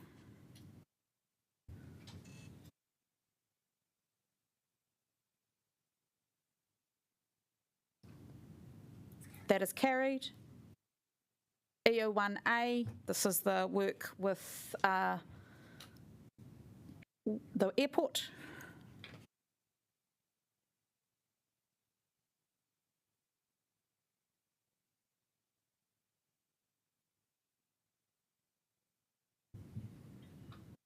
That is carried. All right, TO3, drainage upgrades.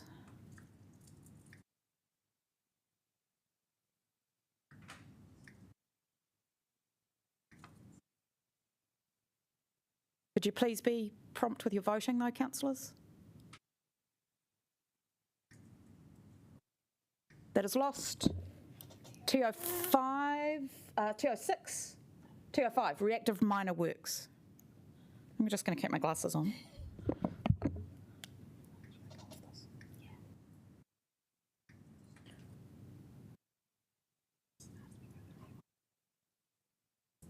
That is carried. T06, bridge improvements.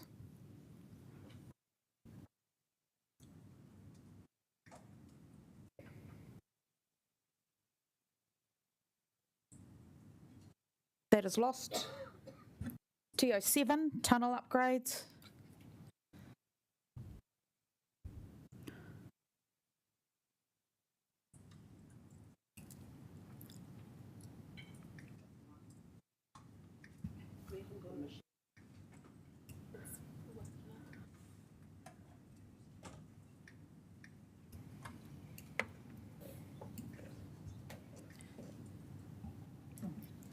This is tunnel upgrades.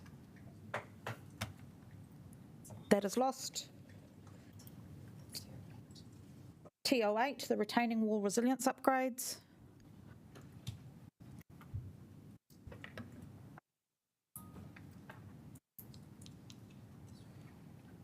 Councillor Abdurrahman. Just could you please vote? It's that's the correct number, T08. It is the retaining wall resilience upgrades. I think it's different on the sheet. That is lost. T10, LED streetlight transition.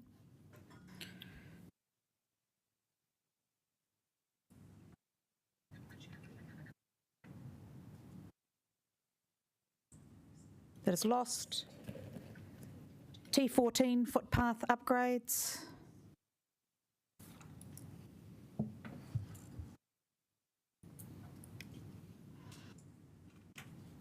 That is carried.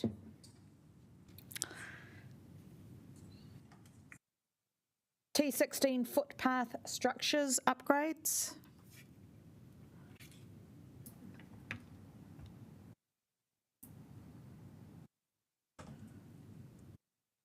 That is lost. E10, organics processing.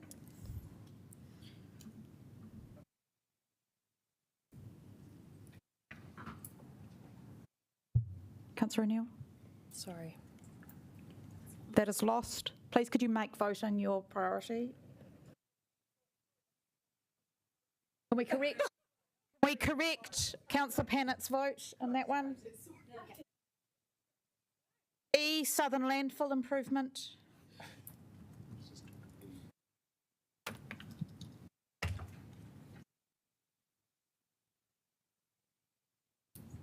That is lost.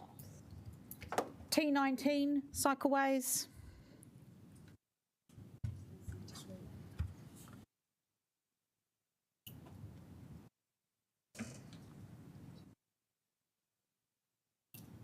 Councillor Abdurrahman.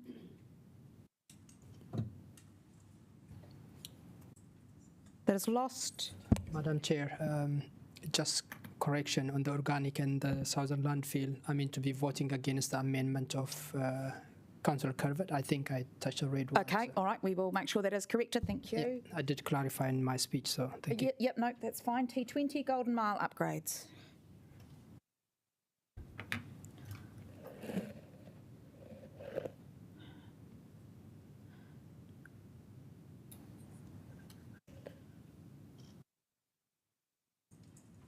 That is lost. T, city streets.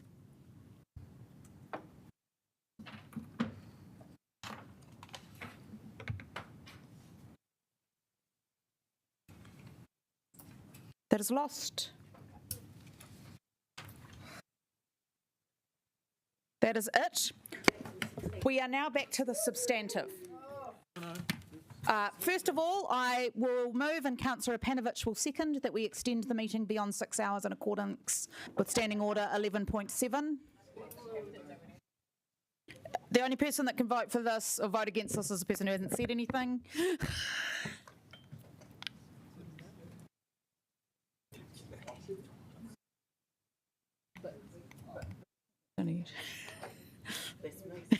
And hold on. No, I'm not telling you to vote against it. No thanks. That is carried. Thank you, councillors. We now return to the substantive. Would anybody like to debate the substantive? Councillor Calvert, we will set the timer. Thank you. Look, first of all, I just want to thank the Mayor. I know it was a difficult task, and I don't agree with some of the stuff in here, the big stuff, but I do appreciate the work done on the smaller stuff around the different communities and wards, and trying to get a balance there. So I will be supporting most of those. I appreciate the challenge with the Golden Mile,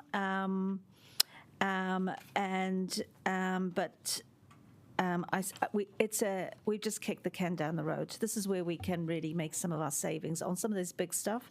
I'm going to support the social housing because I agree we shouldn't be kicking the can down the road on that one. However, we need to find smarter, cheaper, faster ways of upgrading our homes because we can't keep them in the state they are in for longer than this next 10 years. And I know even on the current budget, it was going to take 12 years to do the upgrades. So I want to see that we can look at a different way, a more quicker way on dealing with our social housing.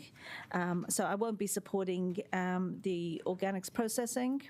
And there's a couple of others as well. I think some of them might have been overridden, like suburban upgrades. I can't remember now, or maybe it was. But anyway, that's. I just wanted to thank the Mayor, but I totally disagree with you on the Golden Mile. Councillor Whiringa.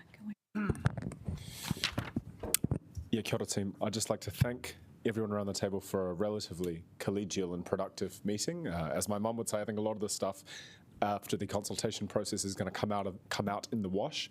And I think the sort of discursive, dialectical way that things have come in and come out and been combined and uncombined and mixed and unmatched, I think will ultimately in the aggregate result in a functional long-term plan amendment. So just a bit of praise for us all there. I'd just like to say that I'd like to put on the record that I do remain unconvinced by the rationale by which we are undertaking these cuts. I think that there is a political necessity that is forcing us to jump headfirst into this without having a slower, more considered approach to our insurance conversation. That said, I am capable of reading a room, and I realize that this is the political reality and what we're going to have to do. And so I'm going to cast my votes, as I have for the amendments that have gone thus far in the substantive, for stability and to show that we are capable governors and to reassure our city that we are capable of passing things with comfortable margins and with a collaborative approach in mind. And just before I wrap up, I'd like to offer one small provocation to us all that we can keep in mind following the consultation process and the final iteration of this amendment to the long-term plan, which is that in the rescoping, particularly of new community projects in our capital program, a lot of things have co-design features with tangata whenua, and oftentimes the first thing to go when things are rescoped are those design features. Thinking of things like Huetapara, thinking of things like Te Aue Māpara, I'm thinking of things like Te Aro Park, and I just want to encourage us all to ensure that if we are going to pursue rescoping of any kind, that we are very cognizant of what is being lost as a first instinct in that rescoping process. That's all I have to say, aside from thanking the Mayor for a very excellent and collaborative, and Michael actually, for a very excellent suite of amendments. Kia ora. All right, can we reset the timer? Councillor Abdurrahman. I would also like to first acknowledge the Mayor, especially her office. Michael, you did a really, really good job in this space in bringing everyone together, and that is a good leadership. However, I also want to highlight a few things, Your Worship. This is our long-term plan, and this is your long-term plan.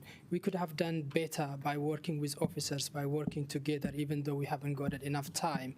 And the reason I'm saying this is, you yourself, you moved 2 weeks ago an amendment about 14 projects that we were supposed to be cutting. Most of them are not here now. Good on you for just changing your mind, for listening. But why panicking the community all this time is just something that we really need to be figuring out in going forward as well. In the process as well, for me, speaking to the whole project, from last year on, we have been, from time to time, the information that we had, it makes me feel if I got enough information to make sensible decisions. It has been confusing, not only for me. I got an economist friend who's been following through this process, who's been telling me, why now it's changing from this to this? Why now it's changing from under insurance into the risk appetite? And I think it's something that we really need to, unless we admit those things, it's going to be very difficult in moving forward, because some of us, we still got that grudge in our heart. I think that needs to be acknowledged for us to move forward. And also, I think this amendment is not brave enough. Example, when it comes to Te Awe Mapara, it's only taking 39 million, it's still 10 million is there. Why we are doing this? The community is going to have less satisfaction. They have already lost a lot of trust in us. Are we going to continue doing the same thing where the community is going to push back to us? I think that is something to look forward to it. And from officer side, I actually would like to acknowledge our CFO, Chief Financial Officer, how she's been unbelievably in responding to a lot of things, with my differences aside, with those advices. But you've been unbelievably very constructive in your input and bringing us some of these advices. Councillors, I think this is going to take us in the future. Unless we criticize each other brave enough, we can't just keep referring to respect, and we don't scrutinize things. That is what's happening to us. And that is how we end up in such an environment. We could have avoided a lot of this amendment if we have worked previously together. That is what I'm begging again. And this amendment, I will be supporting some, but some of them are not brave enough. And I don't also think we need to cut anything, to be honest. Councillor Chung. Right. First of all, I would like to thank the Mayor for the effort that she's actually made to actually elicit support from both sides of the House, if we can call ourselves that, and by looking at projects that some of us want that may be against really what she believes in. But I do believe that and I will vote for a lot of these projects, but I do believe that we still have the big rocks in there. We're trying to make huge savings out of the long-term plan, and so one big project here, one big rock here that stands out, of course, is the Golden Mile. Now, it's a huge amount of money, and so I won't be supporting that. But a lot of the other projects, I generally support things that we already have. I don't like to take things away from the community that we've had before, that people have enjoyed and they want to continue enjoying. And look at the new projects that we're looking at, and so I think it's a lot better for people to not do the new projects rather than take things away that they've already had. However, one major exception to that is the Frankitts Park, and in particular the Chinese Garden. Now, the community have been telling me for many years that they've been waiting for this for over 20 years, 24 years or something, that it's actually been in progress. Now, successive mayors have actually promised that, yes, we will do it, we will bring this forward, we will actually get this done. But here we are, 2 decades on, and it's still not done. So I really want to actually see this come to fruition, so that we're not going through the, endless trains of people coming out and saying that, look, it's never ever going to happen. I have no faith in that anymore. But seeing this on the long-term plan, keeping it in the long-term plan, I think is actually a good thing, because it's keeping it alive. Now, even though in here we have we put into year 10 on the long-term plan, I think that it's actually still in there. It still means something, and we can, any successive council can actually pull this forward. And so I do believe that that's the best we can do at the moment, because Frankitts Park is a real issue now with the car park, what to do, the amount of money that it's going to cost, the complication of the Whale Malai in there. But generally, I think that this has been well done. But look very carefully at what you're voting for, and I think that some of these are actually very good. Thank you. Councillor Free. Thank you. Thank you. I want to actually commend everybody around the table for bringing their thoughts and, arguing with passion in some cases for the things they believe in. I think that is our right, and I respect that we've heard from people. I think it's been a really good process. I'd like to actually thank the chair. You've done a really good job. I'd like to thank the mayor and her office. Michael has, but working in conjunction with you, done a pretty good job actually, and I think you've been fair. You've looked right across the city and you've made sure that you've addressed things in each community as best you can, kept things that really mattered to people.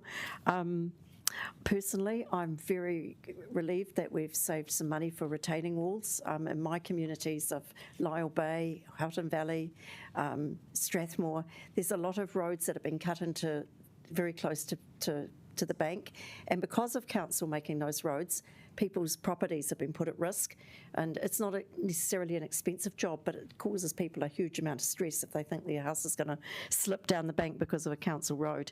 I'm really relieved that we've got some money for that, and I'm also relieved that we approved today actually some money for reactive minor works, because these are things that we want to be able to respond to our constituents when they come to us with a genuine issue, and if there's no budget there, you can't.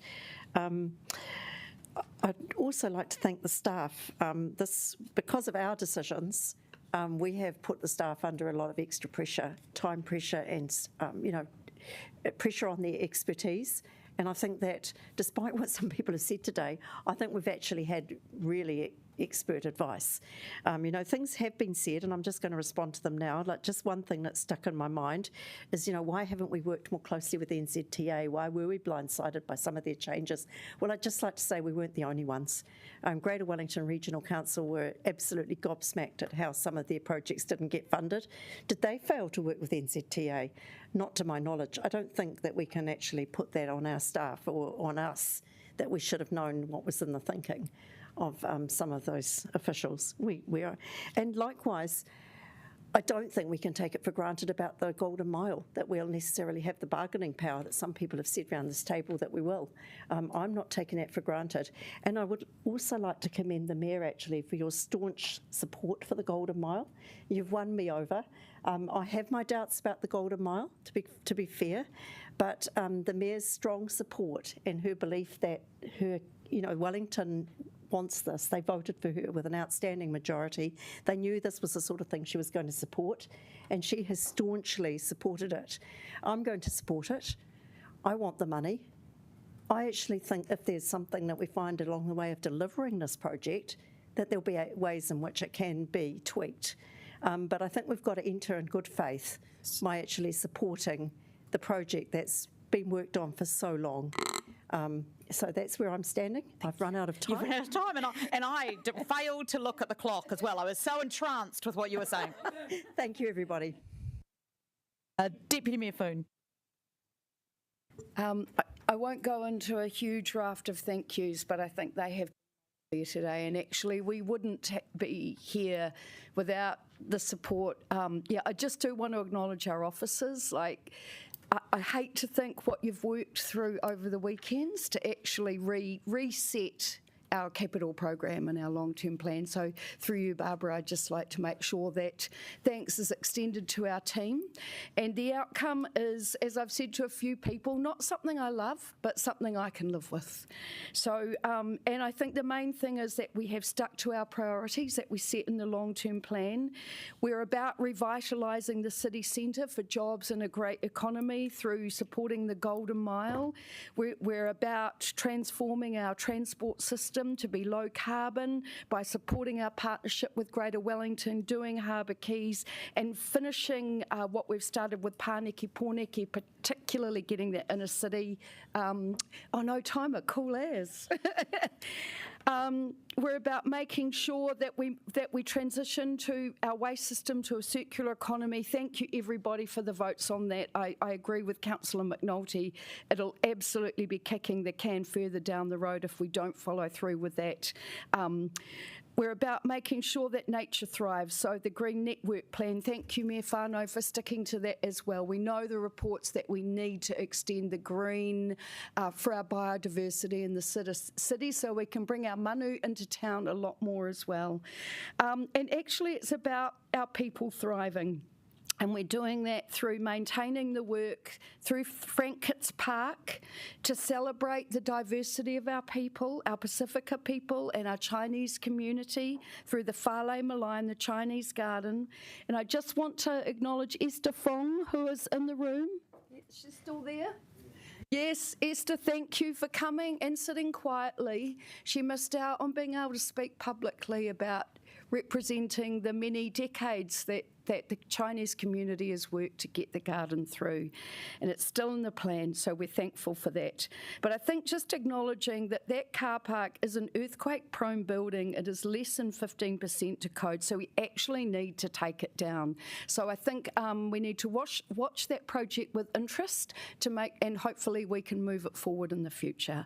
But yeah, just thank you everyone. Thank you, Mayor Whānau, for your work. I know that's been extremely difficult for you. And yeah, tauta koe mahi. Thank you. Councillor Randall.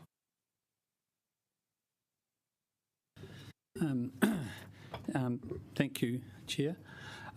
First of all, I do want to acknowledge all the work from the officers, including from staff from the Mayor's office, to pull all this together in a very, very short period of time. Towards that end too, I also would like to table the Q&As that we've received. It's already been tabled. Okay, thank you. Because there's a huge amount of information. That said, though, this is a pretty impossible process, certainly for me, who wants to get it right and get the numbers right. We only received our actual numbers on 5 p.m. on Friday after the last Q&A, and we received the last Q&A responses at 5 p.m. yesterday. And so pulling together these amendments, if they look a bit chaotic, there's a very good reason for that, and that's because we've having to work all weekend and in the last minute all the way through this process. I also have to note my disappointment that the CBD transport plan that was going to provide us some insights as to how the Golden Mile project would work with the proposed cycleways and the proposed bus lanes still hasn't been presented. It was due in September and then November, and now it's being presented on the 12th of December. But I really think that information from independent transport experts would provide some key knowledge and feedback to either confirm or critique whether or not this isolated major project the Mayor wants to proceed will work in the context of the city. I also have to say that this council still can't make a hard decision. Our task was to release enough money to restore our emergency funding in cases of disaster. And we've heard that even before the amended changes, which I see have probably only added to the amount of money that we're going to spend, that we were not going to hit our target until year 9, which is pretty well never. The reason we're not hitting it is because we keep spending money on things like the Golden Mile project, $55 million. The Organics project, we can't even postpone it for a while until the city recovers. And I have to note too, people may not realise, we've increased our cycleway budget from $53 million to $63 million. Councillor Adjournment, notes the $10 million loss from the facilities plan. It's gone towards cycleways, mate. That's where the priority is for this council, not facilities, cycleways.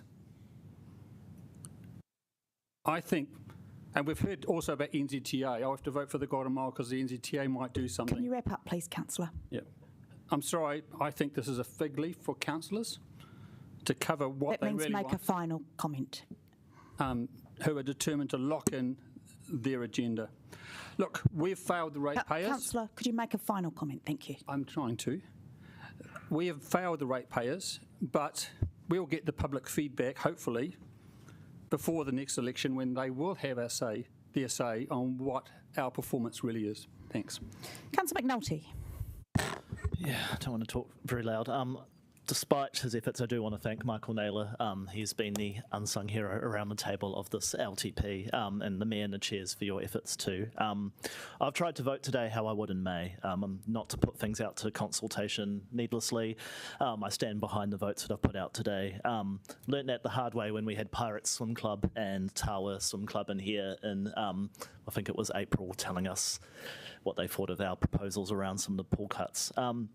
Very quickly, I do want to thank the Mayor for putting the revised 6 and 7 into the amended substantive. Our financial strategy previously was confusing. I was trying to explain it to some down at the media desk earlier, drawing a graph. Andrea was drawing the same graph behind me, talking to Lindsay earlier, like to try and explain that we have 500 million under a line, but we have 500 million over a line. We can now say the council is aiming to have $1 billion of debt headroom that it does not wish to borrow, and that covers us for unexpected events, including under insurance.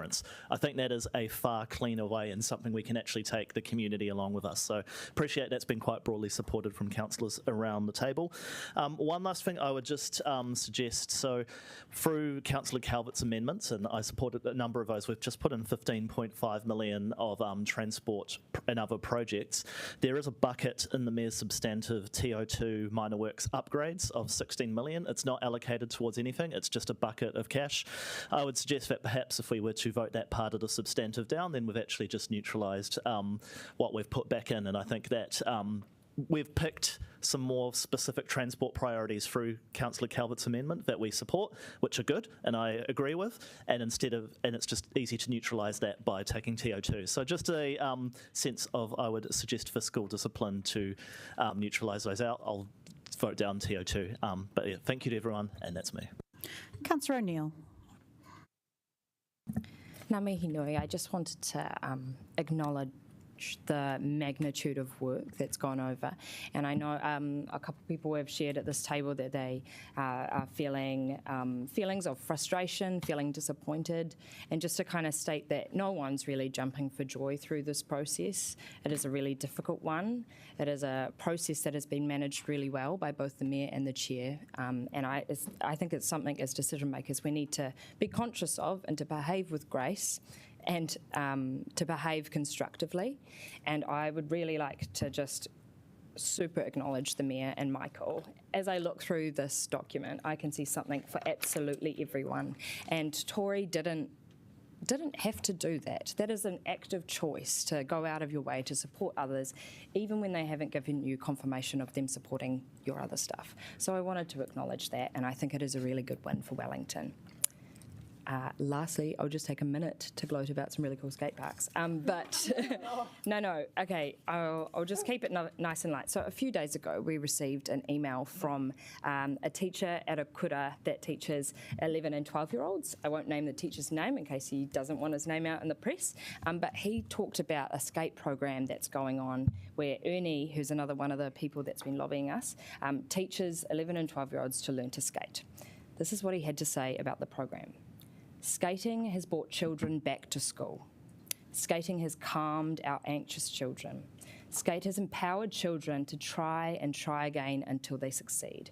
Active kids are happy kids, and the happiest kids are the ones that are skating.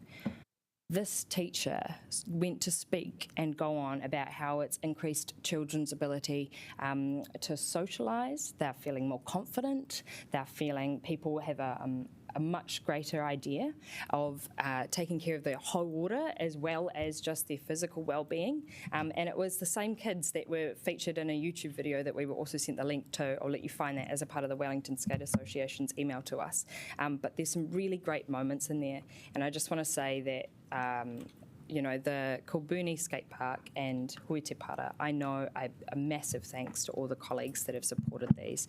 I know it might seem like a lot.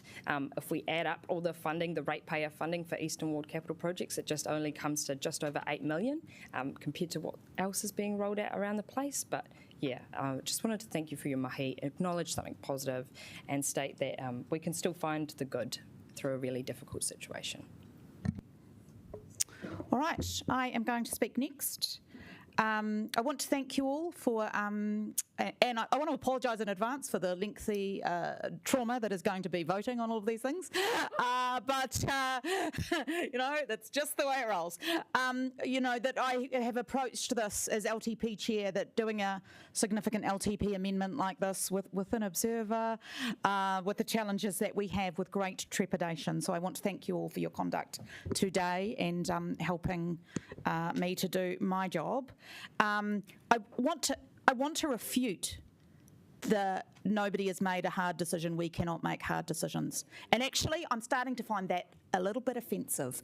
When the Deputy Mayor was in tears because she voted against an amendment to restore our cycleway funding, which she stood for council to achieve, voting against the things that you hold dear is the hardest thing. So I want to thank everybody that has done that. I understand when you didn't as well. But also, I want to put an end to the continued misinformation about the role and the primacy and the cost of our cycleway program compared to all of the other things we do. We have not increased funding for cycleways. We have cut it both in the last LTP and now as a response to the reduction in government funding. And I just ask all of you to not continue to propagate a culture war about transport and safety. It's tiresome. I think that one thing that is very frustrating about this process is that it is essentially a relitigation. And to me, and it's not a relitigation of the whole LTP, but it is a relitigation to an extent. And I think that there are two things that we have fundamentally wrong as a council. One, we endlessly relitigate everything. Two, we are not clear about what our roles are. And I would say that around this table, we have too many mayors. There is actually one mayor, that is Mayor Tory Whānau, and in putting together a magnificent package with great support from your staff, you have led us. I respect you to do that. I understand what my role is as chair, which is to guide through this process. I have not fought for one thing to be in this LTP amendment. I ask all of you, as we go forward, instead of the massive shopping list, think of one or two things that we can work together on. And that is understanding the mandate you have and the mandate Mayor Whānau has. And if you can do that, I believe we can work together much more successfully. I want to thank you all again. I want to thank the team. I know how much hard work has gone in to the last few weeks, ever since the notice of motion to get us to this point. It's not going to get any easier, but we have to do it and work constructively together. Mayor Whānau, right of reply? Pauiwi Kelly. Thank you, Madam Chair. I too would like to just take a little bit of your time today to thank some people. Our chair, great job, and our officers and our mayor for putting this all together. I also was thinking about Stephen MacArthur and his closing remarks when he left, that at least I got our LTP through before I left. And I was reflecting on that when you were all talking. I feel really pleased actually to sit here today and to talk to you, because I haven't felt that way for a long time. And I just want to acknowledge our iwi leaders who came in here today, that set the scene for our hui today, that brought the right wairua into our chambers today, which I believe set the scene for us to come to a decision, to be able to talk in an adult, meaningful way. And I just would like to commend all of you, even though you make me hoha sometimes, because you do relitigate everything. I do want to commend you that we have been able to get to where we are today. And I feel like our mayor has shown real leadership, and that our governors have shown leadership to support her in making these hard decisions that we have made today that is going to be the best thing for our city. What I wanted to share with you, because I was sitting here and I was listening, and I never thought that I would ever say this, that I'm actually supporting future transformational improvements that will regenerate our inner city. And I got quite excited when we had that wahine, that she's my age, and she was talking about riding a bike, and that was making me feel a little bit guilty, and I was thinking, yeah, all right, okay, I can do this too. So I just want to commend you on the things that you have achieved today. I hope that moving forward, we can continue to move forward and to work together, and not just because we got somebody watching us, because we are all here. We are all here for the people who elected you and for the people who appointed me. And I think, even though we might disagree at times, that our purpose is the same, to be able to do what is best for our people and for our city, even though that might be different for each of you. But I just want to close with thanking our Mayor for her leadership and getting us to this stage. And I want to thank our Deputy Mayor too, because I do know that decision was really hard, but that you made that decision, and that guided the way for all of the rest of us. It was like, okay, we got the memo, we can do this, and I hope that we are going to continue to do this now when we vote. So kia ora everyone. Thank you.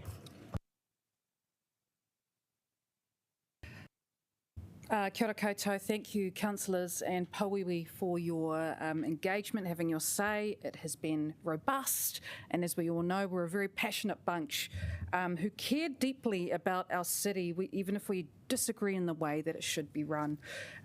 We've argued, we've disagreed, we've put up different amendments. That's all good, that's healthy, it's democracy. Thank you to staff. I know by having to do a rushed LTP amendment, this has meant you've had to put some of your projects on hold, including the transport plan. So thank you for prioritising us and our amendment.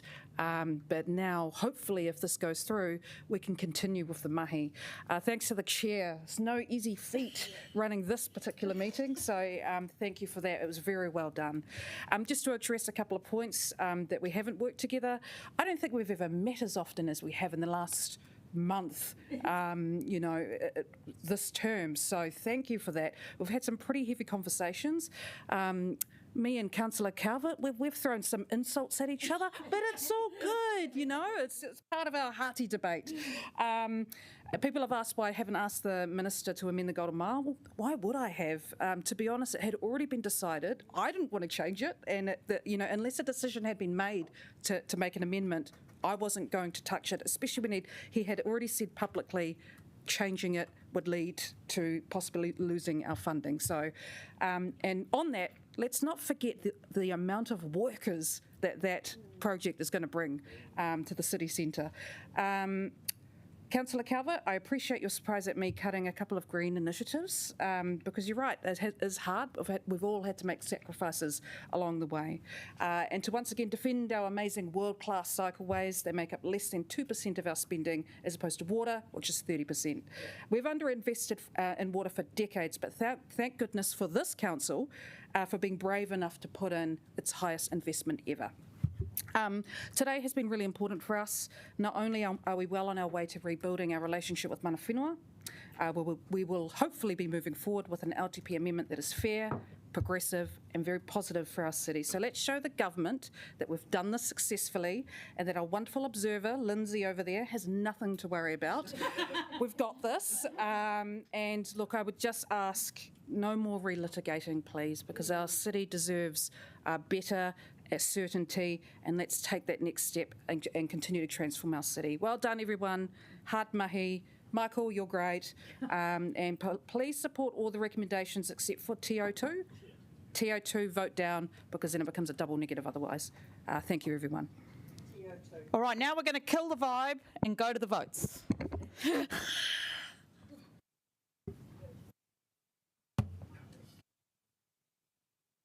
Okay, so can we do some of these?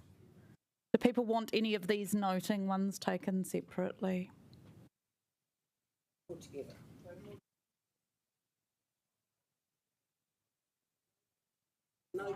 Can I do 1 through 5 together? Yes. Okay, thank you.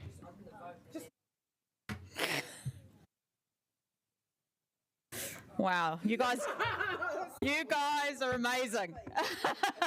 We can count beyond 3.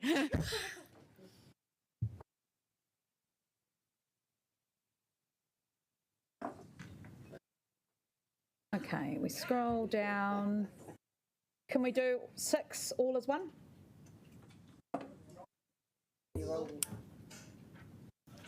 Sorry. Yep. Okay, 6 all as one.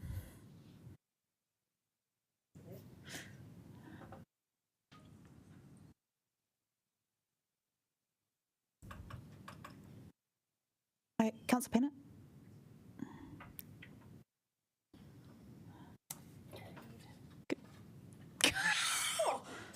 Tim, you're still here. All right.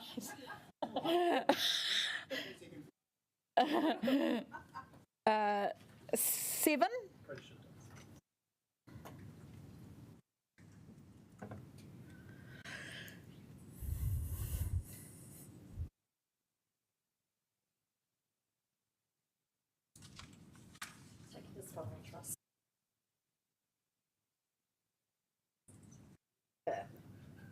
Councillor Adjournment?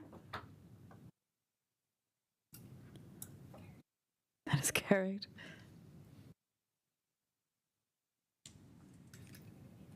Okay, can we do 8, 9, 10?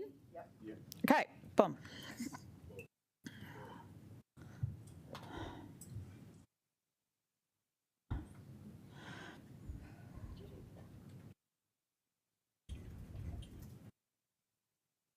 Councillor Adjournment? That's carried. Okay, this is where, do you still want to go line by line? Okay, so But haven't we already agreed on that one? we've all agreed on all of them. We could just take out TO2 and vote all the rest of them. Do you need to go line by line? There are some of them as amendment that I'm not supporting. Okay, we'll just start. 11, we'll just do 11. So sorry, 11.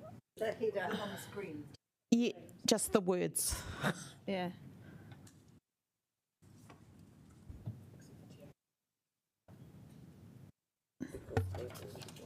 Tori, you need to vote. Oh, you did it. Great, that is carried. Can we do the 2 for Hui Te Para Park together? Thank you.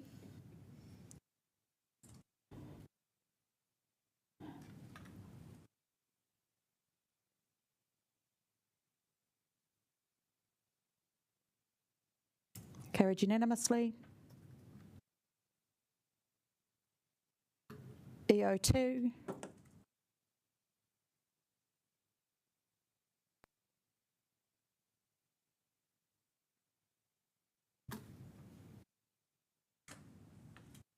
Carried.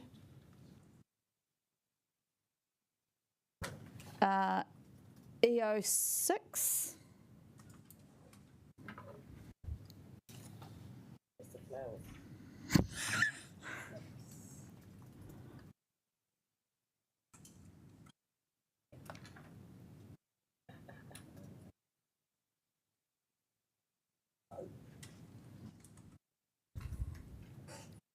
It is carried. EO8.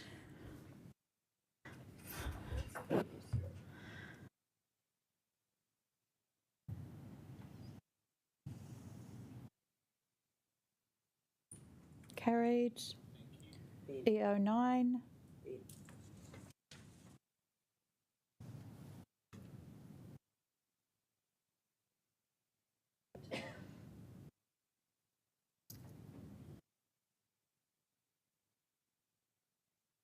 carried. E10.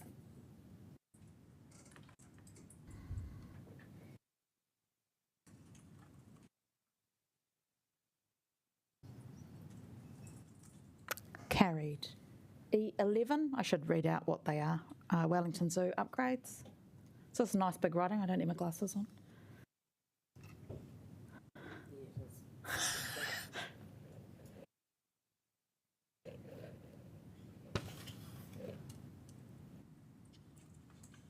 That is carried. CW01, the Bond Store upgrade.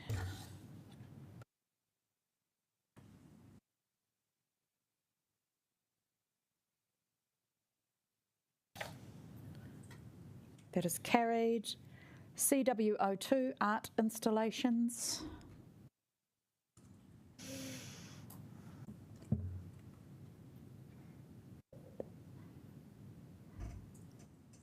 That is carried. There's a few protest votes happening. SR01, Kandala Pool upgrade.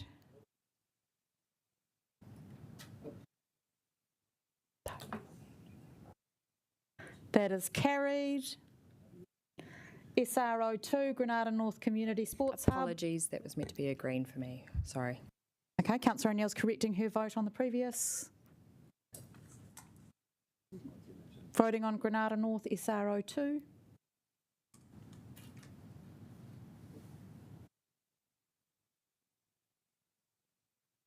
Carried. SR03, playgrounds upgrades.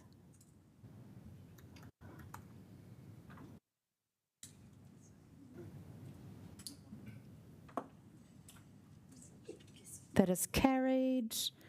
SR04, Destination Skate Park, Kilburnie.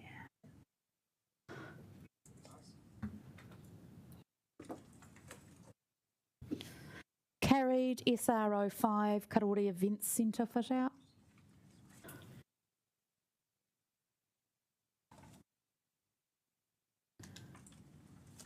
Carried. SR06, Te Awe Māpara.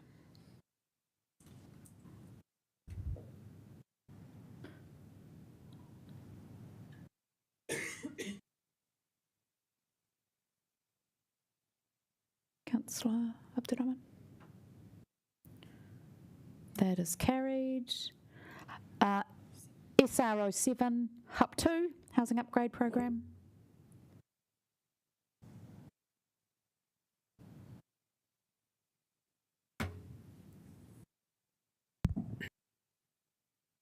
Madam Chair, a bit of quick question to the first one regards to Te Awe Māpara.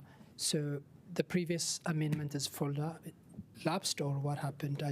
We've already voted on it. We're moving through. You can ask a question afterwards. We're voting on HUP2. Okay.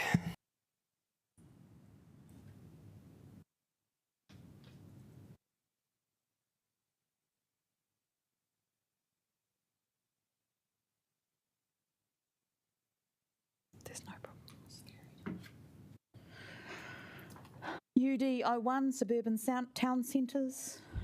There's no problem.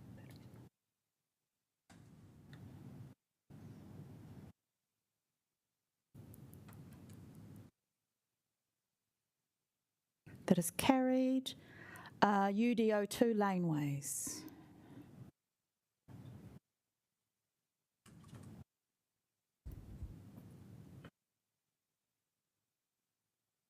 Councillor Brown?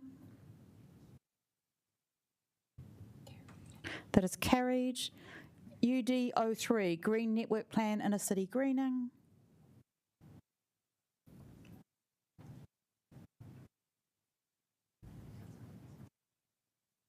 That is carried. TO1, retaining walls.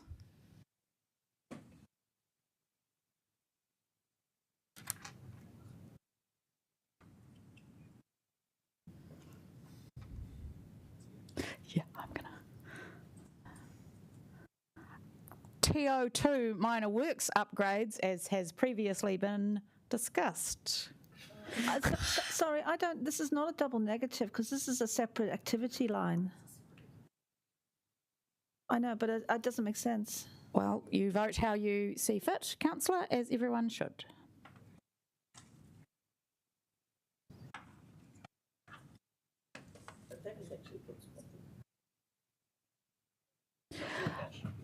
Could we not have discussion while we're voting?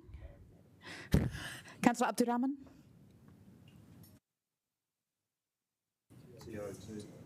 TO2, minor works upgrades.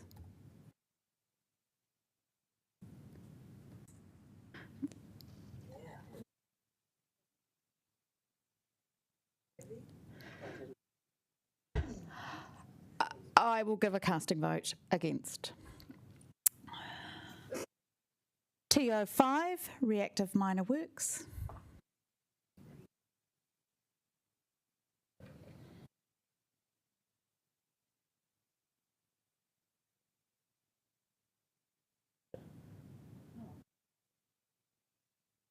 I'm voting for it. Thank you.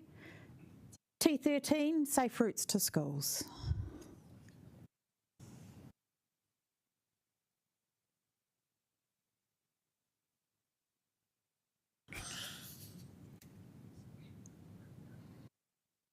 That is carried. T14, footpath upgrades.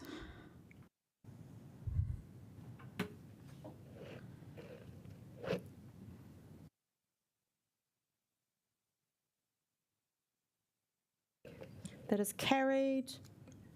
T17, cycleways minor works.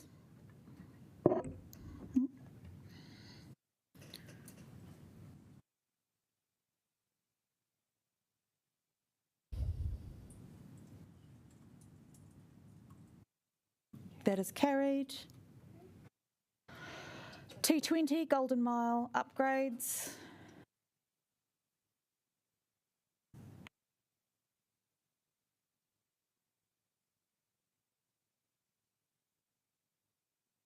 That is carried. T23, City Streets.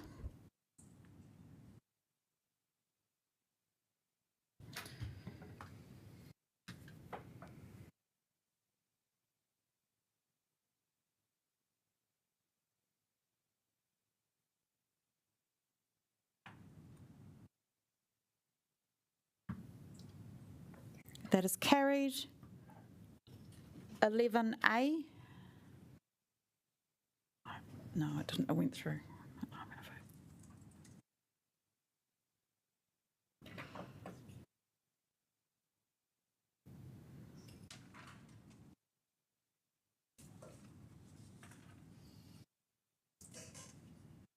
It is carried.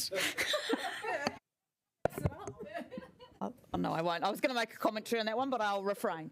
12. That says just about future advice to come. 12. Yep.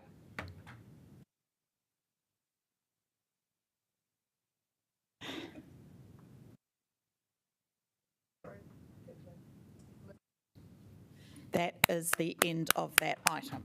Right. 2.2, decision register updates and upcoming reports. I'll take the paper as well. Yes, thank you. I will move it. Councillor Panovich will second. Is there any debate? No, there is not. We will go to the vote.